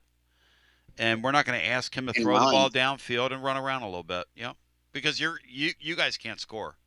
So eventually your defense and will be Arch being tired. better runners than passers is such a crazy thing to see, like every week. Yeah. I mean, Arch literally around the goal line a couple times today in that first half when it was, very much a football game. I mean, he just can't do it. And he was good in the second half. He was converting third downs, but they were just throwing kind of underneath, and Oklahoma was getting. And I'm not that I'm not going to give Arch Manning credit for coming out and winning the game today, because ultimately that's what it's about. But just a crazy sport. Sark had a really good game plan. Yeah, he today. did. He did for the first time in one of these big games they played. Crazy sport. We'll have it all this week over at tclub.team. I'll get on the phone tomorrow, try to find out about these injuries, where what is. I'm sure the Throaty will have some stuff for us as well. Try to get some stuff for the basketball scrimmage. Try to get you ramped up toward that as well. This is going to be a really interesting week coming up. Ewad, thank you, my brother.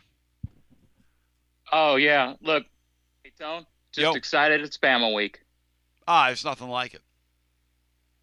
All these other Southern never sucks. Hey, all these Southern college football rivalries can suck it, because Tennessee and Bama is where it's at. It's the most beautiful game when those two teams get on the field. To me, it's as beautiful as UCLA's uniform. And I'm going to tell you something. UCLA's football uniform is the prettiest in major college football, in my humble opinion. But Tennessee and Alabama. That takes me back to 40 years ago, my first time seeing them together on a field. And I think that's a touchdown for BYU. Is that a catch? I was going to say, it looks like his hands get under it. What channel is this game on, you goofballs? ESPN2. You two losers. I don't know if they can. It looks like the point. I think it might stand. That's a catch. I think he's got it. I think it's a catch, but I don't know if they'll ever. They called this incomplete on the field. What? Right? I believe so. I think they said a touchdown. I thought they called it a catch. It looks like he gets both hands under it, and he never touches. That's easily a catch. They called this incomplete on the field. I think. Yeah, they're going to call it. I do think it's a catch, but I don't know. Do you think they'll ever turn it? Let me ask you something. See, if that's Kirby Smart coaching BYU, what happens? If that's a Georgia player. BYU has more luck and more fortune on their side than Kirby's ever dreamed of the last 2 years. Every game's like this for them. They have no business being in this game. They called it incomplete. Wow. They called it incomplete, say? Matt upheld the call. Wow. That's why I hate replay. Could you imagine the SEC replay booth like on live TV during that Auburn-Georgia replay at the half? That's why I don't know if they'd do that. Why don't they open it? That'd be unbelievable. If they did it, guys, do you know how much interest in this league there would be if they did that, and how much interest our fans? See, I think every league, every Power 4 league will have that next year, but let's not kid ourselves. There's a lot of media training that's going to have to go on for them to do all that. I saw Goodell already. Goodell's been asked about it, and he said they plan to have it next year. I mean, why wouldn't you? If you don't have anything to hide. Now, in this league, who the hell knows? This league they need to get rid of that rules expert thing. AC, you know what this league ought to commit to They the really bit? need to get rid of this that. league ought to commit to the bit and never do it. What just happened? Did that quarterback? Who got this ball? Who got that this ball? quarterback just shoveled the ball forward on purpose as he was going down. I bet BYU did. BYU get this? They get every break. But no. He just shoveled the ball purpose on forward. He got an awful spot. Like he's short. Yeah, he's short. That's third down though. I love that the quarterback's number 47. You can't fumble forward on third down, can you? That's what he did. No, it goes back. It looked they like gave he did him a first down. See if he did this on purpose. Watch. No, he didn't. He kicked it. He kicked it. I don't think he fumbled it on purpose. No, he didn't. It was pulled out of his hands. It was a nice tackle on the ball. That was nowhere near first down. They called that a first. There's no way. It was at least half a yard short. Damn, how this BYU team has some type of, I don't know what, Joseph Smith or somebody's pulling a lot of strings. Well, it's a bunch of like 27-year-olds. What a great line. This, I mean, I don't know. Last year that they were one of the, they made the Chiefs look like an unlucky team last year. With them, they were alive for the playoffs. Were they the team that had the field stormed on them at Arizona State? Yes, they were undefeated then. Yeah, that was crazy. That's what got Arizona State sort of on the radar. Yeah, that's what got them going. BYU has had no business being in this game. They're probably, I bet they'll win this game in overtime. Would be my guess. Probably by 8 points. I have Arizona plus 7.5. Yeah, plus 8 and double overtime. Total pain. I know that's going to happen. Yeah, total pain. You're screwed, guys. When we get to the playoffs, they're not going to do this 2-point conversion thing, are they? Yes. No. It's not like Tony, it's not like the MLB playoffs here. No, I mean championship game. They're not going to do a 2-point conversion thing in a championship. Yes, they are, Tone. That's the rule for the sport. They do this little 2-point conversion shootout. Matt, how illegitimate? No, I think it's awful. It's awful. It's idiotic, and it's in not. honor of the Bobby Knight Bowl. They're going to have 2-point shootouts at the end. It's not saving anybody. They should go to. I will say this: the NFL overtime system in both the regular season and postseason now is much better. Not even close. Well, I like ties. I've come over to your side of that, Tony. I like the fact that in the regular season you can have a tie. I don't understand what the problem with ties is because it adds so much strategy. Do I play for it? It was that Cowboys game the couple weeks ago that ended in a tie was very entertaining. It was cool. Yes. Yeah, Tennessee should be 4-0-2 right now. And Matt, what would be interesting is at the end of those games, would Heupel go? Would he play for a tie? For the tie or the win? Yeah. It's just, the magic of that. How about Desert Swarm? How about Desert Swarm here with the goal line stand? Somehow it's still just second down, though, because they gave them that gifted first down. First down, yeah. All right, let's take another call. That's incredible. Hi, welcome in. You're on the air. We already signed off. Yeah. Matt pulled me back in. Hi, you're on the air. Hello, I hear you breathing. You're on the air. Yeah, go right ahead. You're on the air. No, you hung up. All right. Hello, welcome in. You're on the air. Hello, Tony B. Welcome in. Can you hear me? Loud and proud, and soon the whole world can hear you, Brownie. 12 of 27. Thank you so much, man. I just want to say that Tony Basilio's radio show is one of the best out there in the land. Now, if you're a ball overseas in Tennessee or in any other state, like I am, I'm down here in the swamp, man. I'm down here in the swamp. I've been down here 12 years in the swamp. And you're in Florida? You know what? Where in Florida do you live? Back in the day, the golly, man, I always have a power tee on my truck, okay? Yep. But when we went through that spell, that 10-year dry spell, I'm telling you what, man, I got sympathy. The Florida fans, they weren't nasty. when I was driving on the highway, if I needed to get over, they just go ahead, get on over there, you know.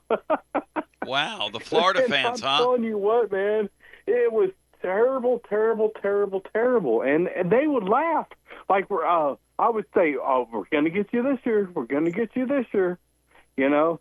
And man, I tell you what, one of the best games I've ever saw. And I took one of my Florida friends.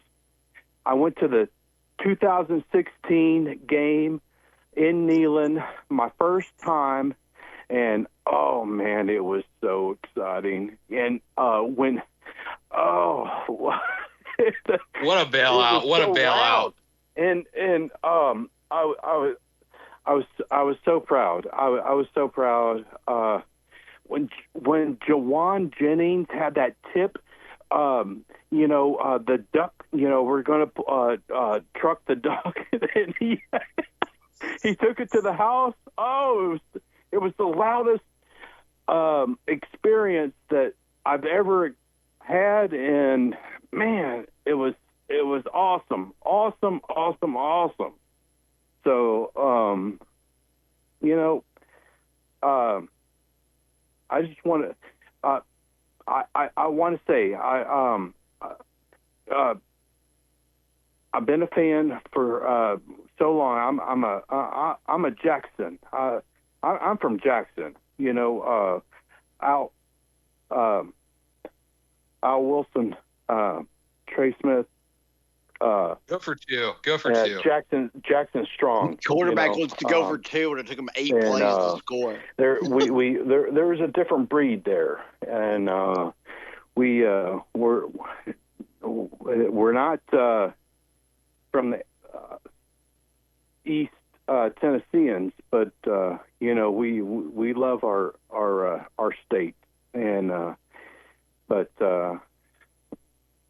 I just want to say you have a great show, man. I love you, man. You have a wonderful show, and some of your guests are just top of the notch, just spot on. I mean, you guys are doing it good, doing it right. So where in Florida? Where in Florida are you? I'm in Sarasota. I love Sarasota. I love that place. St. Armand's Beach. Picking a guitar on St. Armand's Beach. What could be finer than that, my friend? Yeah, you know what? It is a perfect.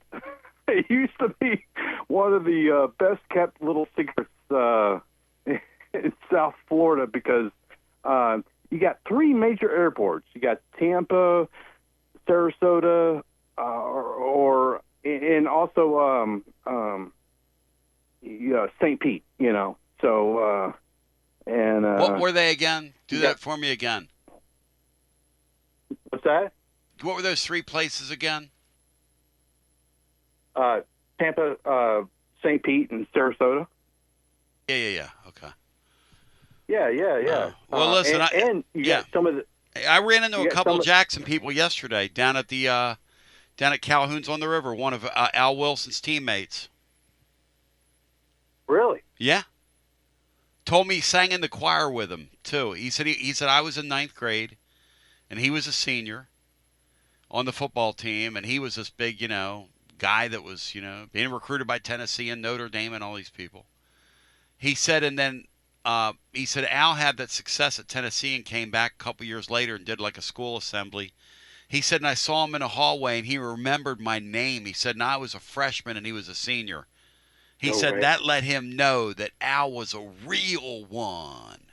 Raised one with a real one. Absolutely, man. Yeah. He is, I mean, he is like the real deal Holyfield. You know what I'm saying? Well, I mean, that's kind of what I'm a screaming. But listen, I appreciate you. Thank you. You know what was wild is that they had beaten Florida 3 times since they had last beaten Arkansas. Oh shit! Think about that for a second. This Florida thing's got to end. See, how many damn championship teams did they recognize at halftime? I think we need to take another call after that one, Tony. That if you insist. Don't you think, Matt? Hi, welcome in Garza Law. Yeah, fifth as long quarter. as Brian keeps screening them. Hi, welcome in Garza Law, fifth quarter fan reaction. I You're can on barely there. hear you on the phone. Okay, go right ahead. In this week on this subject, haven't had a good point to do it. So after we got the cities there in Tampa Bay, great Knoxvillian passed away, a Fulton High grad. You might remember the great D.D. Lewis. It would have been a good time to bring him up during the Mississippi State game last week. Oh, awesome. Great D.D. Lewis. Five-time Super Bowl linebacker. Yep. No doubt about it, man. I'm sorry, man. I can't hear you, so I'll let you get back to business. Thank you. Yeah, thanks. R.I.P. D.D. Lewis, one of the toughest guys to ever live, coming right here out of the Knoxville area, no doubt about it. Gentlemen, it was fun. See, you're a clown. Matt, you're a bigger clown. And if you all get a chance... Brian hates 6-point leads. And if you all get a chance to go up 6, don't you dare do it on Brian's watch. 3-point lead over 6-point lead in the fourth. Wait, Brian, on all seriousness, what can you explain that? It just seems like a 6-point fourth quarter lead always leads to a loss by 1. And I still have traumatized over that Florida game where they were up 6 in the fourth quarter and then they had the fourth down. But they chose to go up 6. They chose to go up 6 instead of 7. Yeah, that's what I'm saying. Damn chart. And I think teams when they're down 6, they're more aggressive. Wait a second. 3, they're trying to just kick they might just be What do you mean they chose to kick a field goal? Is that the Bocce boy? But when they're down 6, they have to be more aggressive. Oh, the Bocce boy game. Brian's talking about a field goal to go up 6, but Butch Jones scored to go up 5 and chose to kick the extra point to go up 6. Bocce boy. Or 13. But see, that wasn't even Bocce boy's greatest hit. Was it 13? But it's the same thing. It's the same thing. It's the same thing. It was 27-14. It's just math. Yeah. But Butch actually overcame a 6-point deficit last week to win on that missed extra point. I saw a clip of that. I'd forgotten that Medley kicked a 55-yard field goal at the buzzer in that game and missed by like an inch. Yeah, it nearly went in, yeah. And we had the procedural, like we had a false start, and we had botched the clock that game too. It would have been good from 60-62. Yeah. My favorite thing in that game. Screw you, Butch Jones. God. Shit. How about the way Josh Dobbs played in that game? Sold out. He was our leading passer, his whole runner, body, and receiver. The whole thing, and lost he earned that win so bad. They had that play, that throwback play was one of the best. That's the best Butch Jones play ever. It was a great scout. They had that. Who was the OC they had then? That plan for months. Who was the OC then? Mike DeBoer, R.I.P. That's exactly right. Yeah, the pool boy, because Bajakian left. You know Bajakian's the UMass OC now? And that Kent State beat the hell out of them today. Hey, he's doing a nice job. I can't lose this bet. I can't lose now. It says something about you when Kent State beats the hell out of you. Kent State they called by John Adams. Yeah, John Adams called it. Yeah. Adams called it. Actually, I can lose. Sorry, I can lose. I need BYU to get the ball first. Okay, so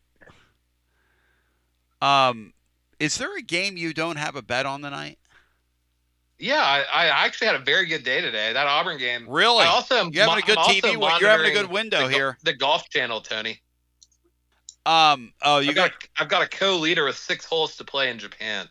The Women's Korean Open. Yeah, that's the real PBA event. I gave it out on winners and losers. So, we've got action, Tony. Oh no, they have a lay down lineman down. Hopefully Dave Neal's not on the call. How about Dave Neal cutting a promo on the Vols? What do you think of that? Did he actually call it a lay-down lineman? No. No. But he said this is an they went to replay and said it doesn't look like there's anything here. They do this all the time. Like this is we got to get this out of the sport. Blah, yeah, blah, we got to get this out of the sport. 5 damn years. Yeah, normally they're saying, "Oh, hopefully he's okay." No, they sell for it like they're Tony Schiavone. doing I wrestling. don't even think they really knew what it was at first. Dave Neal cracked the code. I'll tell you what, I mean, he does seem like a pretty bright guy. I think he had the one good thing is I don't think he had like Helen Keller spotting for him this week. He actually had a pretty good spotter. He's lost some weight. He's lost some weight, it looks like. God, that was so bad at State. What did you say, Matt? He was so bad, just not just that field goal, but just the down and distance. He was constantly wrong. It had to be the spotter. Shout out to Smith secondhand, man. You made me cry yesterday over at Calhoun's on the River. That nice gift you gave us. I just put one of your stickers up in the Raymere studio. That is the sweetest thing, man. See, can you win now with Arizona scoring? Oh, yeah, no, I can still lose. I really would prefer Arizona not score here or kick a field goal. You want a 6-point lead? They called it back. I just don't want double back. overtime. I see. I want a missed field goal here. I thought you wanted a 6-point lead. No, I want anything except double overtime with BYU scoring first. Wendell Moe's replacement just got called for a hold. He looks kind of like him, too. Oh, boy, this would be a bad loss. This is Jackson Arnold and, like, Frank the Tank always talks about, Buster Olney and goddamn Pelter together doing the chop. I think if this happens, what I'm going to say that Gunnar Stockton and whoever this is are together laughing at me. We got a Frank the Tank reference. I'll tell you what, and a Helen Keller reference. Always for Frank the Tank. By the way, what is your number in this one? Videos. See, I have 7.5. Helen Keller's number, I don't have Arizona it. plus 7.5. I don't have her number. I'm a happily married man. I always speak about Wendell Moe. I always just all these games I tune into. I'm thinking there could be somebody that's on Tennessee's roster next year playing in this game, no matter how obscure the game is or who it is. No, you're right, Bri. These games here are where you're going to find your next players. I mean, somebody saw McCoy. I'm sure C did. Saw McCoy play in some sweat bet he had a couple years ago at Washington State. And by the way, Oregon State. Oregon State's like 0-6, by the way. The year they had DJU. They weren't bad that year. Hey, when DJU's your quarterback, you get a lot of work back there in the secondary. Well, he was actually good there, which is weird. Hey, Matt, I'll say it. Let's take the points I'll say here. it loud and I'll say it proud, Matt. I love those Polynesians. I'd sign 4 or 5 of them every year out of the portal, man. Just not at quarterback. You want them up front on the line. Absolutely.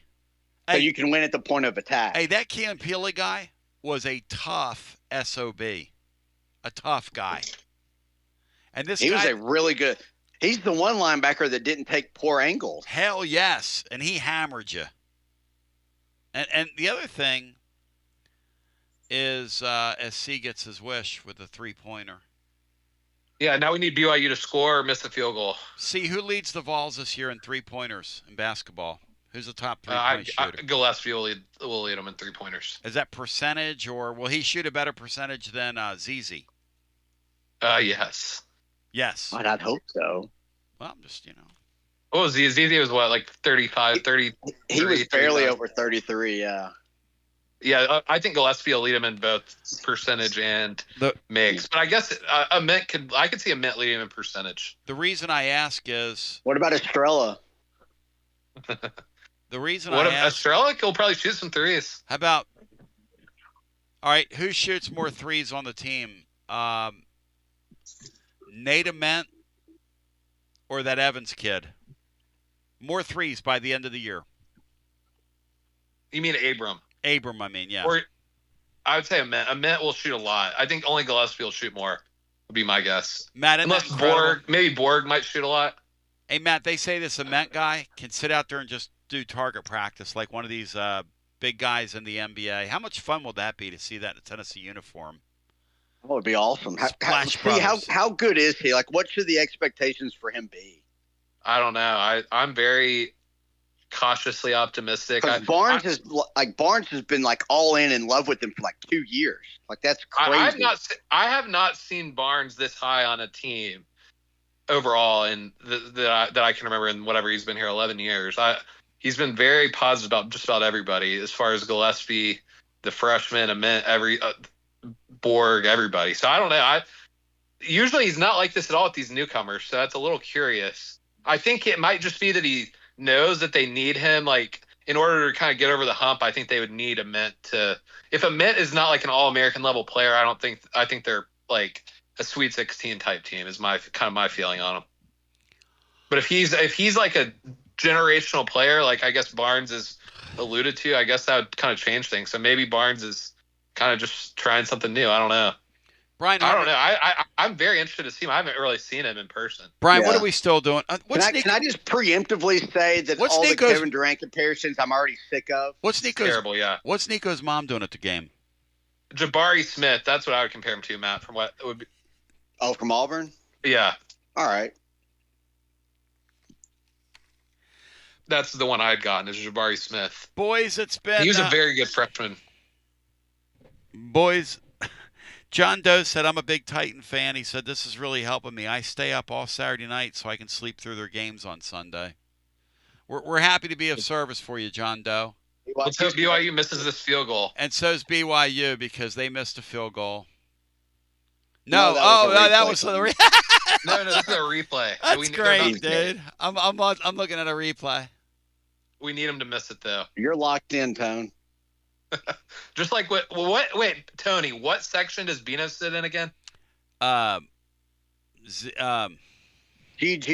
No, hang on. GG. He sits in GG. What section is it, Matt? Z12. He sits in GG with Bo, right? Bino's gonna say to me on Monday, how the hell don't you know what section I sit in? There's no chance Bino's listening to this. Bino's been asleep for 5 hours. Bino says to me, why the hell would you stay on 6 hours? And I go, I don't know, Bino. What else am I going to do? Is a field goal good, C, or no? Because this is 30 minutes. I could have been closing my eyes here, and I'm aging before this YouTube camera. I think I saw the last 2 minutes of the first half at Georgia-Auburn took 36 minutes. Well, Matt, do you like the 20-minute replay, Matt, we have in college football now? Just to be inconclusive and say the calls upheld? Yes. How about that head coach talk me into it on the field, and they'll be apologizing tomorrow. He talked him into the fumble, but the thing about he called the timeout and then he said he didn't is unbelievable to me. Like, that's totally wrestling. There's no other way around that. And Trey Wallace broke it out tonight and put it out and said, you people can make of this what you will. But this he did it at Texas last year and got him to overturn that call. That's that pass exactly. interference. Matt, that is very good. It's unbelievable. This sumbitch runs things. You know Stephen F. and Pearl, he thinks he run things. This guy run things. As I say in my neighborhood. I don't have a neighborhood. What am I talking about? All right, boys. All right, wish me luck, boys. Wish me luck in the second overtime. Great line. Somebody said when they were lining up to kick that field goal, Dave Neal was going to call it good anyway. That's a pretty good line. Man. If he had called Gilbert's good. Huh? Oh, he would have called it good. Matt, that kick at Mississippi State was off by it was like it didn't even hit the screen. It wasn't even close. No, it was off of like a wide angle. Jesus, what was he doing? He took it to break. They had to keep him on air to correct him. What was he doing? I love shit like that, man. I'm such a simpleton. I just sit there and I mean, the guy hates it. Because he's on it live radio. It's like me the other night when I said to you, you were like, you mean like that wax yak stat, and I was like, you go, that's yards after completion, and I go, that's right. But when you're on the air so much, your brain sometimes your brain just locks up on you. You guys don't know the feeling. You guys never had your brain lock up. What is you have 7.5 C? Yeah, I knew this was going to happen. I texted Lee. Lee and cup check time coming. When it was 24-14, I texted Lee that that I was going to lose this one in double OT by 8. A Mormon cup check. Hey, Mr. BYU is this has 35-27 all over it. Hey, Pablo, your bad juju came back on you for dunking on me earlier, brah. Who's making bad picks now, Pablo? That's what it's come to for me. It's 1 o'clock in the morning talking trash over a BYU-Arizona game to some guy that I don't even know. Might be the nicest person in the world here on YouTube. Give us a like and a follow, please, you YouTube morons. There's 140 people watching us over there. And we've been on 5 hours and 30 minutes. All right, boys. Love y'all. Thank you. It was fun.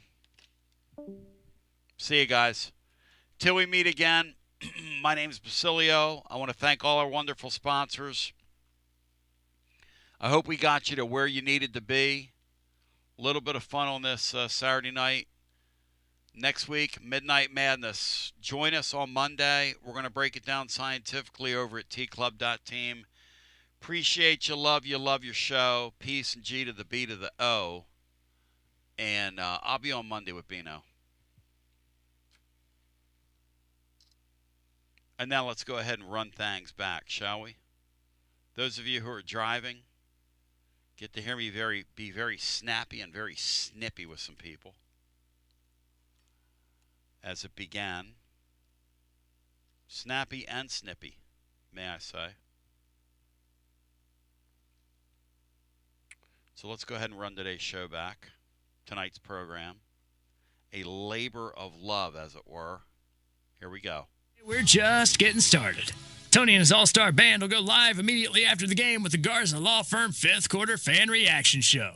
This ain't your daddy's post-game radio show. We keep it real on the 5th quarter. We celebrate the wins. When he caught the ball, I was screaming so hard that I literally come about a 10th of a second from freaking passing out, man. About completely passed out. I live up here out near Barney Boy. You tell him, get out here, get this damn traffic in line, because we're going to raise some hell tonight, man. This is awesome. And cry over the losses. You just ripped my heart out because you can't coach and manage the game better than what he does. All as part of the Big Orange family. So spread the word and get ready to strap in for the best post-game radio show in college football. Hard-hitting and caller-driven. It's the Garza Law Firm 5th Quarter Fan Reaction. And it's coming up.